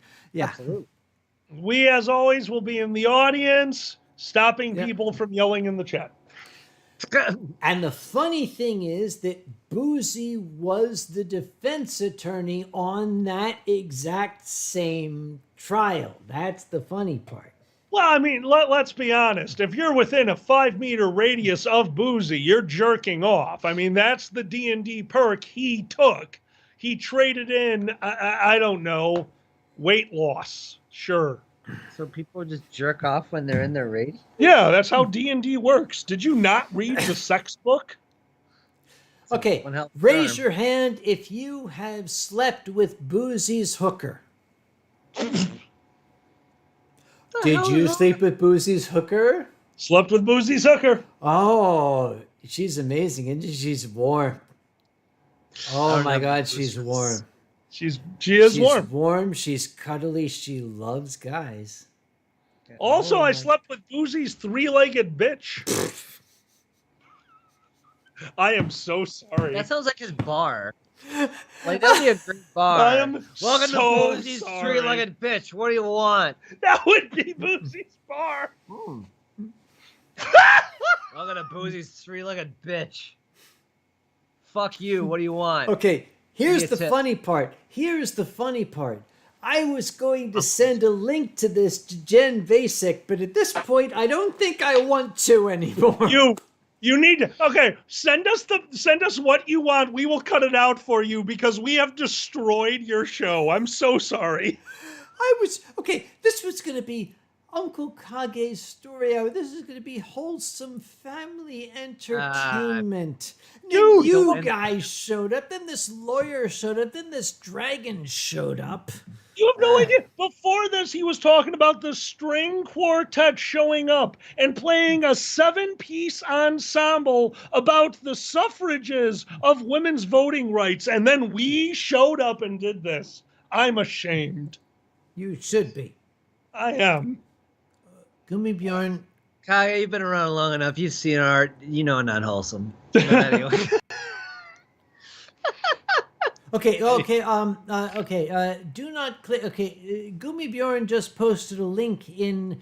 Okay, don't click on that because that's not a valid link. It's never mind. Gummy Bjorn, I need you to retract that link because that link is not germane to the current conversation. Oh, Jesus. You had a leopard print bathrobe. What? I Wow. did not. I did not. I had a tiger print lab coat. There is a difference. I mean, fair enough. There is a difference, but that is a leopard print bathrobe. Give me that. No, it is not. Give me the hat. Give me the hat. This, here you go. Okay, I'm gonna go. I'd I'm gonna rather look keep at my here. foot I'm gonna look at straight. no. That is not. That is not. No, it is not a leopard print bathrobe. That. Where's my money? Dude, for Christ's sake, those are stripes. Those are stripes. It's not spots. Those are stripes. That is a tiger print. But that's not me anyway. I don't know who this person is. It doesn't matter. Let's move right along. Do we have any more questions from channel?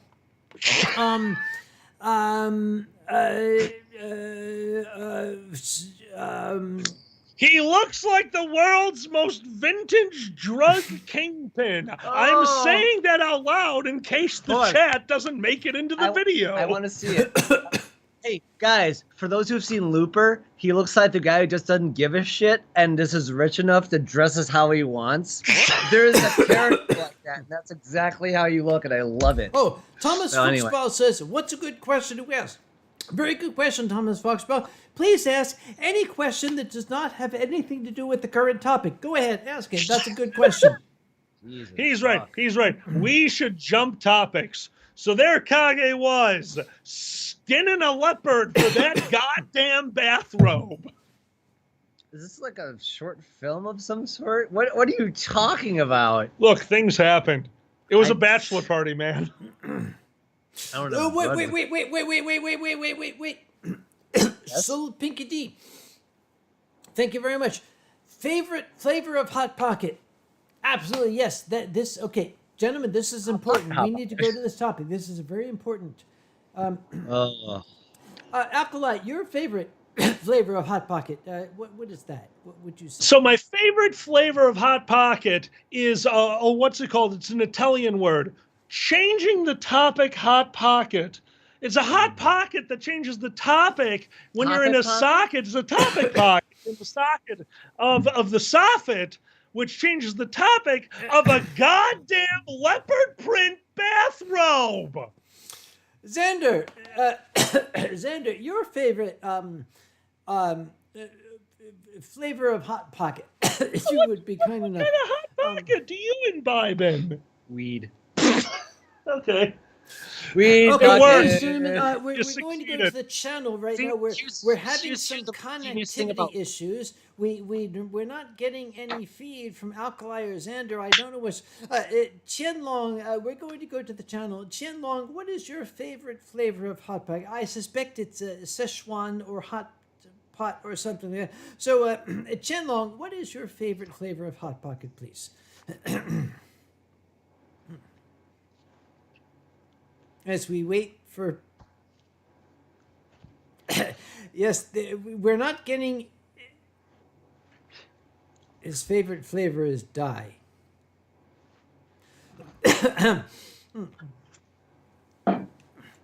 In the bathrobe. Oh, there it is. I think we're back. Oh, sound works again. Yeah, it's amazing. In the bathrobe. I don't remember. Hey, Kage, it's amazing. I don't remember what we were talking about. Well played. You smell like alcohol. I don't remember either. Look at my glass. It has nothing in it. I'm going to have to put shit in it. There we go. Perfect, because I need to tell a story that Xander just reminded me of. Please do. Please do. Perfect. It's actually a shame Kage won't be here for the you're here. I thought you were getting a new bottle. No, I'm still here. I need you to remember an instance at Anthrocon. There was a moment during Anthrocon tonight. We invited 4 people from the audience to come up on stage and make a song while they were up there. And a very young gentleman who I called Peanut Butter ran off the stage. Do you remember this? Wait a minute. Was this the nervous young fellow? Yes, it was. Yes, I do. I do remember that. Okay. I will never forget this moment as long as I live. Because first off, and I truly appreciate this, Boozy actually mentions it in his Lawyers and Liquors blog. When that gentleman had the bout of stage fright and left the stage, I was never more appreciative to see you. You left the whole show behind, ran back there, and super appreciate everything that you do to make people feel comfortable and welcome and loved. So thank you for that. But I will never forget giving this kid a hug and talking to him about what just happened and him going, Alkali, I'm so sorry that happened. I appreciate everything you're doing for me, but you smell like a distillery. Could you take one step back?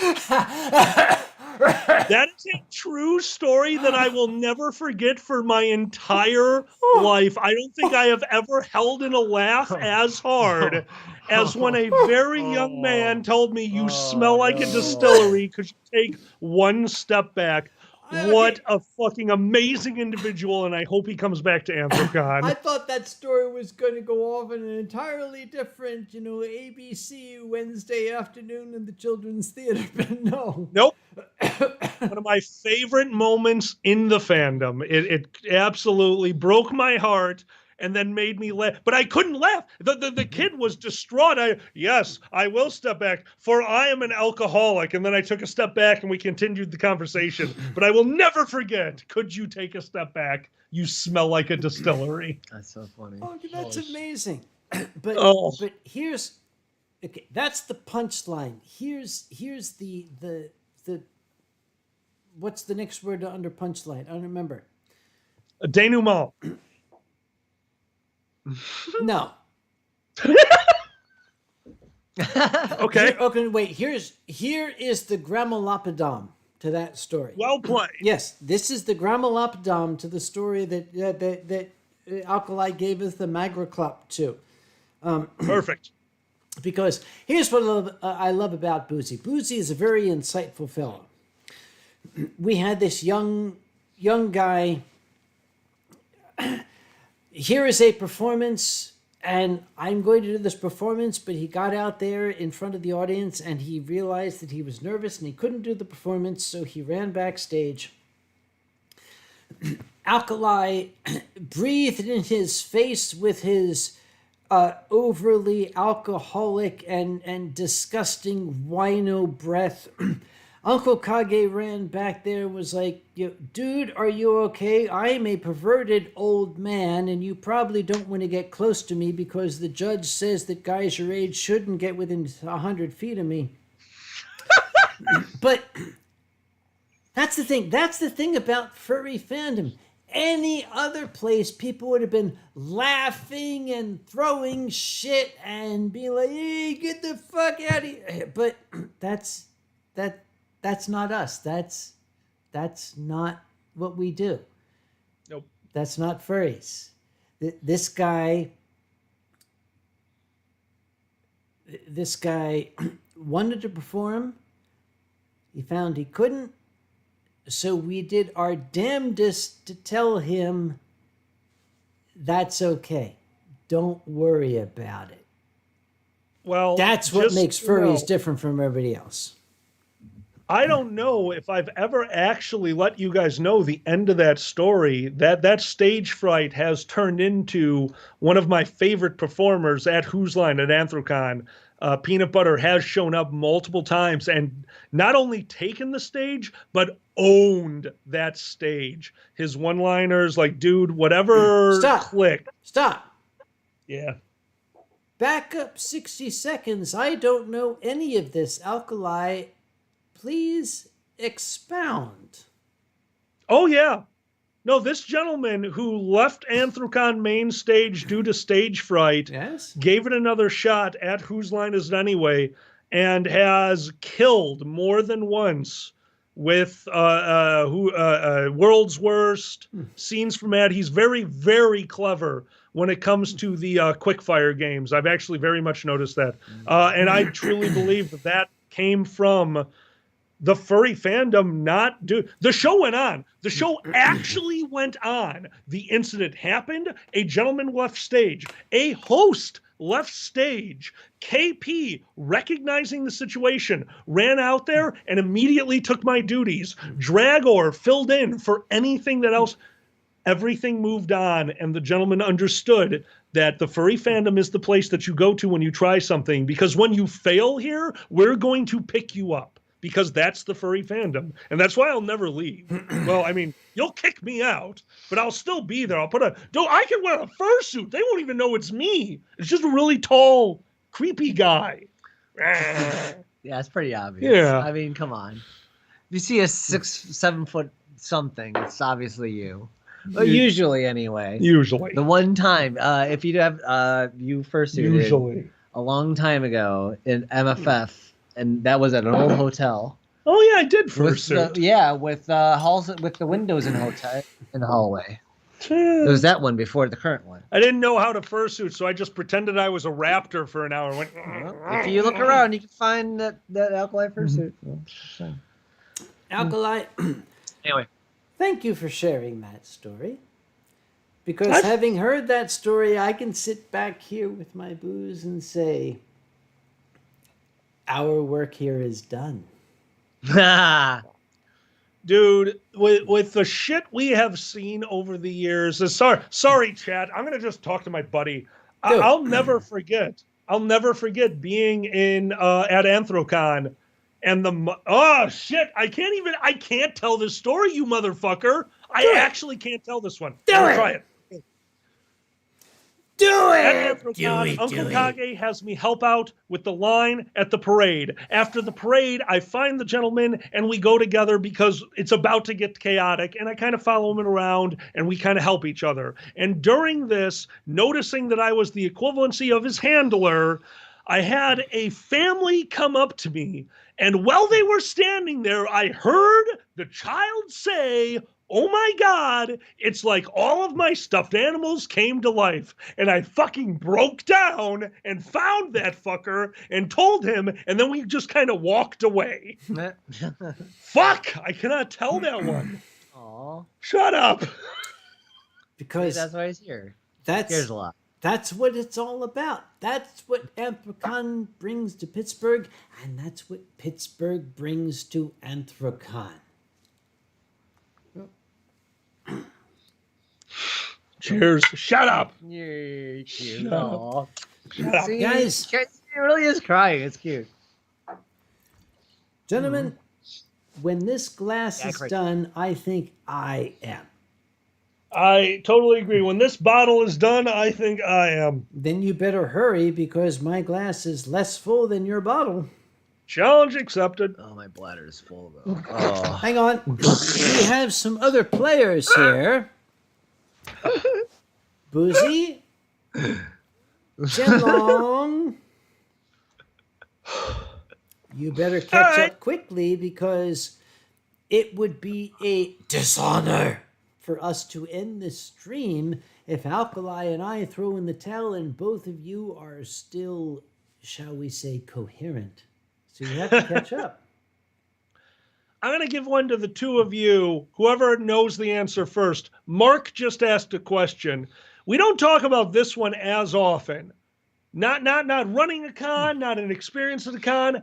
Actual first FurryCon, the actual first one. Who's got a story from that? You two. Who's got one ready? Jesus Christ. Yeah. First FurryCon? No, it's hard. That's why I want to let either of you jump in. Whew. Yeah. Okay, It's a while ago, right? I'm going to let you guys answer the question because my first FurryCon was in 1992. That's a different world. You guys give us your stories. I want to hear it. I'll Do go. you remember? Go. Yeah, My please. first FurryCon was 2003 MFF. What about you? What year? Do you know your 99 MFF? Oh, you went way earlier than I was. Oh yeah, Beardo the Magnificent. Oh, This is the part of the story I'll tell. Beardo the Magnificent drove me to my first FurryCon, and on his way driving out, he goes, "Dude, I hope you can shit by the end of the weekend," and just left. He's one of my favorite people on the planet. God, What? That's how he works. What's your first FurryCon? I'm sorry, I can't talk. Oh, Alkali, hang on. Wait. There's one of them. We talked about this in the first FurryCon. David Simons, we love you to pieces. I literally forgot to eat the first day. Realized at 6 p.m. I had not eaten that day. David, we talk about you at our first FurryCon panel every year. No, okay, not you by name, but yes. Did you? I genuinely want to know, Sam. Did you not follow the 621 rule at your first FurryCon due to genuinely being overwhelmed? Because that's my excuse. I had an advantage. I came from science fiction fandom. My first science fiction convention was in 1980. So by the time furry conventions came along, I was an experienced convention goer. Fair enough. Yeah. All right. In that case, your question, because conventions, it's kind of a group. First convention. It doesn't need to be furry, but yours still goes to first convention. You were telling us about yours. Did you have a story for your first Not con? really, because that was my first convention. I'd never been to an actual convention before. So were you more panel centric or did you meet people? What did you do for your first con?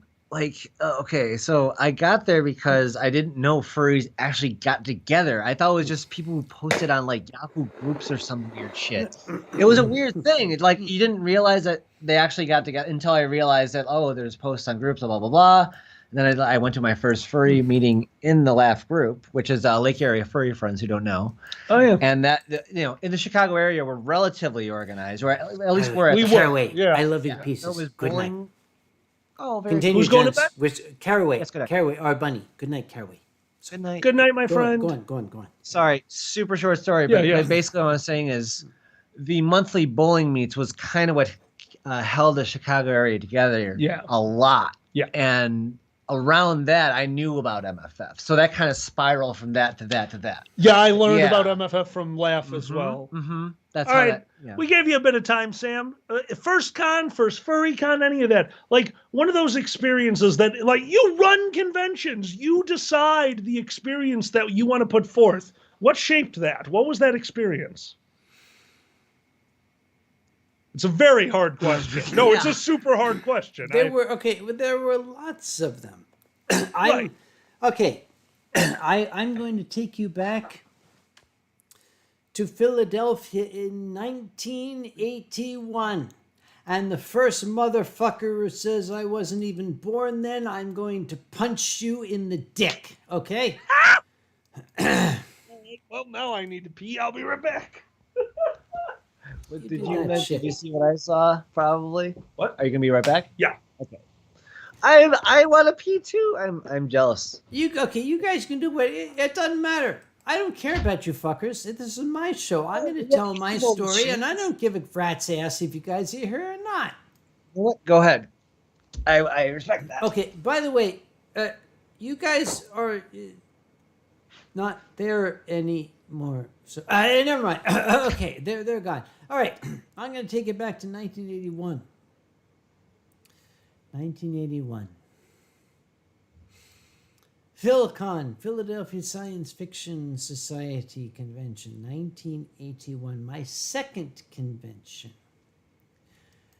I was in attendance And it's like, oh, look, young teenage science fiction fan. Yay, hooray, hooray. I got into an elevator. And having gotten into the elevator, I heard a voice say, excuse me, could you hold the door, please? So I put my hand on the door. And this little man, and by little, I mean he was like 5 foot nothing. This like tiny little hobbit of a man with these giant sideburns. He was very comical. He could have been a fucking hobbit. This little fucking hobbit gets on, and I'm in the elevator, and he says, 23, please. And I look at him, and I looked at him, and I said, Jesus fucking Christ, that's Isaac Asimov. I was like,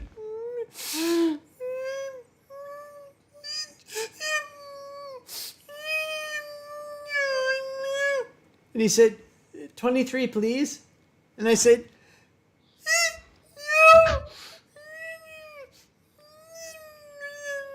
and he said,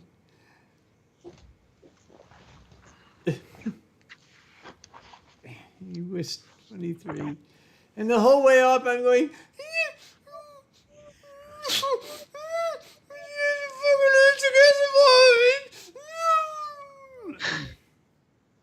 we got to the 23rd floor. Dr. Asimov stepped out of the elevator and he stopped. He turned around, he stopped, he put his hand in the door. And he looked at me and he said, you know, you're allowed to talk to me. I'm not going to bite you. And he took his hand out and the door is closed. And I was like, oh, Isaac Asimov, talk to me. So the next day, or maybe it was 10 years later, I don't know. It doesn't matter. I saw him again, and he was in the corridors. The hotel, by the way, is no longer there in Philadelphia, but that's another story. I saw him, and I kind of walked up and kind of matched his pace, and I was trying to think of what he said. And I said, could it...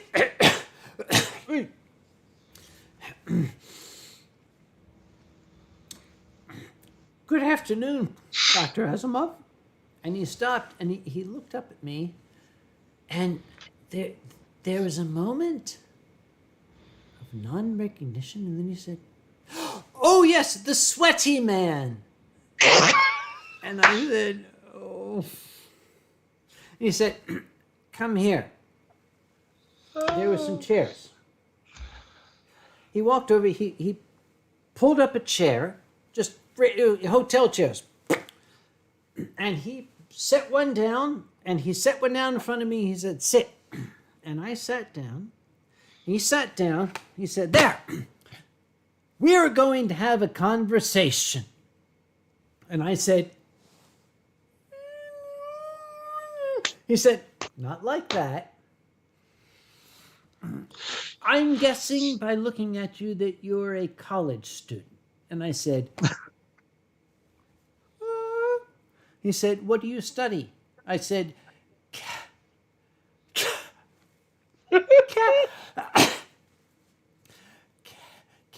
chemistry.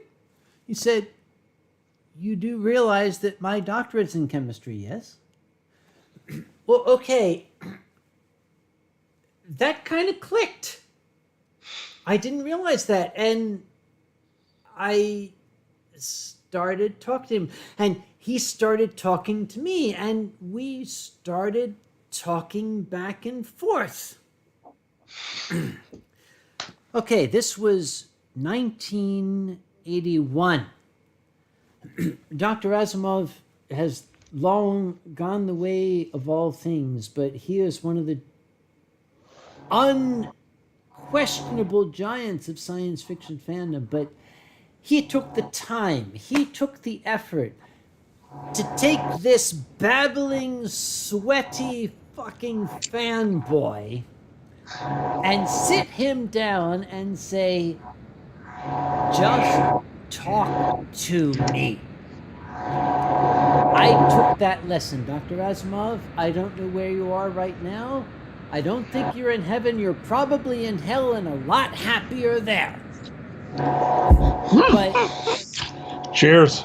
That's really cool. yes, to this day, Dr. Asimov, you're amazing. To this day, when these people come to, they go, you're Uncle Kage, Uncle Kage. I do the same thing. Okay, sit. Talk to me. Because, I'm not a god. I'm not a prophet. I'm very flattered. Thank you. Thank you so much for treating me like this, but you don't need to me.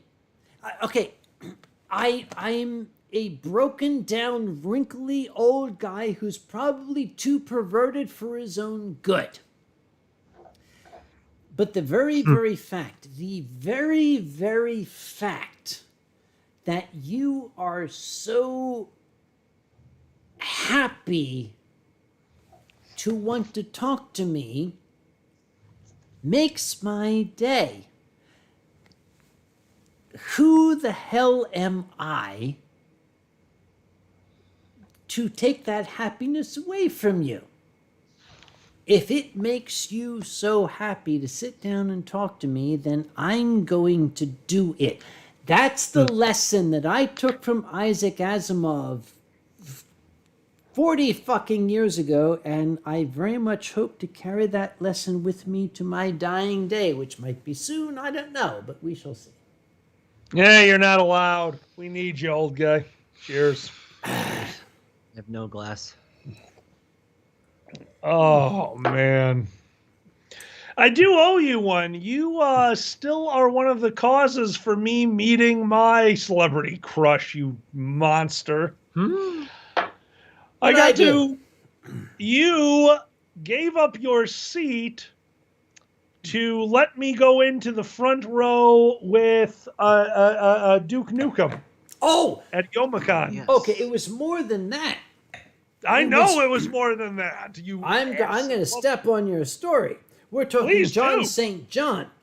Hey, thank you. I'm a little inebriated. I couldn't remember his name. I was a guest at Youmacon with John St. John, who is the voice of Duke Nukem. Now, John is an incredible, absolutely indescribably cool guy. And by cool, I don't mean aloof and everything. I mean, let's get drunk together and throw up on each other and give each other blowjobs kind of cool guy. That's what I mean. John St. John is a legend in the voice actor and the gaming community.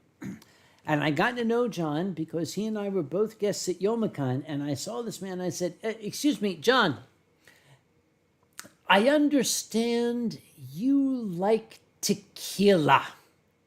And John said, oh, yes, I am Duke Nukem. Yes, tequila's cool, baby. And I said, do you see the big Jewish-looking guy with the top hat over there?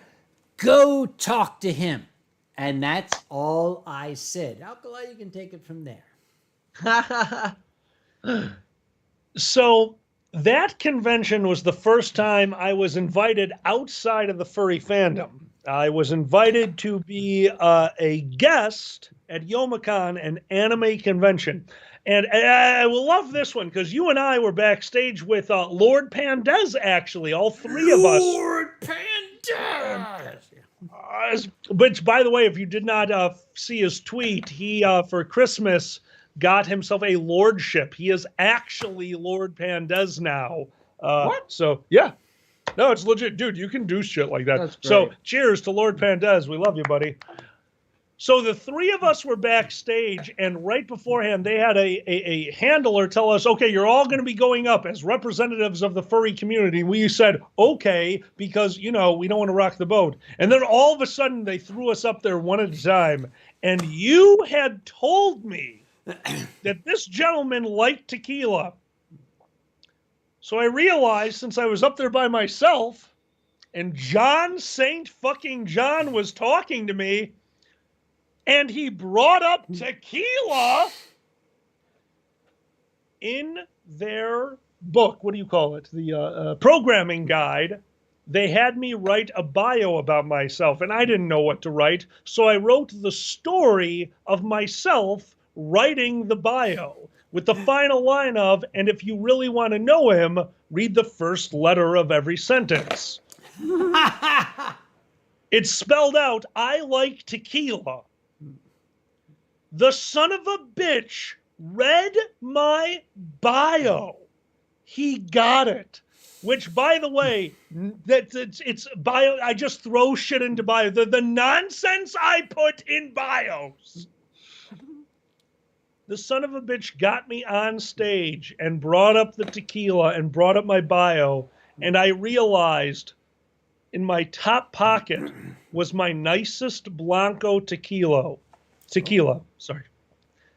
And in my bottom pocket was a collapsible glass, which I was able to pull out and share tequila with John St. John. Now, in your story, you lost it, and I appreciate that, because in my mind, all I thought of was, I'm sharing a tequila with you.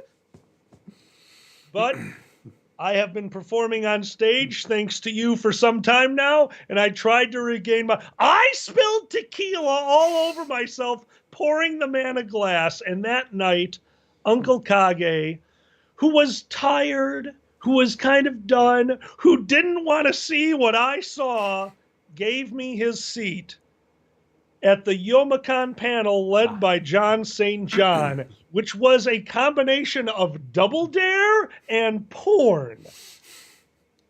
At one point, he was announcing a contest where people had vibrators on tables trying to shift the table while it shimmied it down into a bucket that their girlfriend or significant other was holding. It was magical. I turned to the young female next to me, dying laughing, her with the best seat in the house, and told her how much fun I was having. And she goes, yeah, I have to see this all the time. That's my dad. And pointed to John St. John. I'm sitting next to his daughter talking about vibrator races. Fine. We finish the panel. The gentleman is on cloud nine, as most performers are, after a well-run panel. And his daughter brings me up to him and says, I think this guy smokes weed. John looked at me and said, do you have weed? And I said what any red-blooded American Chicagoan would. I said, yes. And we spent the night drinking and getting high, and I have never been more starstruck in my life. Thank you for that, Sam. He and I still converse on Twitter from now and again on private messages, and I just appreciate it. God, I want him at First Squared. Okay. I'm just seeing a picture of Duke Nukem. Where's the goddamn ferret? I got goddamn weed. Tell me that you can't hear the voice of Duke Nukem in those games and not know that he smokes pot. There's a ferret with lots of booze and drugs. Shake it, baby. He's got the good shit. So, Did. okay, here is the bottom line. Guys, voice actors, comedians, actors, writers, celebrities, popufers, yay. In the end, we're still people. We have our friends. We have our things we like.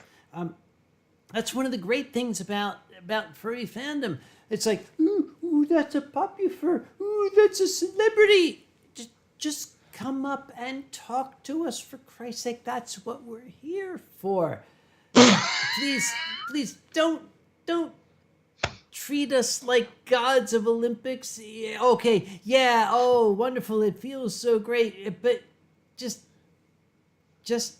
treat us like folks that you want to hang out with, and that's all we ask for. You know, one of my best friends, I think you know the term convention friend. We live too far away to ever actually see each other, but at conventions, it's always good to see him. Came from a restroom at a convention who I will not name, when the gentleman came up to me and said, "Hey, dude, are you selling?" His friend said, "Dude, that's the director of finance." And I quote, he said, "That means he probably knows where to get it cheap." Dude, just talk to us, please. We love you so much. We love you so much. I'm going to defer this to my lawyer who is in the channel at this point. My lawyer who just said, and I quote, "Speak for yourself. I am a trans-dimensional piece of toast." Oh, toast. Hey, Sam, let's go back in the Wayback Machine. Do you remember going up onto stage right beforehand at Anthrocon? We're about to do the comedy hour, the charity show, and telling that gentleman, "Hey, we'd love for you to come up for about 15 minutes. And him saying, "No, I have nothing to say." I'm sorry, who was that?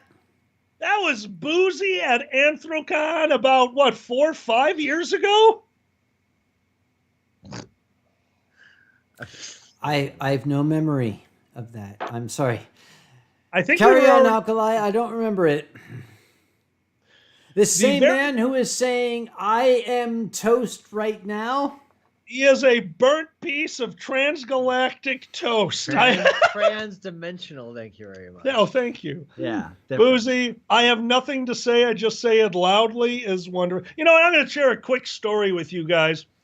4X games, i.e. Civilization, Stellaris, which is what we were playing, any kind of game like that, usually depends on understanding the game, knowing the game. But last night, I played this game with Boozy and a group of my friends, and he, playing the game for the first time, did not blink at the giant menu in front of him. He did not balk at the millions of choices. He built the biggest army in the game, and a person who is playing the game for the first time against people who have 2,000 hours of playing is in first place right now because he said, "How big of a battleship can I make?" I love you, Boozy. Do some weird shit. Yeah. There is an evil voice in my head. Uh-oh. The evil voice in my head is saying I should send Boozy's phone number to Grandma Kage right now and then log off and go to bed. That's the evil voice. Uh-oh.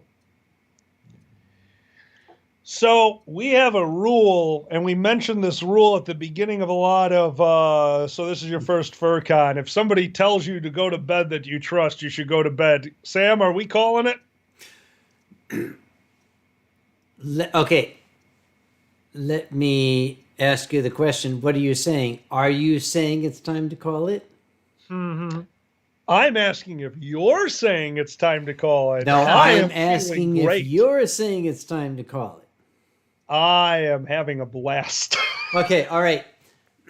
Somebody is not trying to say what they want to say. Somebody is trying to say that it's high time the stream ended. I'll tell you what. Eastern Standard Time, it is now 9:52 p.m. What do we say at the top of the hour? 10 p.m. Eastern Standard Time, we say that the stream is done. I think that's a great idea. All right. And what horrible harm, what calamity of humanitarian proportions would befall if I were to send a note to Grandma Kage saying you should call Boozy's phone number right now. I think this needs to happen. It also needs to go on a certain Skype call. Oh, Jesus Christ. I, of course, would not share the phone number of my lawyer with, but okay, they're probably already on speed dial. What the hell am I talking about? They're probably already texting back and forth as we speak. I don't know what the hell I'm trying to make this. Fuck that shit. Okay, all right. Here's Scott. You know what? We've got 7 minutes left. I'm going to point out a tweet by Veet because I think Veet is speaking for a lot of us. Beat who? Veet O to Dragon. Oh, right, yes. Thank you for the comedy with everything that's been going on lately. I need the laugh. Life has been shit lately. Sam, what's our message out there? Sam, Xander, Alkali, that's me. I have first one message for you. Oh, please. Old man. Oh, I'm old. Just because there's an S symbol doesn't make it a tweet.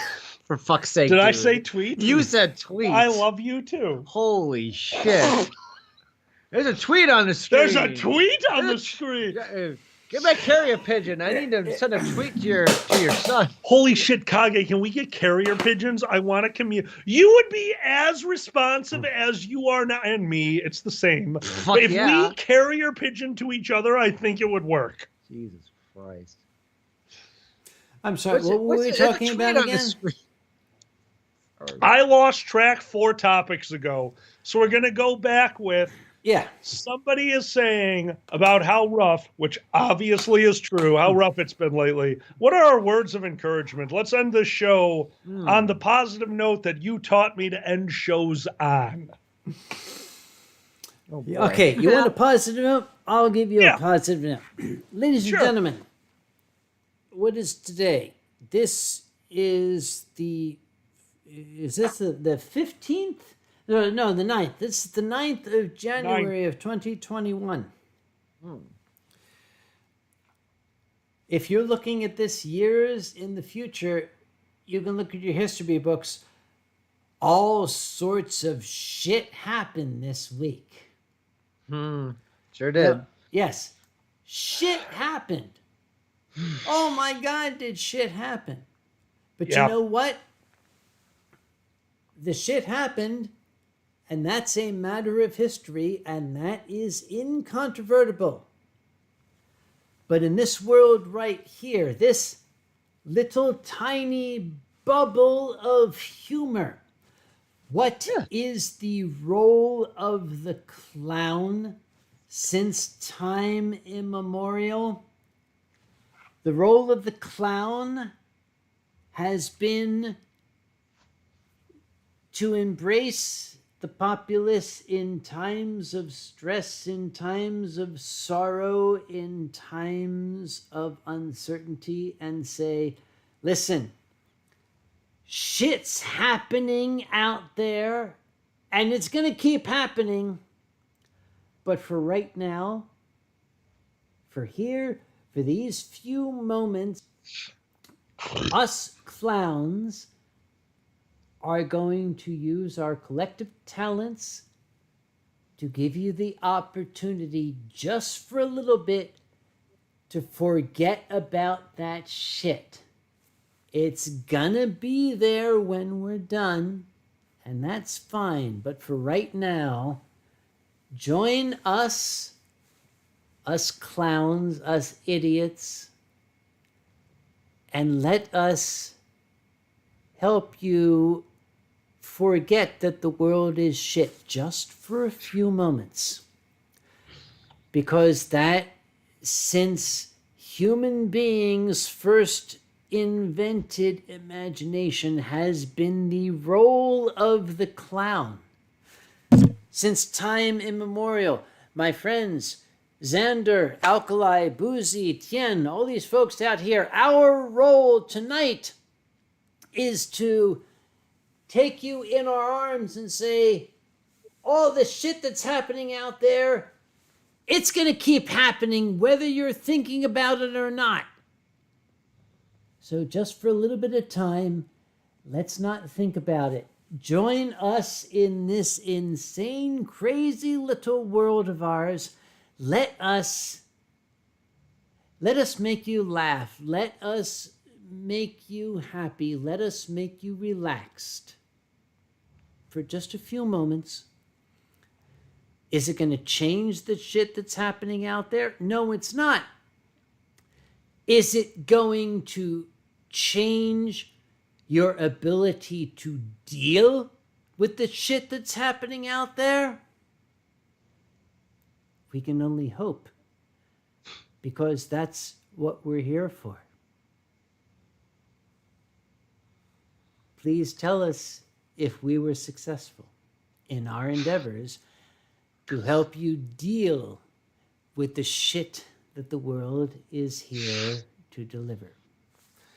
Ladies and gentlemen, Mr. Alkali, Mr. Xander, remotely, Mr. Boozy, Mr. Tianlong, please accept from your clowns tonight our earnest hope, our absolutely earnest hope, that if even for a few moments we gave you the opportunity to forget about what the world has to offer, if we gave you the opportunity to sit back and laugh and relax and enjoy life, then our collective purposes as clowns has been fulfilled tonight. And we can only hope that we have been successful even to the smallest iota. If we have, then our purposes as clowns tonight has been fulfilled. And we thank you very much for the opportunity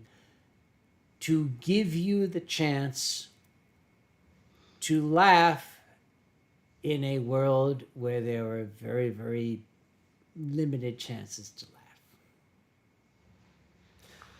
Oh, cheers. Fuck, somebody has to fucking write that down. That was goddamn profound shit. Somebody fucking write that down. I'm not going to read. Grandpa, oh, Jesus Christ. The internet wrote it down. I have good news. That was amazing. Oh my God. That was swear fucking amazing. That was Jesus so good. Christ.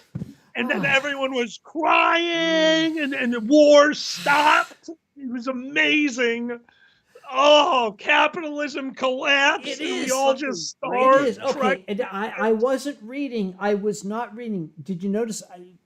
My eyes. I was not reading from this shit. I was not reading from a script. I was just saying that I wasn't reading this shit. I love you. Okay, you saw that. I was not reading. Okay. Mark, you just got back from the bathroom. You missed art. Like Picasso of speeches over here cut off his ear and threw it into your soul. That's what happened. It's just right guys, into your soul. It's fucking art. It's just fucking art. Hey, guys, you guess know, what? you have to say it drunker. Say Jackson it drunker. Pollock. It's Fucking- just like fucking art. Hey. Sorry. Bottle's empty no. and time is out. Ooh. That's fair. Art. Guess what? It's Jackson Pollock. time to, as the Germans say, wir muss Oscar fuck. Yeah, wir muss Oscar fuck you too. Yeah. Yes. Yeah. Wir sind gonna Oscar fuck jetzt. So, okay, I would at this point normally make some flowery about my host, but guys, say your good nights, shall we? Good night, everyone. Thanks for being. Thank you for having us. Seriously, thank you, Kage. Dude, thank you so much for this. It means the world to me, to your audience, to the wonderful people out there, to the furry fandom. Cheers. I don't even know what to say. Yeah. Cheers. Good night, everyone. And thank you to all the folks who stayed up tonight to watch us, these idiots who are here to make you laugh. If you laughed, then okay, great. We accomplished what we set out for. Ladies and gentlemen, we have Alkali Bismuth and his compatriot Xander the Blue. I am Uncle Kage, and this has been an incredible evening. Lord knows that this has been a very, very eventful week here in the United States, but I want to hope that, decades and centuries and millennia and minutes and hours from now, maybe at some point, and this is a private little fantasy of mine, maybe at some point, years from now, when all of this no longer is of consequence, I am hoping that some old person will tap a grandchild or some young person on the shoulder and say, let me show you something. Let me show this old shit to you. Because back in these dark, confused days, this was something that I needed. Okay, if that happens, cheers. Then okay, ladies and gentlemen and others, my life has been fulfilled. So, my co-hosts, my amazing guests tonight, all I can say is thank you, good night, and God bless. Love you, buddy. Good night. Thanks, chat.